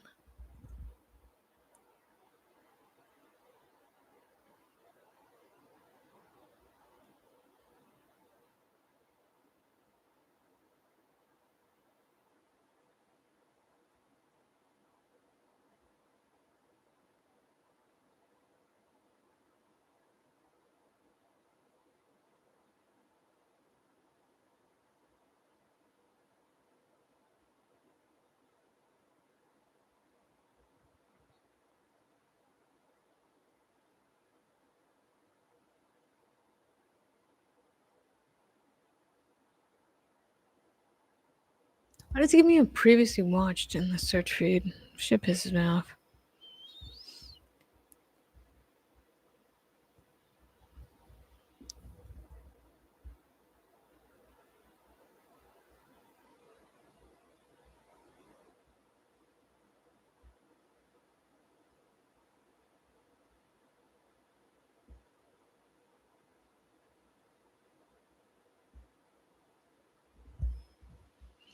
What could this be? Being huge means I care so deeply.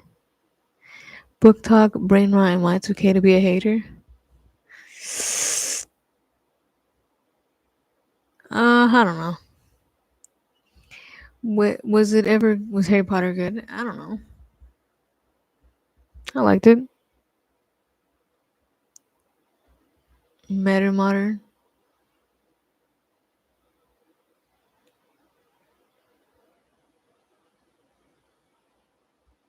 This is autism. The infantilized spectacle of autistic representation. Oh, hell no. I don't need to watch that video. I am a doctor.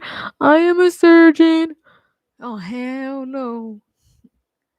To the no, hey, to the no. Video essay, it's long from Condo. Yeah, that's okay. One sec.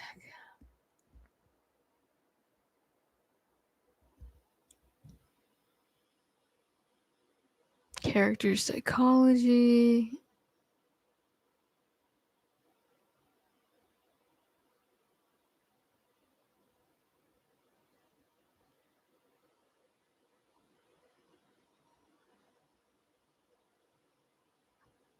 Okay, let's see what this is. Remember a few months ago when everyone on YouTube was talking about plagiarism? Well, I have not stopped thinking about that. Now, I know what you're thinking. Oh, great, another video just riding the trend of H-Bomber Guy's plagiarism video. I'm sure that there's already people complaining in the comments. But I ask very politely that you hold your horses. Because listen, I am just as tired of all of those videos as you are. That's actually part of why I'm making this video. Because maybe the fact that this plagiarism stuff really took the internet by storm says something interesting. And if the phrase H-Bomber Guy plagiarism video makes no sense to you, don't worry. The winter of 2023 to 2024 was a flurry of various plagiarism stories, both on and off the internet. But I won't be focusing too much on any of those particular stories because I'm not interested in... Pause real quick because unbeknownst, I don't know what she's talking about. I guess I missed the trend of the YouTube era where plagiarism was a thing. I see H-Bomber Guy plagiarism. It's a 3-hour video. So we'll see. Investigating and calling out specific plagiarists. Though in the process of making this video, I did find a pretty egregious case of plagiarism, which I do bring up later on. What I am interested in looking at is how we talk about plagiarism, both in academia and in society at large. The past few months have proven that we love talking about plagiarism, especially on the internet. But what does that say about us? What causes people to plagiarize, and what should we do about it? And as more and more cases of plagiarism are brought to light, is it time to stop putting our trust in others? Well, let's find out. First of all, I'm gonna answer that. Yes. What the hell? You shouldn't trust any. If you are trusting someone because of, I don't know what the hell. I mean, trust is earned, bro. Trust is earned. Respect yourself, man. Trust is freaking earned. Trust is earned. Trust is earned. And you don't. I mean, if a parasocial relationship has nothing, there's nothing in a parasocial relationship that warrants any trust, I guess. But I don't know. That's no here nor there. I guess. Christ, man. Before we can discuss plagiarism on YouTube, we first need to understand the context in which plagiarism occurs. Over the past decade, YouTube has become a platform not just for silly cat videos and gaming Let's Plays. There has been an ever-growing community of creators who make educational content, like yours truly. And it's within this academic context that plagiarism has the highest stakes. But as the number of educational content creators has grown, it's become harder and harder to figure out who is worth watching. So how do you decide which content... I'll tell you right now. Sources. If they don't have sources in their shib, do not put your trust into that. There's not a source in sight. The whole video is an opinion. Simply put, there's just no way you can watch a video, be like, well, they have to be right. Like, wait. If they don't have sources in their video, then their shib is fiction. It's all an opinion, and you don't have to like fall into the trap of believing or something along those lines. But I want to see what she says, I guess. Creators you should watch, and more importantly, who you should trust. One of the best indicators of a creator's quality is their subscriber count. A channel's size is a good litmus test for how good their work is. It's not a perfect indicator by any means, but it is a good rule of thumb. Researchers at Friedman University actually evaluated the quality of research and writing of more than 100 educational YouTube channels whose Whoa. subscriber counts ranged from just— Did you really just say that? That is not even remotely how you would say that. Wow. She's got sources, so I'll believe her on the fact that she has sources, but that's crazy.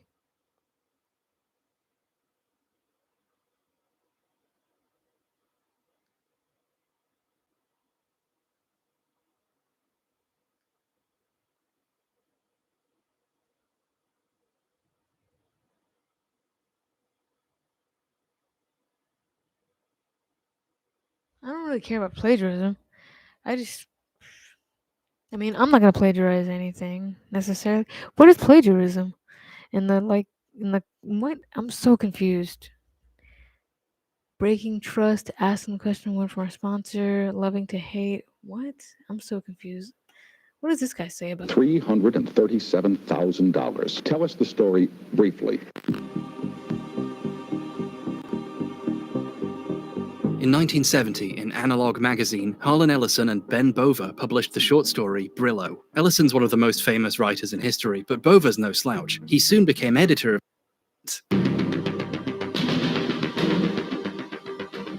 The phrase content mill refers to organizations which produce huge amounts of material very quickly, designed to get attention with no interest in quality. If you've ever seen an article in a search with a compelling title but which says nothing for several hundred words and only just because someone's famous and how it doesn't mean they have credibility at all. That's basically what she just said, and I can't watch that video anymore because that's weird. That's a weird angle. I mean, I don't know. I would say sources, check the sources and things like that, but I gotta understand what the hell the context is of any of this. tells you the thing you wanted at the end while showing you 7 million ads, you've had the content mill experience, my friend. Some of these are just a link to a video someone else made, but they got to show you ads. There's a ton of channels out there whose objective is to make as much stuff as possible, as fast and as easily as possible. We just watched Cinemassacre become one of these, making easier, lower effort, worse videos, and for the ones that were supposed to be good, outsourcing the editing to a guy they underpaid so badly he later quit, and the writing to a guy who turned out to be stealing shit. The quality suffers, yeah, but if you don't care about quality, you save yourself a lot of time and effort. The people who are in this for the money are engaged in a constant race to the bottom to find the easiest possible content to make and still get paid for.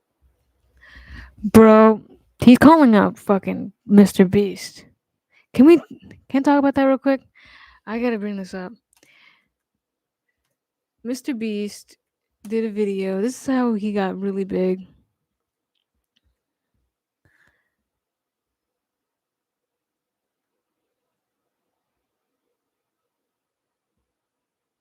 Yeah, 6 years ago, his long challenges were this weird thing.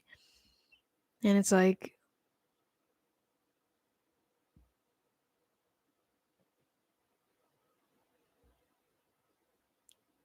okay, so you want to talk about quality over quantity and all this stupid shit, but it's like your favorite YouTuber on the fucking face of this planet literally did the same thing. 17 hours. Is it recording? Recording? Yep. All right. Hopefully I don't screw this up. All right. Well, Logan Paul. Logan Paul. Logan Paul. Logan Paul. Logan Paul. Logan Paul. Logan Paul. Logan Paul. Logan Paul. Logan Paul. Logan Paul. Logan Paul. Logan Paul. Logan Paul. Logan Paul. Logan Paul. He does that for forever. Logan Paul. Logan Paul. Logan Paul. Logan Paul. Logan Paul. Logan Paul. Logan Paul. Logan Paul. Logan Paul. Logan Paul. Logan Paul. Logan Paul. Logan Paul. Logan Paul.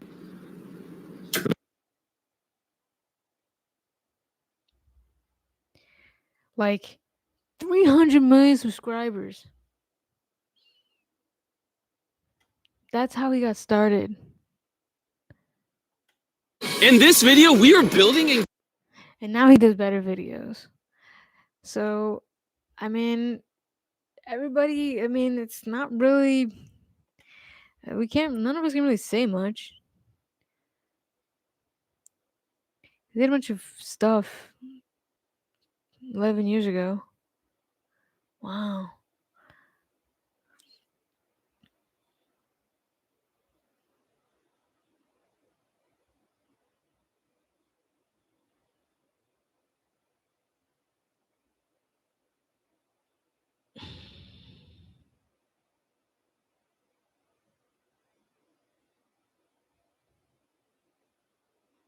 That's how I found out about him.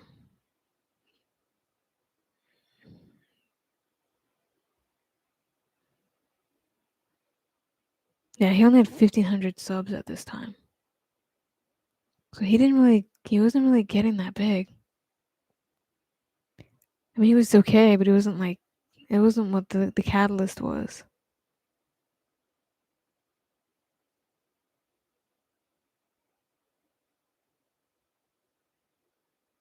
Yeah, 2,000 subscribers.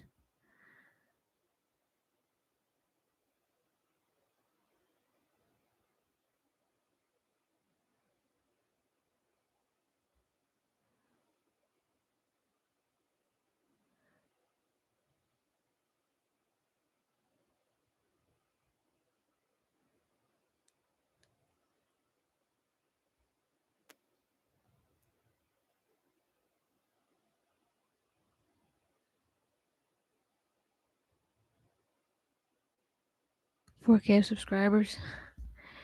Oh, I'm at 400 right now.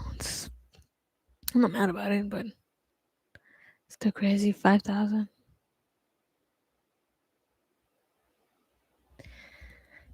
But compared to what he is now, 5,000 is fucking spit. He was kind of doing well, but it had to have been.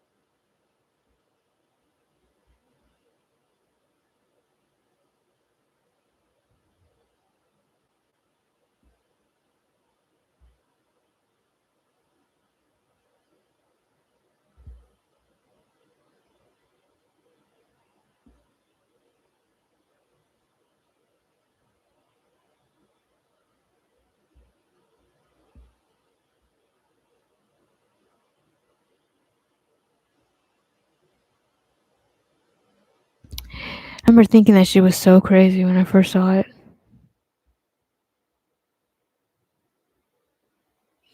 It was that one and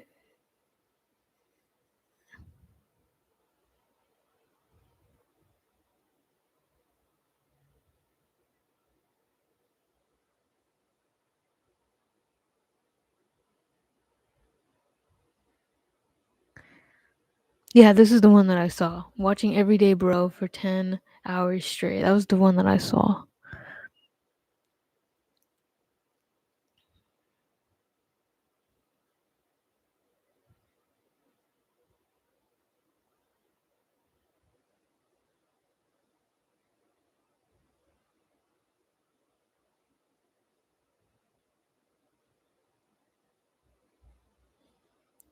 That's crazy though. But yeah, essentially, I mean, it wasn't super.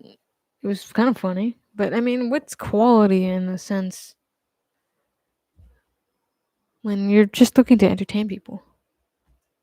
For it. If you're a nerd, and look at you, you've been recommended a YouTube short where a robot explains what happens in a comic. The sad story of... Did he just say, look at me?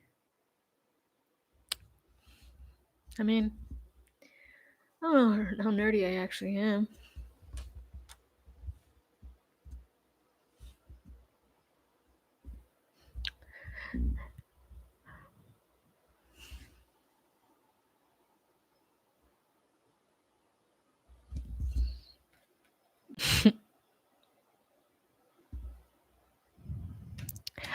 I mean, look at him. Christ.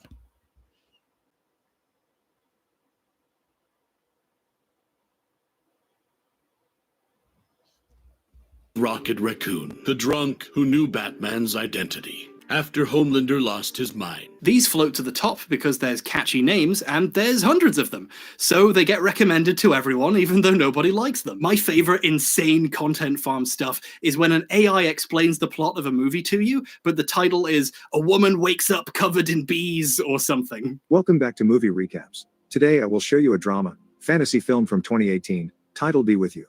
Spoilers ahead. These are so perplexing, they wrap back around to being performance art. He has only 3 organs left, but the scientists turn him into a super soldier. Oh yeah, It's these are all over RoboCop. TikTok. An AI voice explains the plot of RoboCop to you. Incredible! But if something becomes successful, even if it's something this weird, people are going to try and do the same thing, especially if it's easy to crank out, like an AI recapping a film. The opening scene features a guy who finds himself confined within a large cube. The opening sequence introduces a prologue. After this, the chaos caused These by are the annoying. Egyptians is depicted. Today, I'm going to explain a film based on the real-life story of the youngest warrior of World War II called Soldier Boy. Today I'm going to explain the horror zombie film, titled Warm Bodies. And walked over to the man. When the man saw it, he was still cursing at his wife. The Dog King has gathered hundreds of stray dogs. He is leading his entire army to attack the city. Hi, Jake Recaps here. Today I am going to explain a movie called Allerlero. So you can see how content mill shit dovetails very nicely with ripping people off, if not outright plagiarism. And right in the middle of this ecosystem are reaction videos, where people just upload themselves reacting to other people's videos. The money almost makes itself. Reaction videos are a key piece of the Illuminati puzzle here, because that was Blair's previous content mill. A few years back, reacting to Reddit. I mean, so everyone's about reacting videos, but I mean, not like I'm getting a ton of views on it. Not really. It's just I did this because I need something to keep me sane while I think of something totally different. But I don't get how this is plagiarism though. Reddit posts was a popular format, and it was easy to make, so hacks jumped on it. She used to make I mean, I call it reacting, but essentially I'm kind of dissecting topics that these people are talking about. But I mean, you can say what you want. videos reacting to popular Reddit posts, and she'd try to add to the jokes and, not manage it. After all, if I can't trust the President of the United States, who can I trust? And that's Tricky Dick. Very cool man. The Watergate scandal man himself. Extremely boringly reading out Reddit posts wasn't good content, but it was content. She saw moderate success doing this for a few years, briefly forming a communal channel where she and several friends reacted to Reddit I don't understand what he's talking about.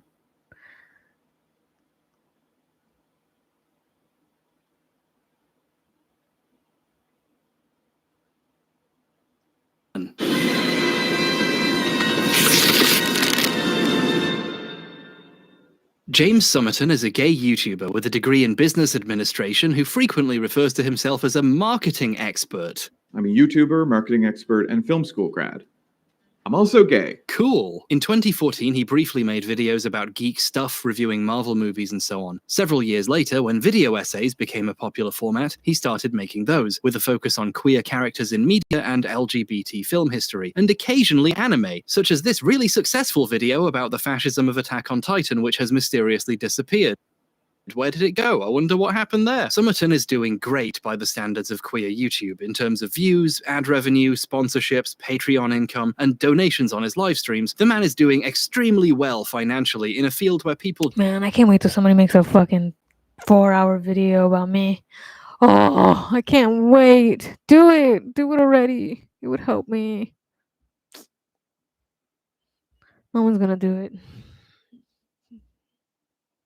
generally struggle to do this full-time. In many ways, James Summerton is a success story our entire community... He's helping this kid get... I mean, if he's trying to bag on everybody, like, I hope he knows he's not.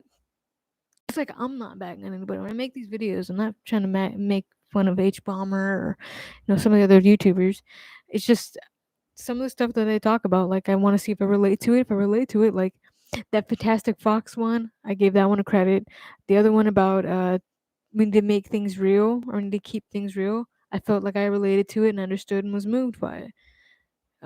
If it's anything that I genuinely oppose or don't think that I believe in, or just really grinds my gear, I'm gonna talk about it. Not necessarily. There's nothing wrong. There's nothing personal about H bomb or a guy, but yeah, like you give an opinion. This isn't fact. I'm gonna say something. That's what this. That's what you. I mean, Jesus. Anybody would do that. Everybody's opinions. We're all entitled to our opinions. Fucking free speech, man. I got a YouTube channel, time, and I guess a microphone for now. So yeah, I don't know. Ouch, sorry. Community should be proud of. Not to rain on this Pride Parade, but whenever I saw a video by James in my recommendations, I would have to stop watching because it quickly became clear to me he didn't know what he was talking about. The first video of his I ever saw was about Disney's relationship with the queer community, and in it he claims Disney set up an event called Gay What Night. does this have to do with plagiarism? I don't understand.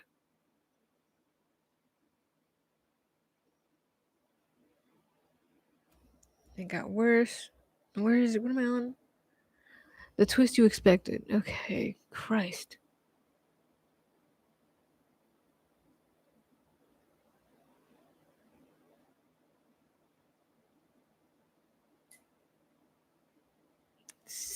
What the hell is this? Look at this. What is plagiarism? Where did plagiarism come from? Who made plagiarism? Where am I? Oh, speaking of which, that is a great song, by the way.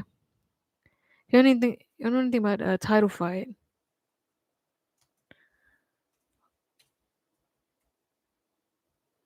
I want to listen to that song because I don't think I like this video. It has not. I don't think it has anything to do with plagiarism. I think he's just going on about all kinds of stuff. Just kind of wanted to get started. Yeah. Weird. I need a refresher. Oh, my eyeball. They play live?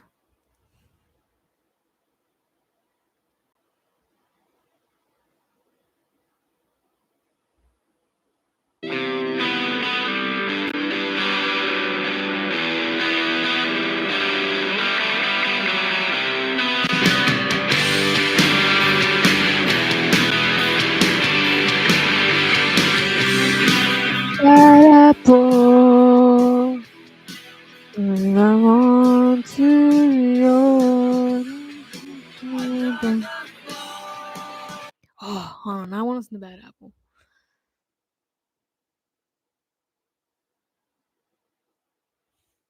Tell me that Bad Apple doesn't sound exactly like Basement. Hold on.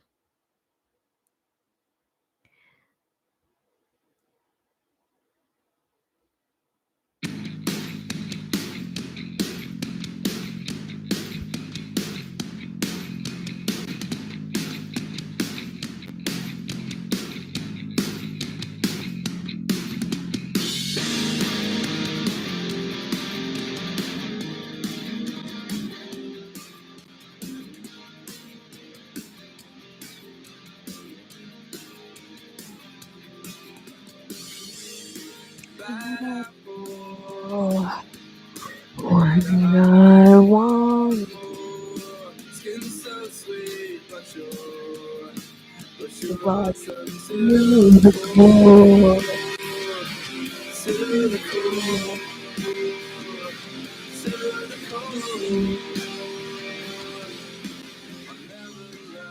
It's a good song.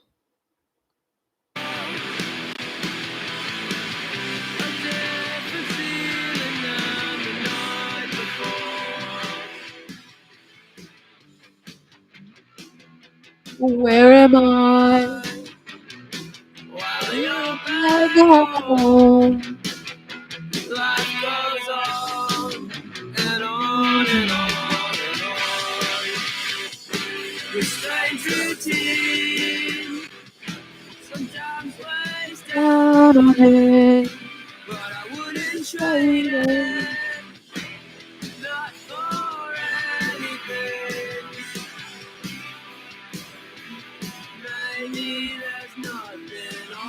leave this morning. As cars pass by, live fast or slow, stay alive.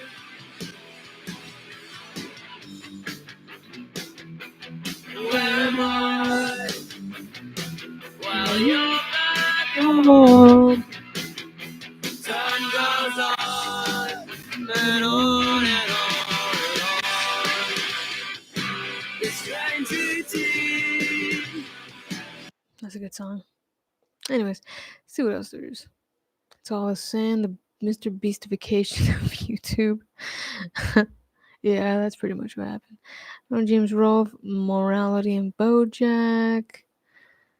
Biggest difference between bad art and great art. Love without attachment. It's a good one.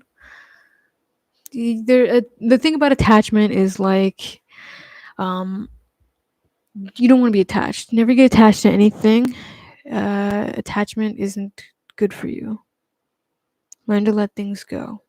It's better for you. The myth of self-improvement.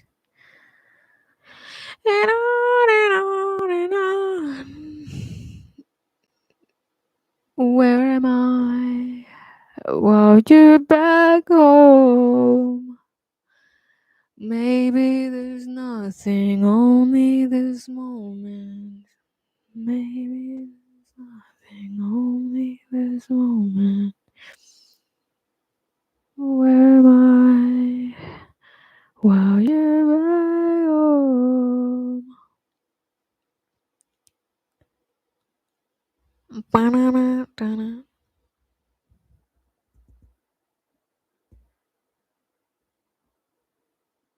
Maybe there's nothing, only this moment.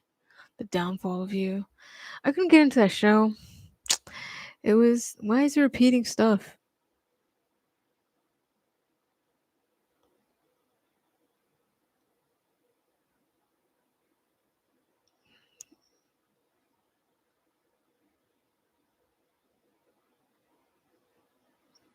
You seeing that? Kind of feels like it's going in a circle, no?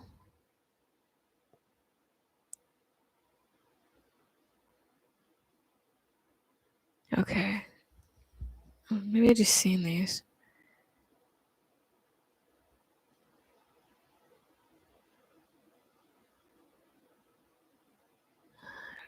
Real men cry a lot. Yeah. Star Wars critics whiteboard the moment in every video essay. This guy in his video essays. You should pirate video games? What? Why? That doesn't sound right. I don't even know where to begin with pirating a video game. How to make a horror villain? My favorite movie. Where am I?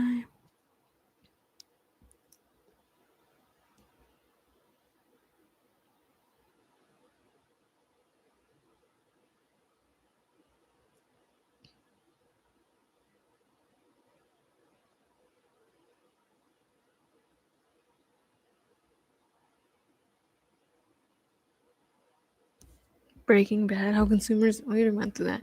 Frog and Toad, the philosophy of simple living. Sherlock is garbage. Thanos deserved to win. Bro, we didn't deserve John Wick. A masterpiece. Glass Onion. Oh wait, I'm thinking of that one movie. The first movie, Knives Out. I couldn't get over that chick vomiting every 5 seconds. It was like, okay, why did they feel the need to include that constantly? That's really fucking disgusting. The Boys, oof, hell no. Nah, I couldn't get into it. It was weird. It's too. That's the type of shit where they blur the line between good and evil that I can't do it anymore. Y'all need to start explaining what the hell good and evil is, because people are starting to really not understand, and I feel like it's making the world horrible.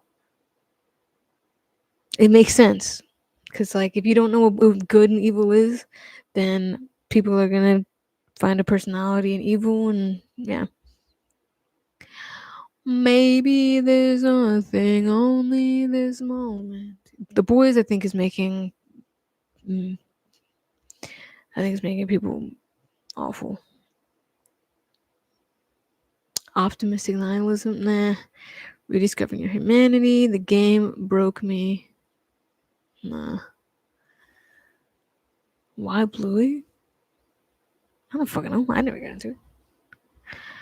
Gloss. Thanos deserved to win.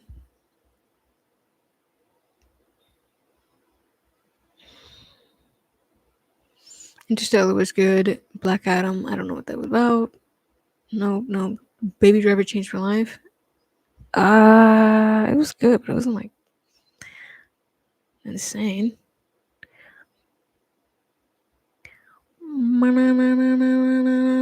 Where am I? While you're back home. Maybe this moment, only this moment. The Isle video essay. You're thinking progress.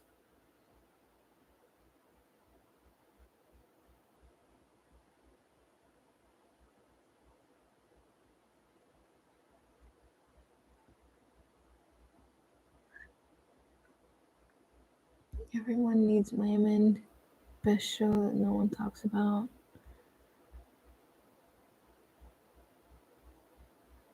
Jim sucks. Why do we care about Bonnie? Why praise? Is Friends overrated?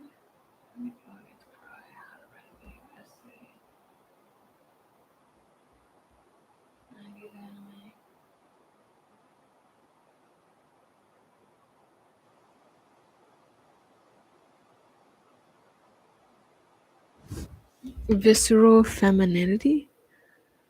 What does that even mean? I don't know, but that sounds weird.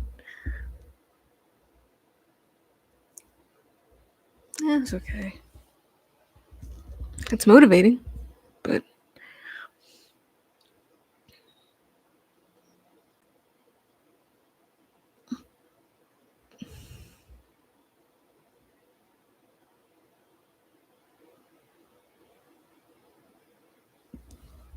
the last of a dying breed is the last real actor.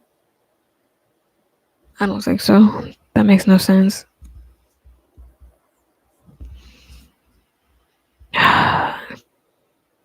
Put. Jesus. Timothy Chalamet.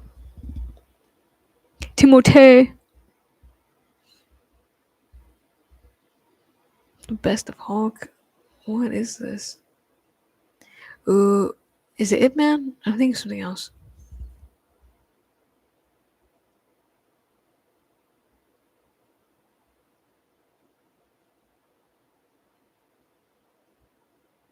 Didn't study.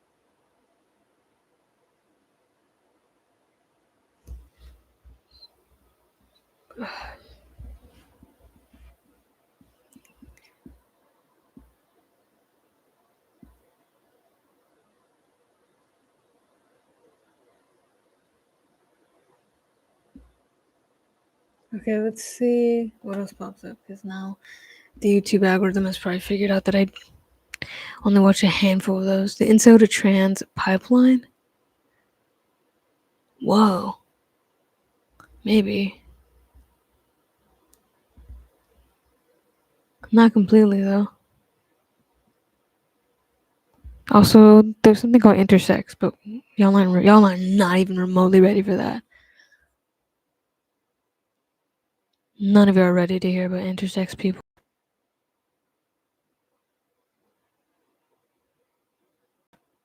If penguins said the N-word?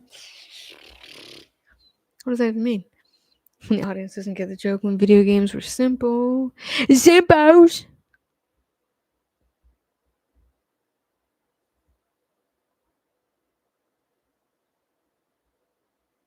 Let's watch this. I think y'all should probably figure this out. Dopamine isn't the problem.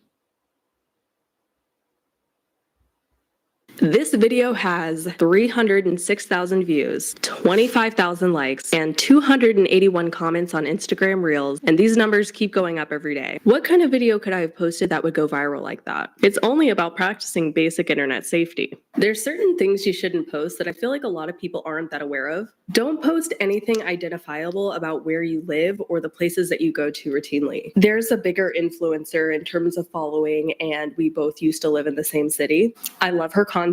I've been following her on social Yeah, the media second I get famous, I'm moving, so doesn't matter. for years, but she was so bad at this. She would post super identifiable views outside her balcony downtown while walking her dog around the streets and trails surrounding her condo building, identifiable views from the gym that she would go to, even the grocery store she would go to. And it totally makes sense to get aesthetic photos and B-roll from the things that you just do every day. But just by following her on social media and being familiar with the city that we both lived in, I knew exactly what building she lived in. I knew exactly what gym she went to. I knew exactly where she walked her dog all the time. I knew exactly where she went all the time, literally just by watching her content. And me knowing that information really means nothing, but what it does mean is that other people are probably able to know where she lives and goes all the time just as easily, just by being familiar with the city and following her on social media. And those people might act on that information. And sure enough, before she moved, she posted a video talking about how some random man had showed up to her lobby multiple times in the middle of the night asking to be let up to her unit. I love social media for sharing my experiences, but people are also crazy. Based on the responses to this video, practicing basic internet safety in this digital world is not common sense. So many people in the comments were sharing personal stories and things that they've seen scrolling online. The most surprising being parents exposing their children online by oversharing information. Today, I'll be reading comments from this video and discussing some of the basic online safety practices that many people just don't do.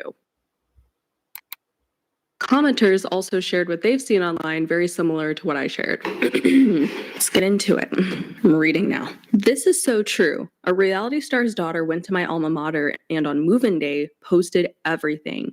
Maybe the average stranger wouldn't know, but anyone who went there would have known.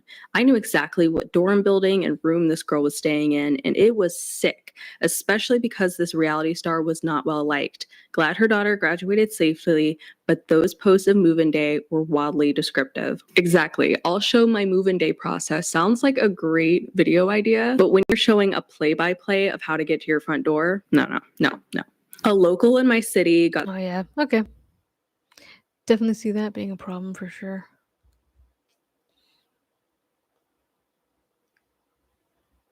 Where am I? What time is it? Oh, I'm only 5 hours on this piece.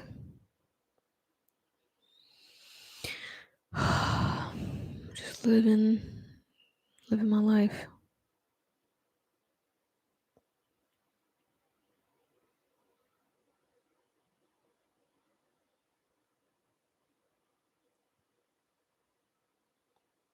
Yeah, it's hard work.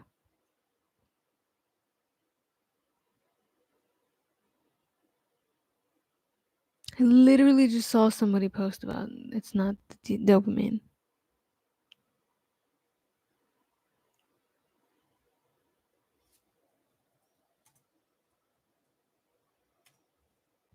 My bad, y'all. My bad. Where am I?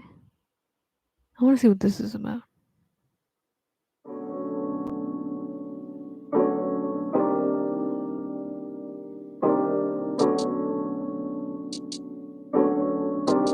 This is a molecule of dopamine, and it gets a really bad rap.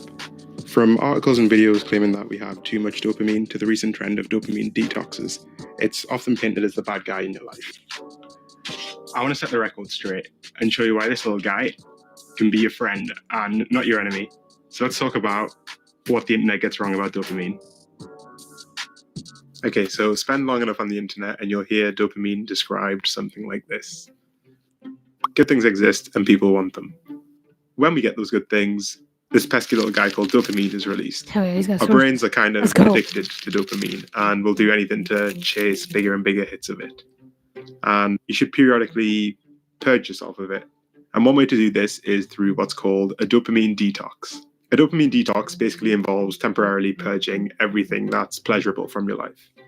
That would include music, video games, and for some people, it even includes food. This usually lasts about 24 hours, and allegedly, at the end of these 24 hours, you should emerge a new person, freed of all that excess dopamine, and once again able to enjoy the simpler things in life, like reading or a walk in the park. Unfortunately, it's a bit wrong. So let's try and see if we can figure out where these misconceptions are and get a better idea of what dopamine actually does. Okay, so if you've heard of dopamine, you've likely heard it described as a kind of pleasure chemical, but it does something a little different to that in reality, and something a bit more dangerous. You see, throughout the course of our lives, we've learned a lot of things. When you're a kid, you learn that even though the fire looks nice, it'll burn you if you get too close. You learn that if you want to pass an exam, you have to study for it.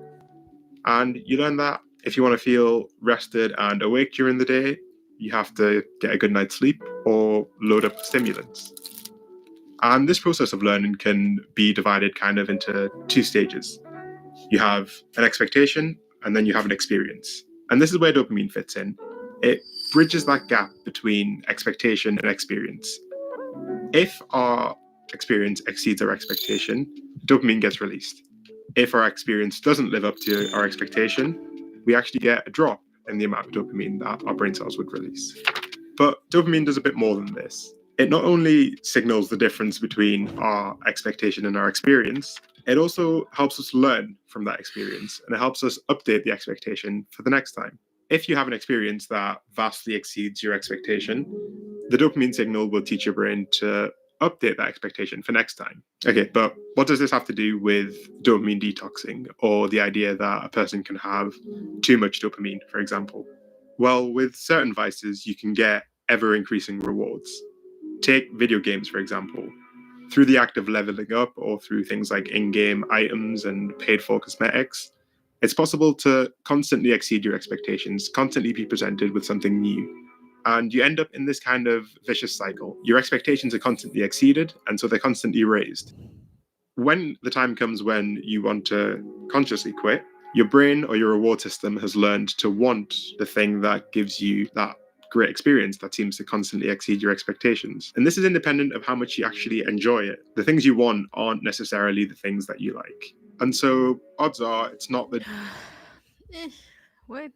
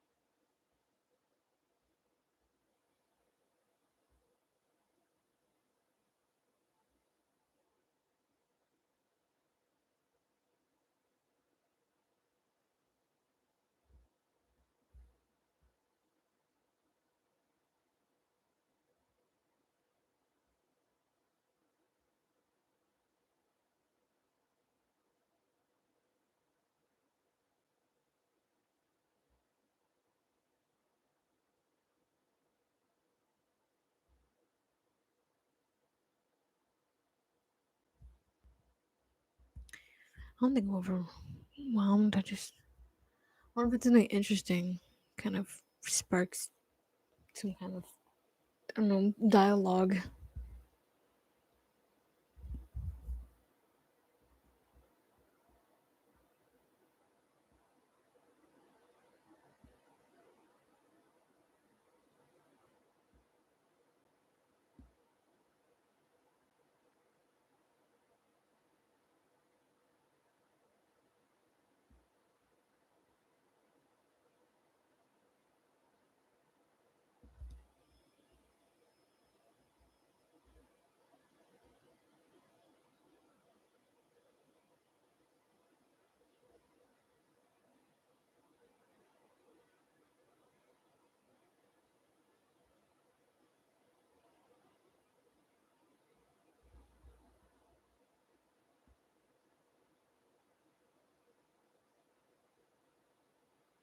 Ooh, dating straight. Definitely be looking at that. It was autism. Oh man. Should I run for president? Ooh. Maybe. He's kind of smart.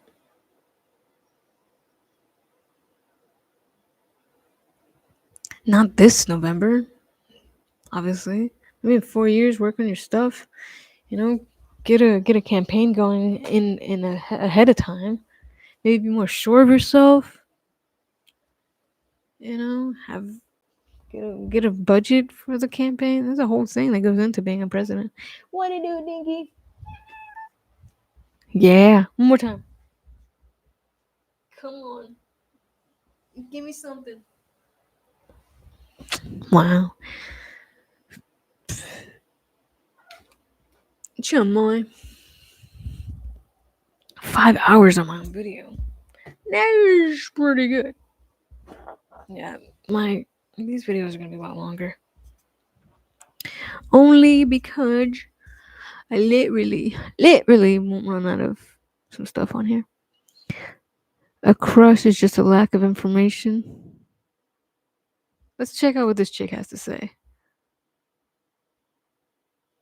I need you guys to realize that a crush is simply a lack of information. At the root of infatuation, there is a fantasy that you want to fulfill. You have a desire. And every single desire in life has a solution and a problem. Your mind is filling in this person as the solution to a certain problem you have in life, whether you're aware of it or unaware of it. And the goal of this video is to not sell you some idea that you can never have a crush again or that this crush is a bad thing, but use this idea that people play off of your fantasies to your advantage to maybe lure in your crush, to fulfill out the desires for yourself. Because a desire without fulfillment is simply delusion. And I know everyone nowadays wants to talk about, oh, be delulu, be delulu. You guys are being delulu. I need to think of something that I want. I like something smart and interesting. Shit. Well, what are you doing?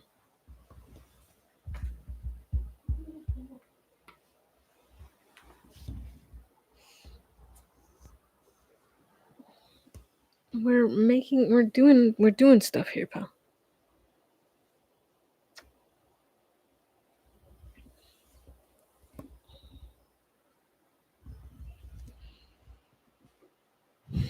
What did he drop?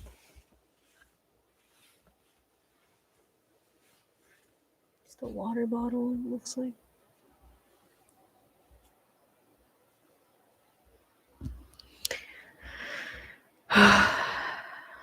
Let's go check on IMDb. Maybe there's something interesting there.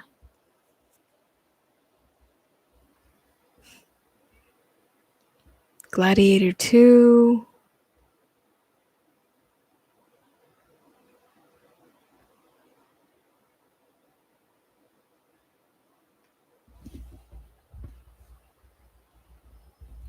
Time Bandits? It's kind of cool, but I think it's gonna be scary.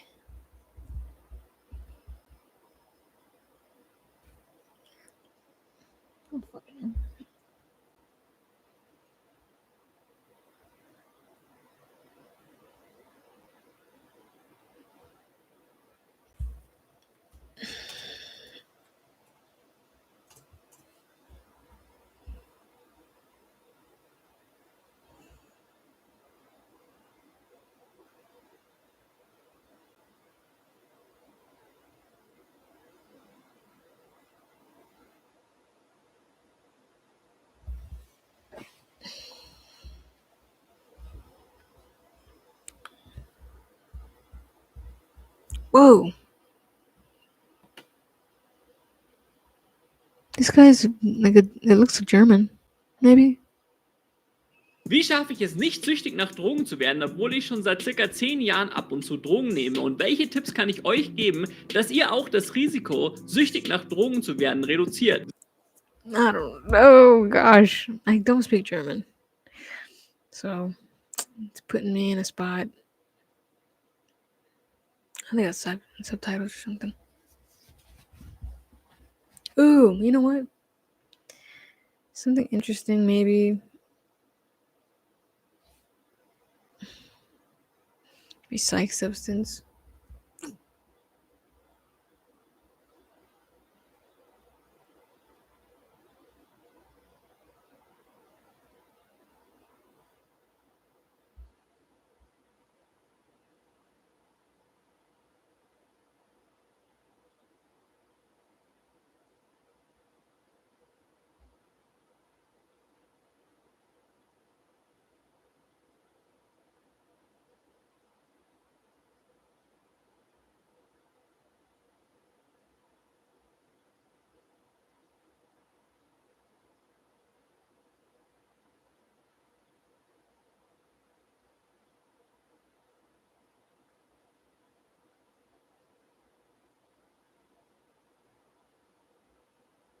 Specific type of weird here.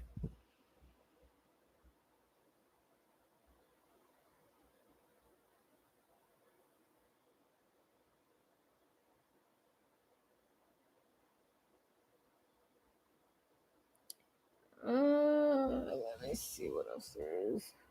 I need something cool.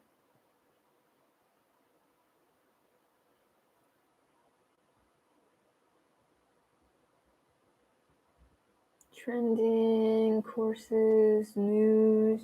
Let's check out the news. Let me see what's going on in the news. Oh.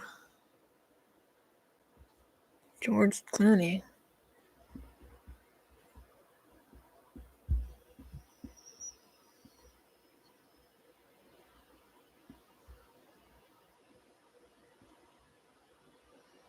Oh man.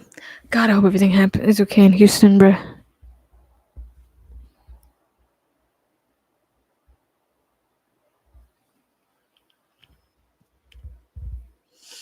Ugh. Let's look up entertainment news.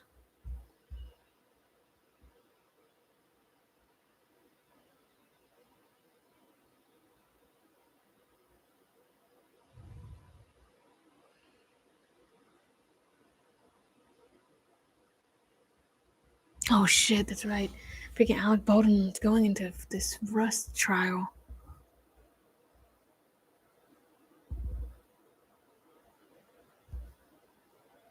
They called 4 witnesses up, all giving insight on what happened when first responders got on scene, including new video on that day. A packed courtroom on Crazy, dude. He could get in real trouble for this, bruh. That's like that's fucking manslaughter. Oh man, this is so devastating, you know? Because it's like someone lost their life and someone else's life might not be as, you know, fulfilling going forward, you know. Who knows what the hell what's gonna happen to him over this. Day 1 of the trial, both Baldwin's wife and brother seated near him to support. The state calling the first officer to arrive on scene, former Santa Fe County Sheriff's Deputy Nicholas LaFleur. Prosecutors acknowledging the concerns with the initial investigation, including not separating Baldwin before questioning. Was Mr. Baldwin supposed to be talking about the incident? No, ma'am. Does he appear to be doing it anyway? Yes, ma'am. Another concern, how the gun was handled after it went off.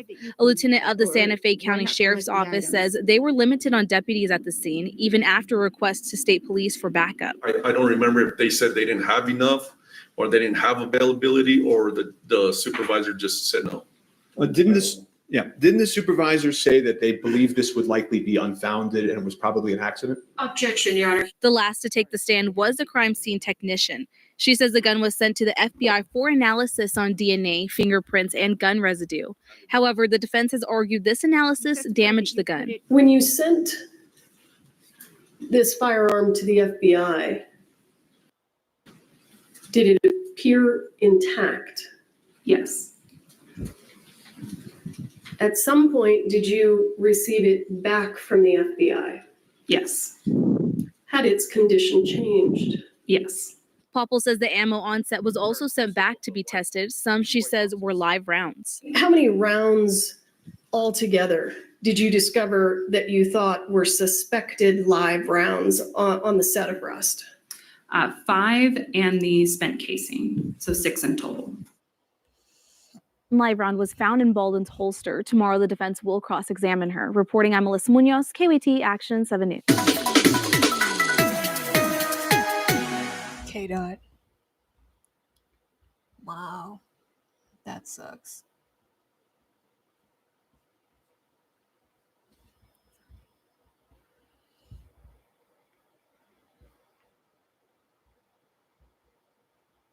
Why was that in?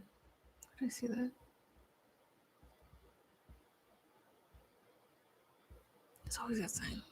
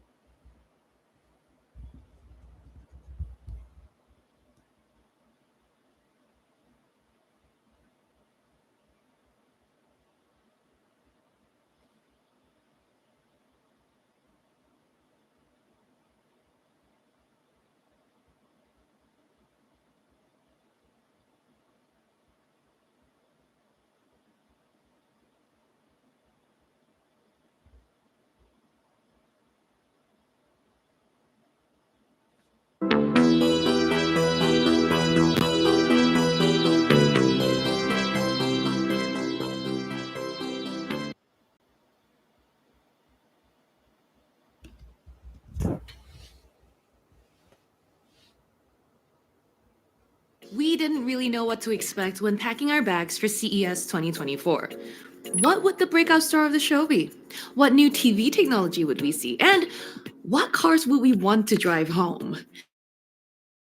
We're once again filled with engineers, salespeople, business deal makers, and members of the press, all eager to get their fill of the latest tech under the shadow of the brand new Sphere.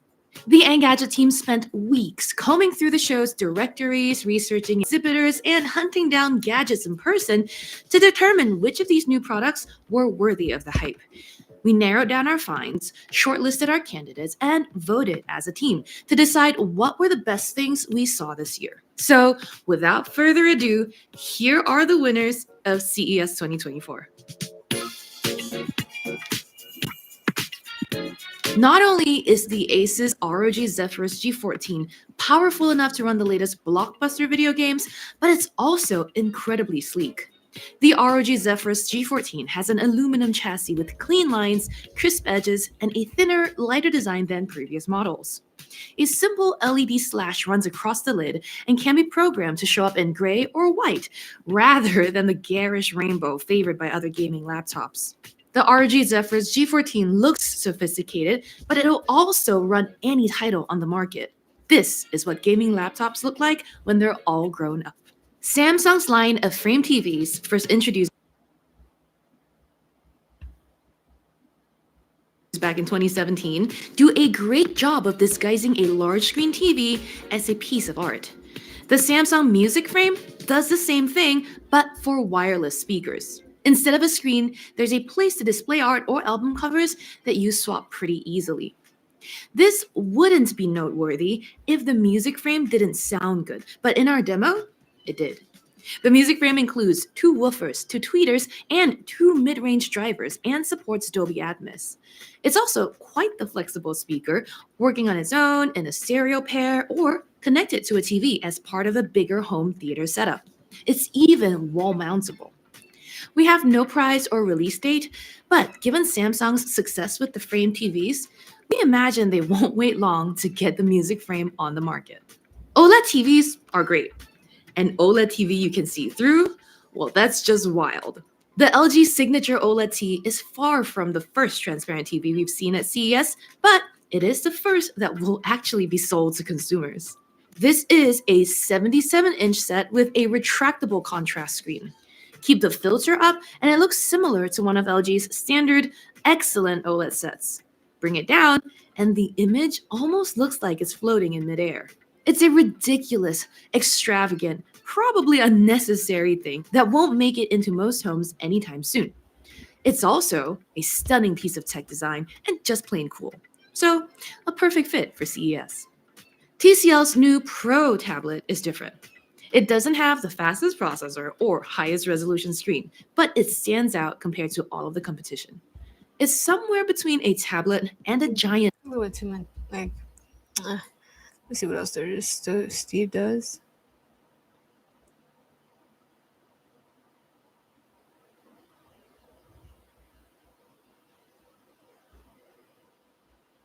What's the most ridiculous thing we can find here at CES 2024? Could it be drone soccer? That's basically the real-life version of Quidditch. Maybe that's certainly ridiculous, but we're gonna have a lot to explore. So follow along. We'll find some ridiculous stuff. Oh yeah, oh yeah, oh yeah. If you ever wished your car had propellers on it, like a quadcopter, you're in like the eVolt flying car. If this isn't the future, I'm not sure what is. I know what you're thinking. What does CES have in store for toilet tech? Let's check it out. If you're sick of using your hands to lift toilet seats, you can use this one, which has a button that automatically lifts it for you. And this bidet is app controlled, so you can use your phone to heat up the water so that everyone in your family can have a customized nice poo. We're not done with our toilet tech. Here we have an e-ink smart toilet. E-ink on your toilet. Yes, this is a display on your toilet. What do you use it for? I'm not sure. Would you want your toilet to have a screen on it? Let me know. Rotate through here, the colors here. Oh my god. A little bit more. Something to hype you up in the morning. Exactly. After your morning coffee. My gosh. That is And then incredible. you put it back. Oh my, this is an RGB cup holder that can actively keep your drink cool at your desk setup. And check it out, you can even toggle the RGB to match the colors of your computer. Now that's ridiculous. But is that more ridiculous than this laptop, which claims to use hyperbaric cooling, the same technology used in hospitals to treat scuba divers? This is the Omen Transcend 14. And my friends over at Omen and HyperX have invited me out here and are sponsoring today's video to give us a first hands-on look at this brand new laptop. Built specifically for on-the-go gamers and creators, spec-wise, it can rock up to an Intel Core Ultra 9185H, NVIDIA RTX 4070, and 32 gigs of LPDDR5 7467 MHz RAM. All of that powers a 120Hz OLED display with a 1 millisecond response time, leading to, at least in my initial testing, an incredibly seamless gaming experience. All from a laptop that miraculously weighs less than 4 pounds. In fact, it's Omen's lightest gaming laptop ever, but even more surprising, with all of these powerful internals jammed inside such a compact design, the laptop doesn't immediately turn into a jet engine on your lap, because believe it or not, Omen claims this is the world's coolest 14-inch gaming laptop in the entire world. I'm super excited to test out this claim during my full review next month, but it's certainly due to Intel's hyperbaric cooling technology, which on paper works by sucking in cool air and using that to create these pressurized zones around the CPU and GPU.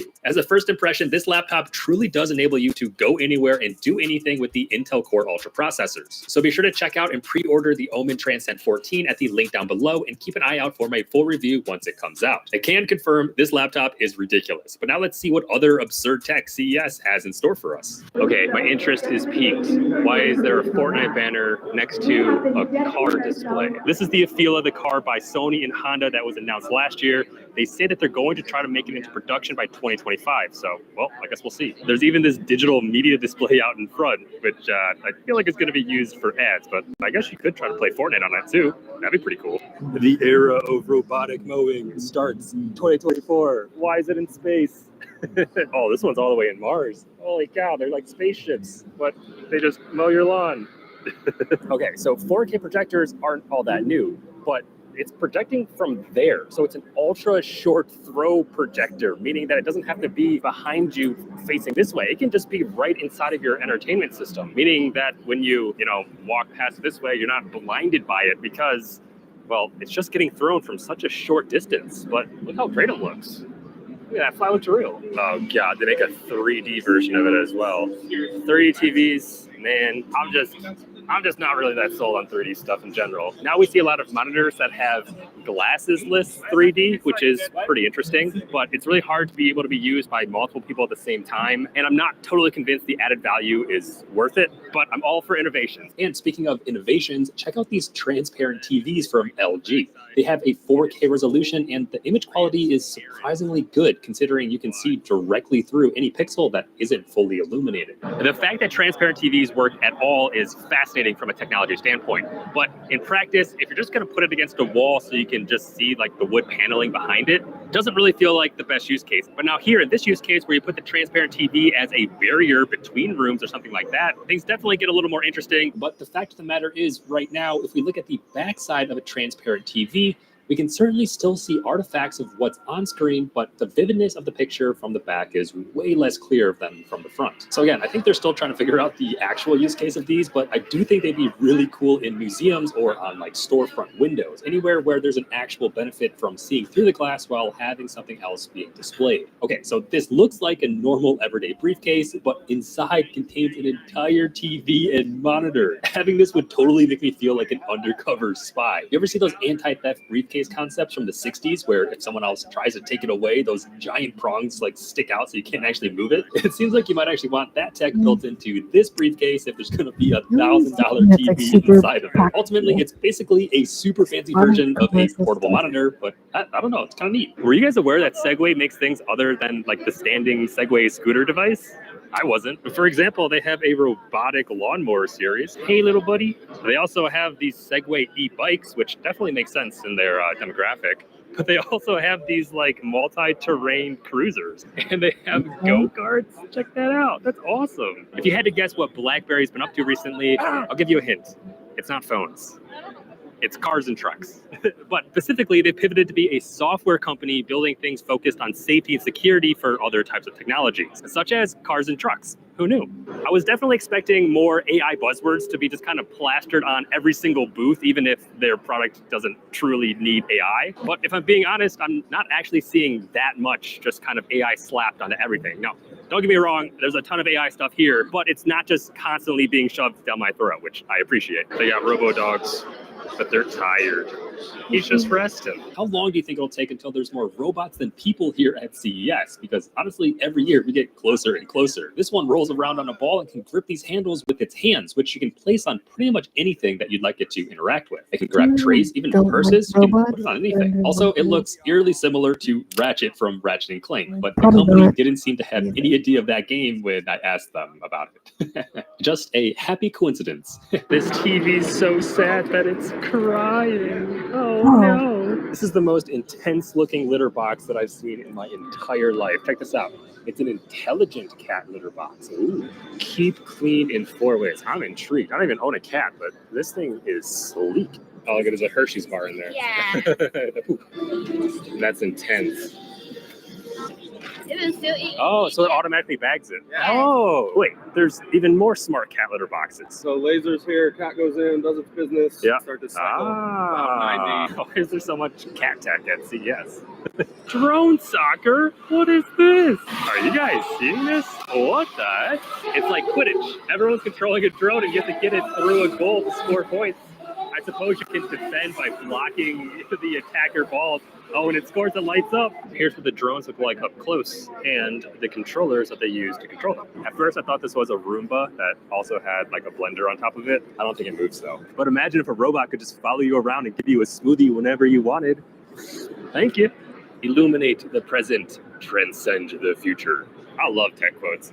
What does that even mean? Ooh, these treadmills fold up so small. Now they can collect dust in even more of an efficient capacity. No way, they got humans inside of boxes? What? It's actually kind of cool, holograms inside of boxes. I still feel like it's not that much different than looking at a normal screen, except for the parallax effect, but I don't know, maybe I'm wrong. Maybe that's the future. We'll all be in boxes one day. The future. I actually think this is one of the more interesting use cases of this kind of glasses technology where it projects something, because when you're working out, you have no access to your hands at all. Look at that. You can see exactly how many laps you've swam, how far you've gone, how long you've done it for. Torture device? No, it's just an outdated massage chair. This is the future. Pod people. There are legitimately a ton of massage pods here. It's kind of crazy. Now, this is the way to do it. If you can combine a gaming chair with a massage pod. Ooh, gigabytes here. These motherboards have a quick latch release, so you never actually have to screw down the cooler on top of your M.2. You can just unrelease this and it comes off. That's actually really smart. This is by far the smallest 4060 that I've ever seen. For reference, that's a 4080 and it's beefy as heck. Look how tiny this is. The power adapter is actually on the side to aid with the cable management, and honestly, that's crazy. 30 monitors that don't require glasses and membrane keyboards. Name a better combination. Now this is one heck of a futuristic excavator. Oh my gosh. This looks intense on the showroom floor. I would love to see how it looks out in practice in the dirt once it gets a little roughed up. It's also unmanned, which means you can control it from a seat like this. I'm actually geeked about that. That's so cool. That'll wrap up my coverage of CES 2024. Thank you for watching. I hope you enjoyed seeing all. It was okay.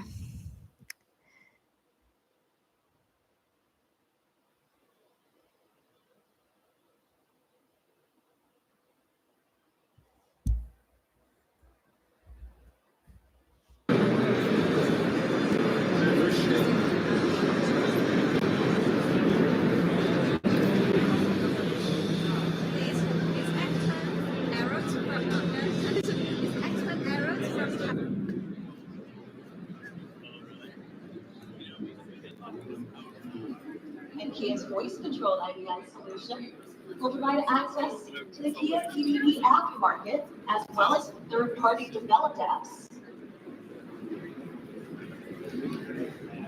Installed apps are updated continuously via OTA, so that customers can enjoy the latest information and entertainment content on the go,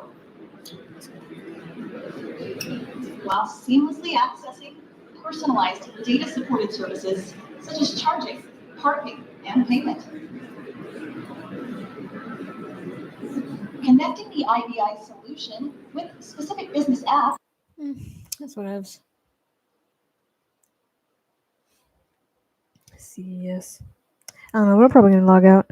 Whoever stopped by and say what's up. Hope you have a wonderful night. And oh, hey, hi, how are you, Revidoo? I didn't see you there, bud.